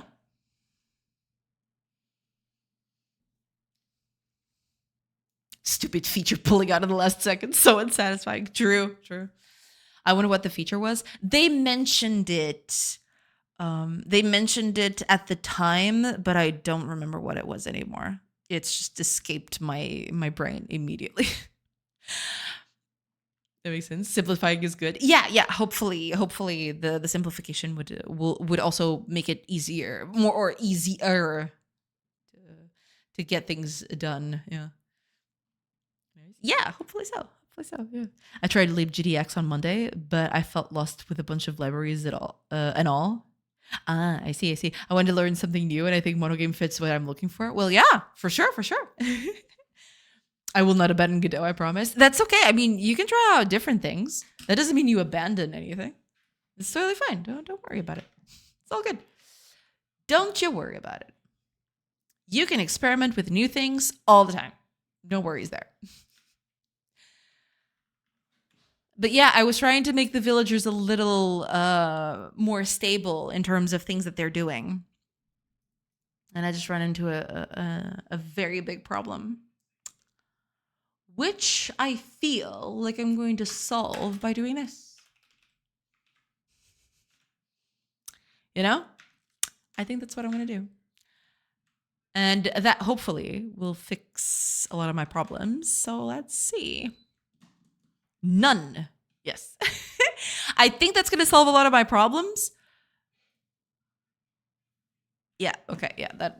It's all fixed. Because the problem was the default value was cutting trees. So it was throwing everything off. The fact that I've got a none value forces it to update. Right? Because previously the default would be cutting a tree, and that would throw the whole algorithm off balance. But the fact that I have this as a default now forces the update no matter what, right? It's not an ideal solution, I will admit, but it's simple enough that I'm okay with it for now. So there's that. Now let's see if it actually works. That's the big one right here. The idea is I'm going to ask for a tree that is super far away, and someone is coming to get that. But now here's the thing. If I select another tree that is closer, another villager comes and not this one. Because previously what would happen, and I can actually show you that in real time because I got the build right here. in the previous builds,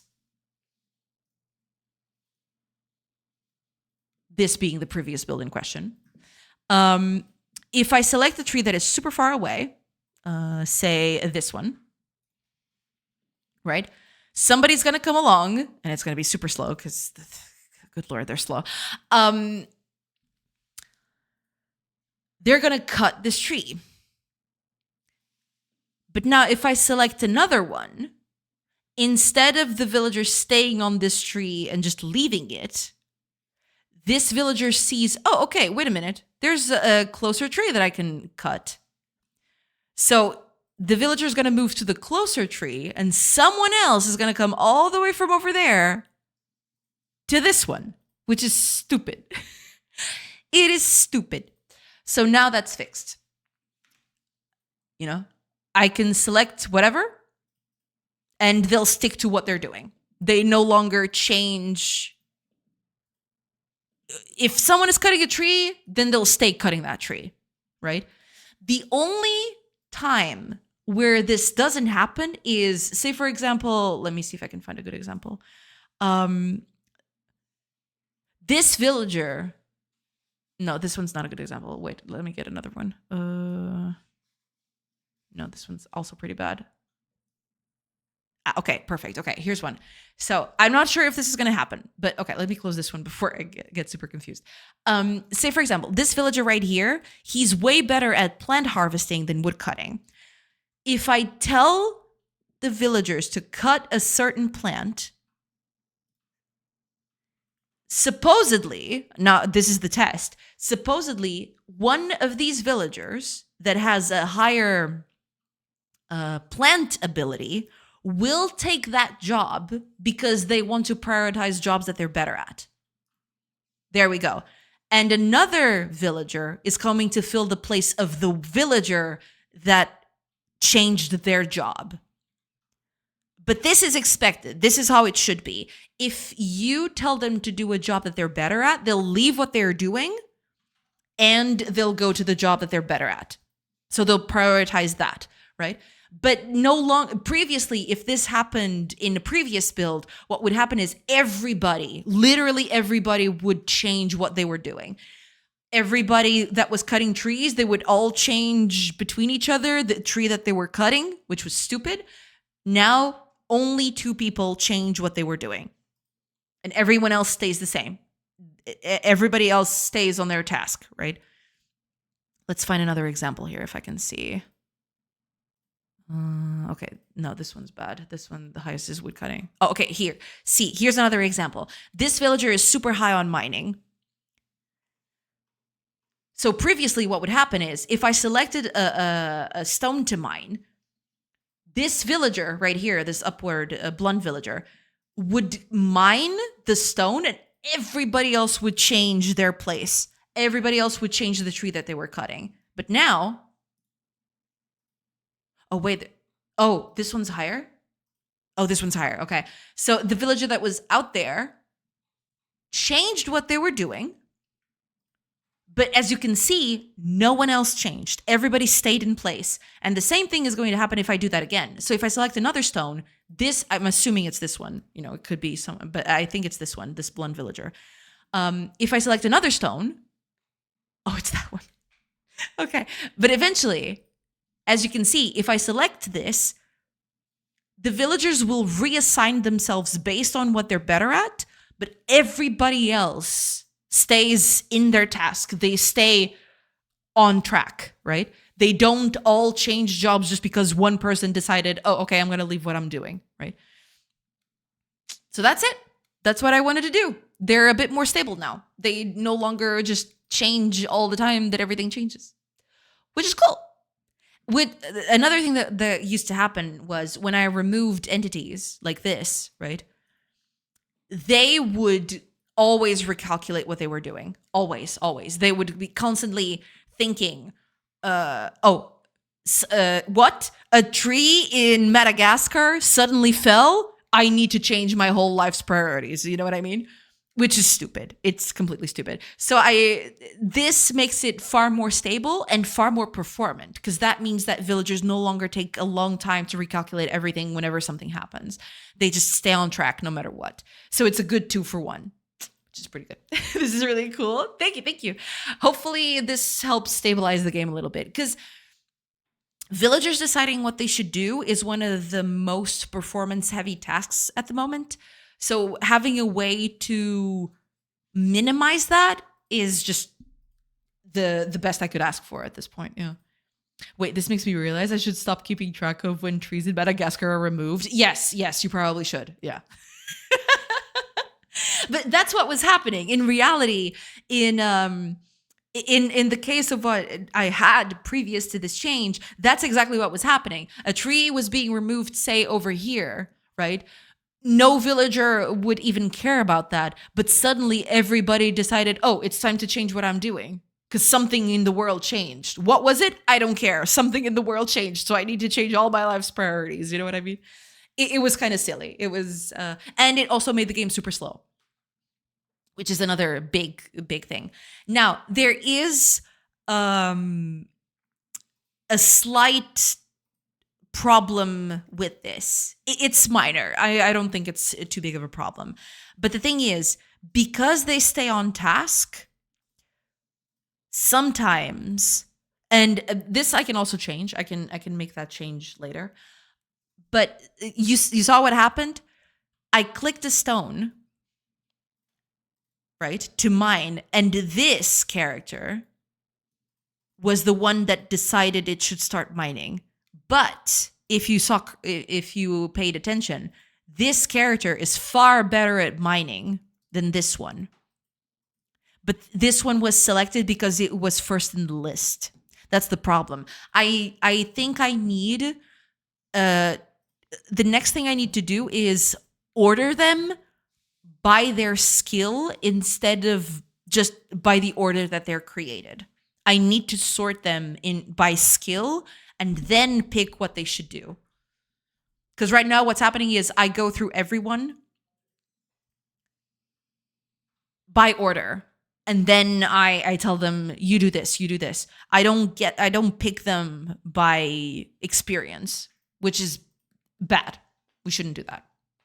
Because that leads into stuff like this, where you're not picking the best person for the job. You're just picking the best person that prioritizes that job, right? This villager prioritizes mining because his mining is better than his wood cutting, right? But you know, in a more optimized manner, this should have been the villager that we picked, because their mining expertise is far greater than anyone else here, I think. I don't think anyone else here even compares in terms of mining ability. At least I don't think. Let me see. Yeah, there is no one here that even comes close to their mining expertise. So this should have been the villager I picked. Priority list? Exactly. It needs a priority list, yes. But yeah, that's basically it. This does help alleviate a lot of the performance problems that I had with villagers rethinking every time that something happened that it wasn't beholden to them, which is good. You know, that's pretty good. But there's still that small caveat where it's not always the best villager that gets chosen for the job, just a villager that prefers that job, right? It's tricky. I don't know exactly, yeah. So ideally, I'd weigh the time it takes both walking there and mining the thing into account.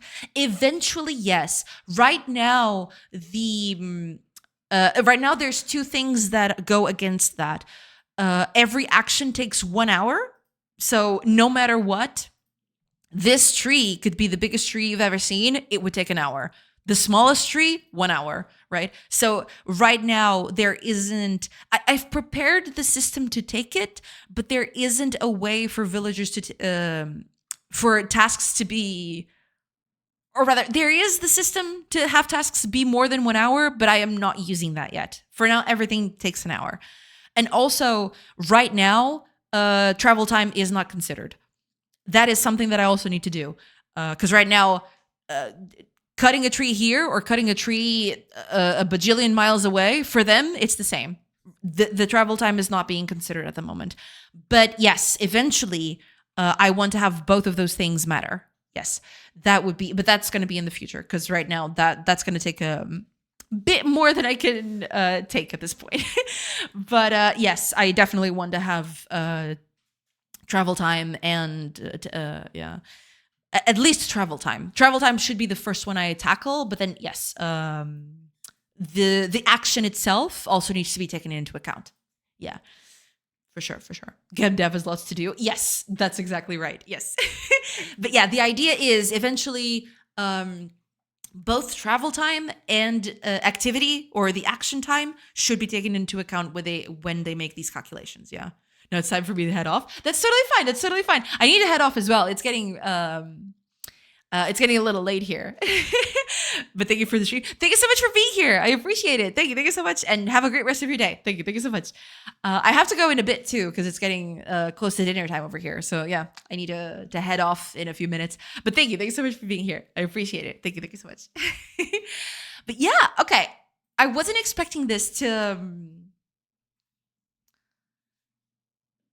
be as smooth as it was. I thought it was going to be a bit iffy, but yeah, good luck doing all the dev thingies. Thank you. Thank you so much, Diflas. Thank you so much for being here. I appreciate it. But yeah, this is actually pretty good. Oh, it's so smooth too. I think that's the thing that took me the most aback is just how smooth the game turned out. Because when I did this, most of the time, the game would just crawl to a halt, and now look at that. It's just smooth. You don't even, no frames were lost in the making of this game. That's not true. All of the frames were lost in the making of this game,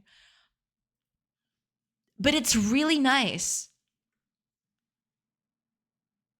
Uh-oh.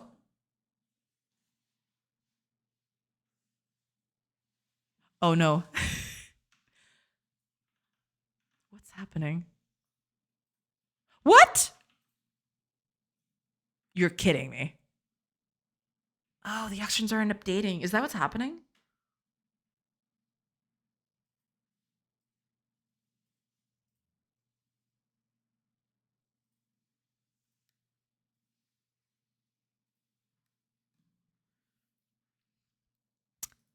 Well, that took a turn.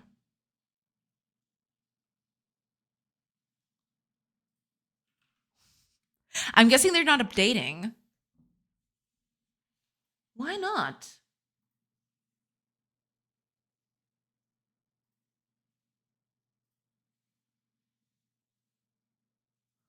Why aren't you updating?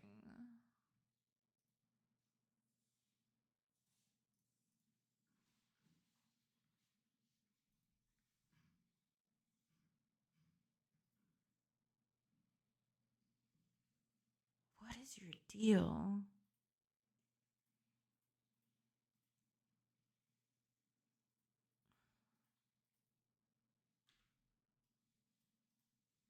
Are you not calling this? Or is this just...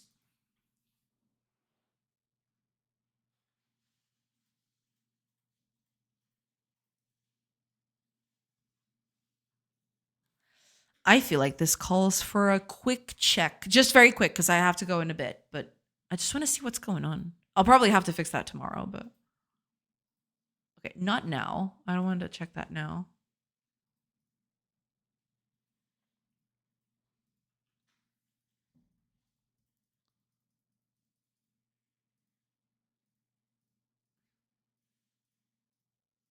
It's probably not updating correctly.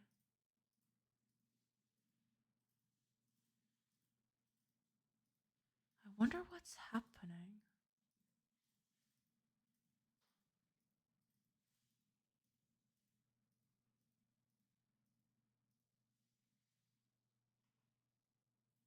Okay, I don't need to check this anymore. I've already fixed that.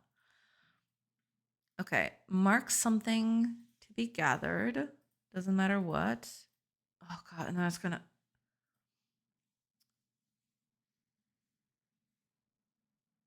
take that off for a bit.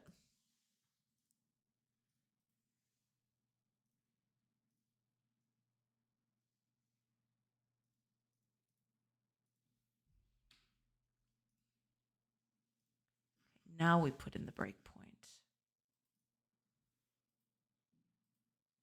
Past the hour.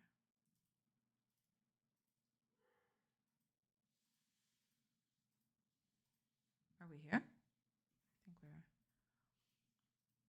Where is this being called?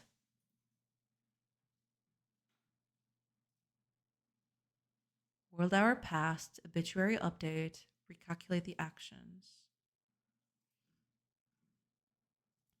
Okay, so that seems fine for now.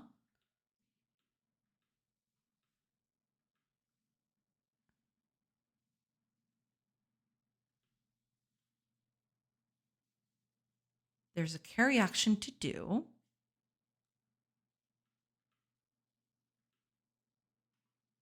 Correct.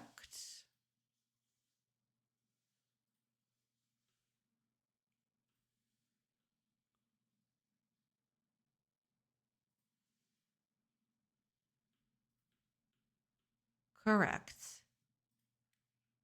Next one.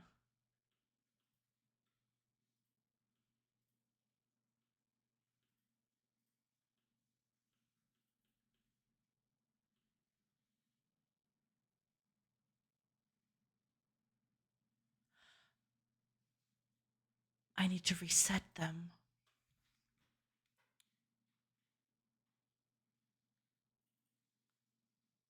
I need to reset them. I forgot about this. Oh boy. I need to reset them every hour.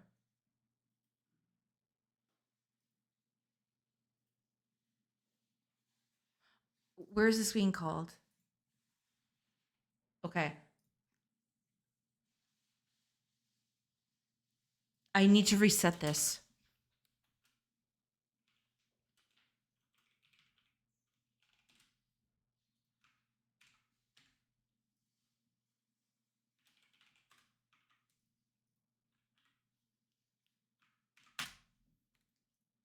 Because that's the problem.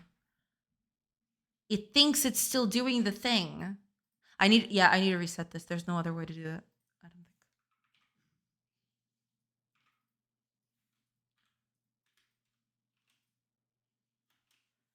Task type would be none, and action would be no.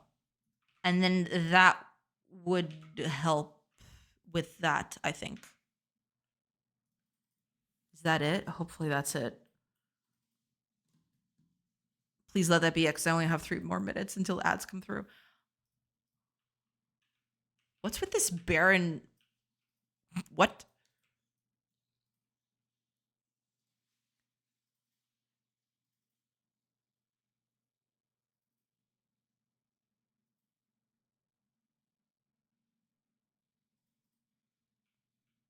Okay.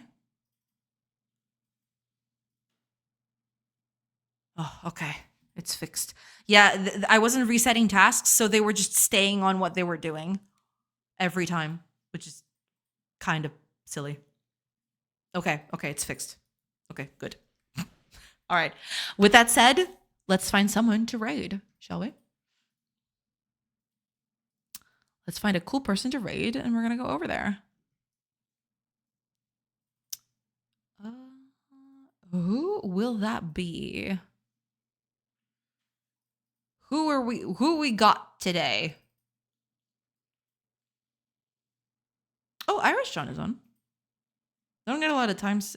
I don't get a lot of opportunities to raid him, so I guess I could. Go over there. Yeah. Yeah. Usually is not this early. Oh, he's been at it for an hour. He's not usually this early, is he? I usually don't catch him online at this time. All right, let's go over there. Let's say hi. Thanks for the stream. Thank you so much for being here, Exo. Thank you so much. Appreciate it. Appreciate it a lot. All right, let's raid Irish John. Let's go. Yar.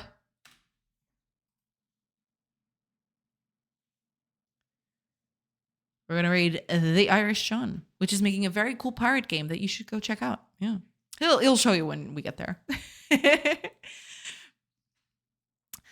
But okay, I fixed the thing. I'm very happy about that because now it's so smooth. It's just, I tell them to do things and it doesn't hiccup at all. Look at that. Oh, it's so nice. I love it so much. Look at that. It's just the smoothest thing. Just, amazing. I love it. 10 out of 10. This is pretty good. I like it. I like it a lot. This is pretty fantastic. Today was a good day. Now I just got to figure out what's the next thing I'm going to fix tomorrow.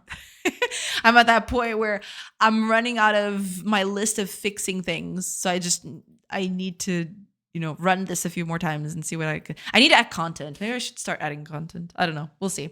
But yeah, thank you so much for the big race today. Fiera, Great Uncle Pixel, Cavaro Lindario, Rothio also rated in. So thank you so much for the huge rates today. And Mudda Sheep as well. So thank you so much for the rates today, and I'll see you tomorrow. Have a great rest of your day. Bye, everybody. Let's raid.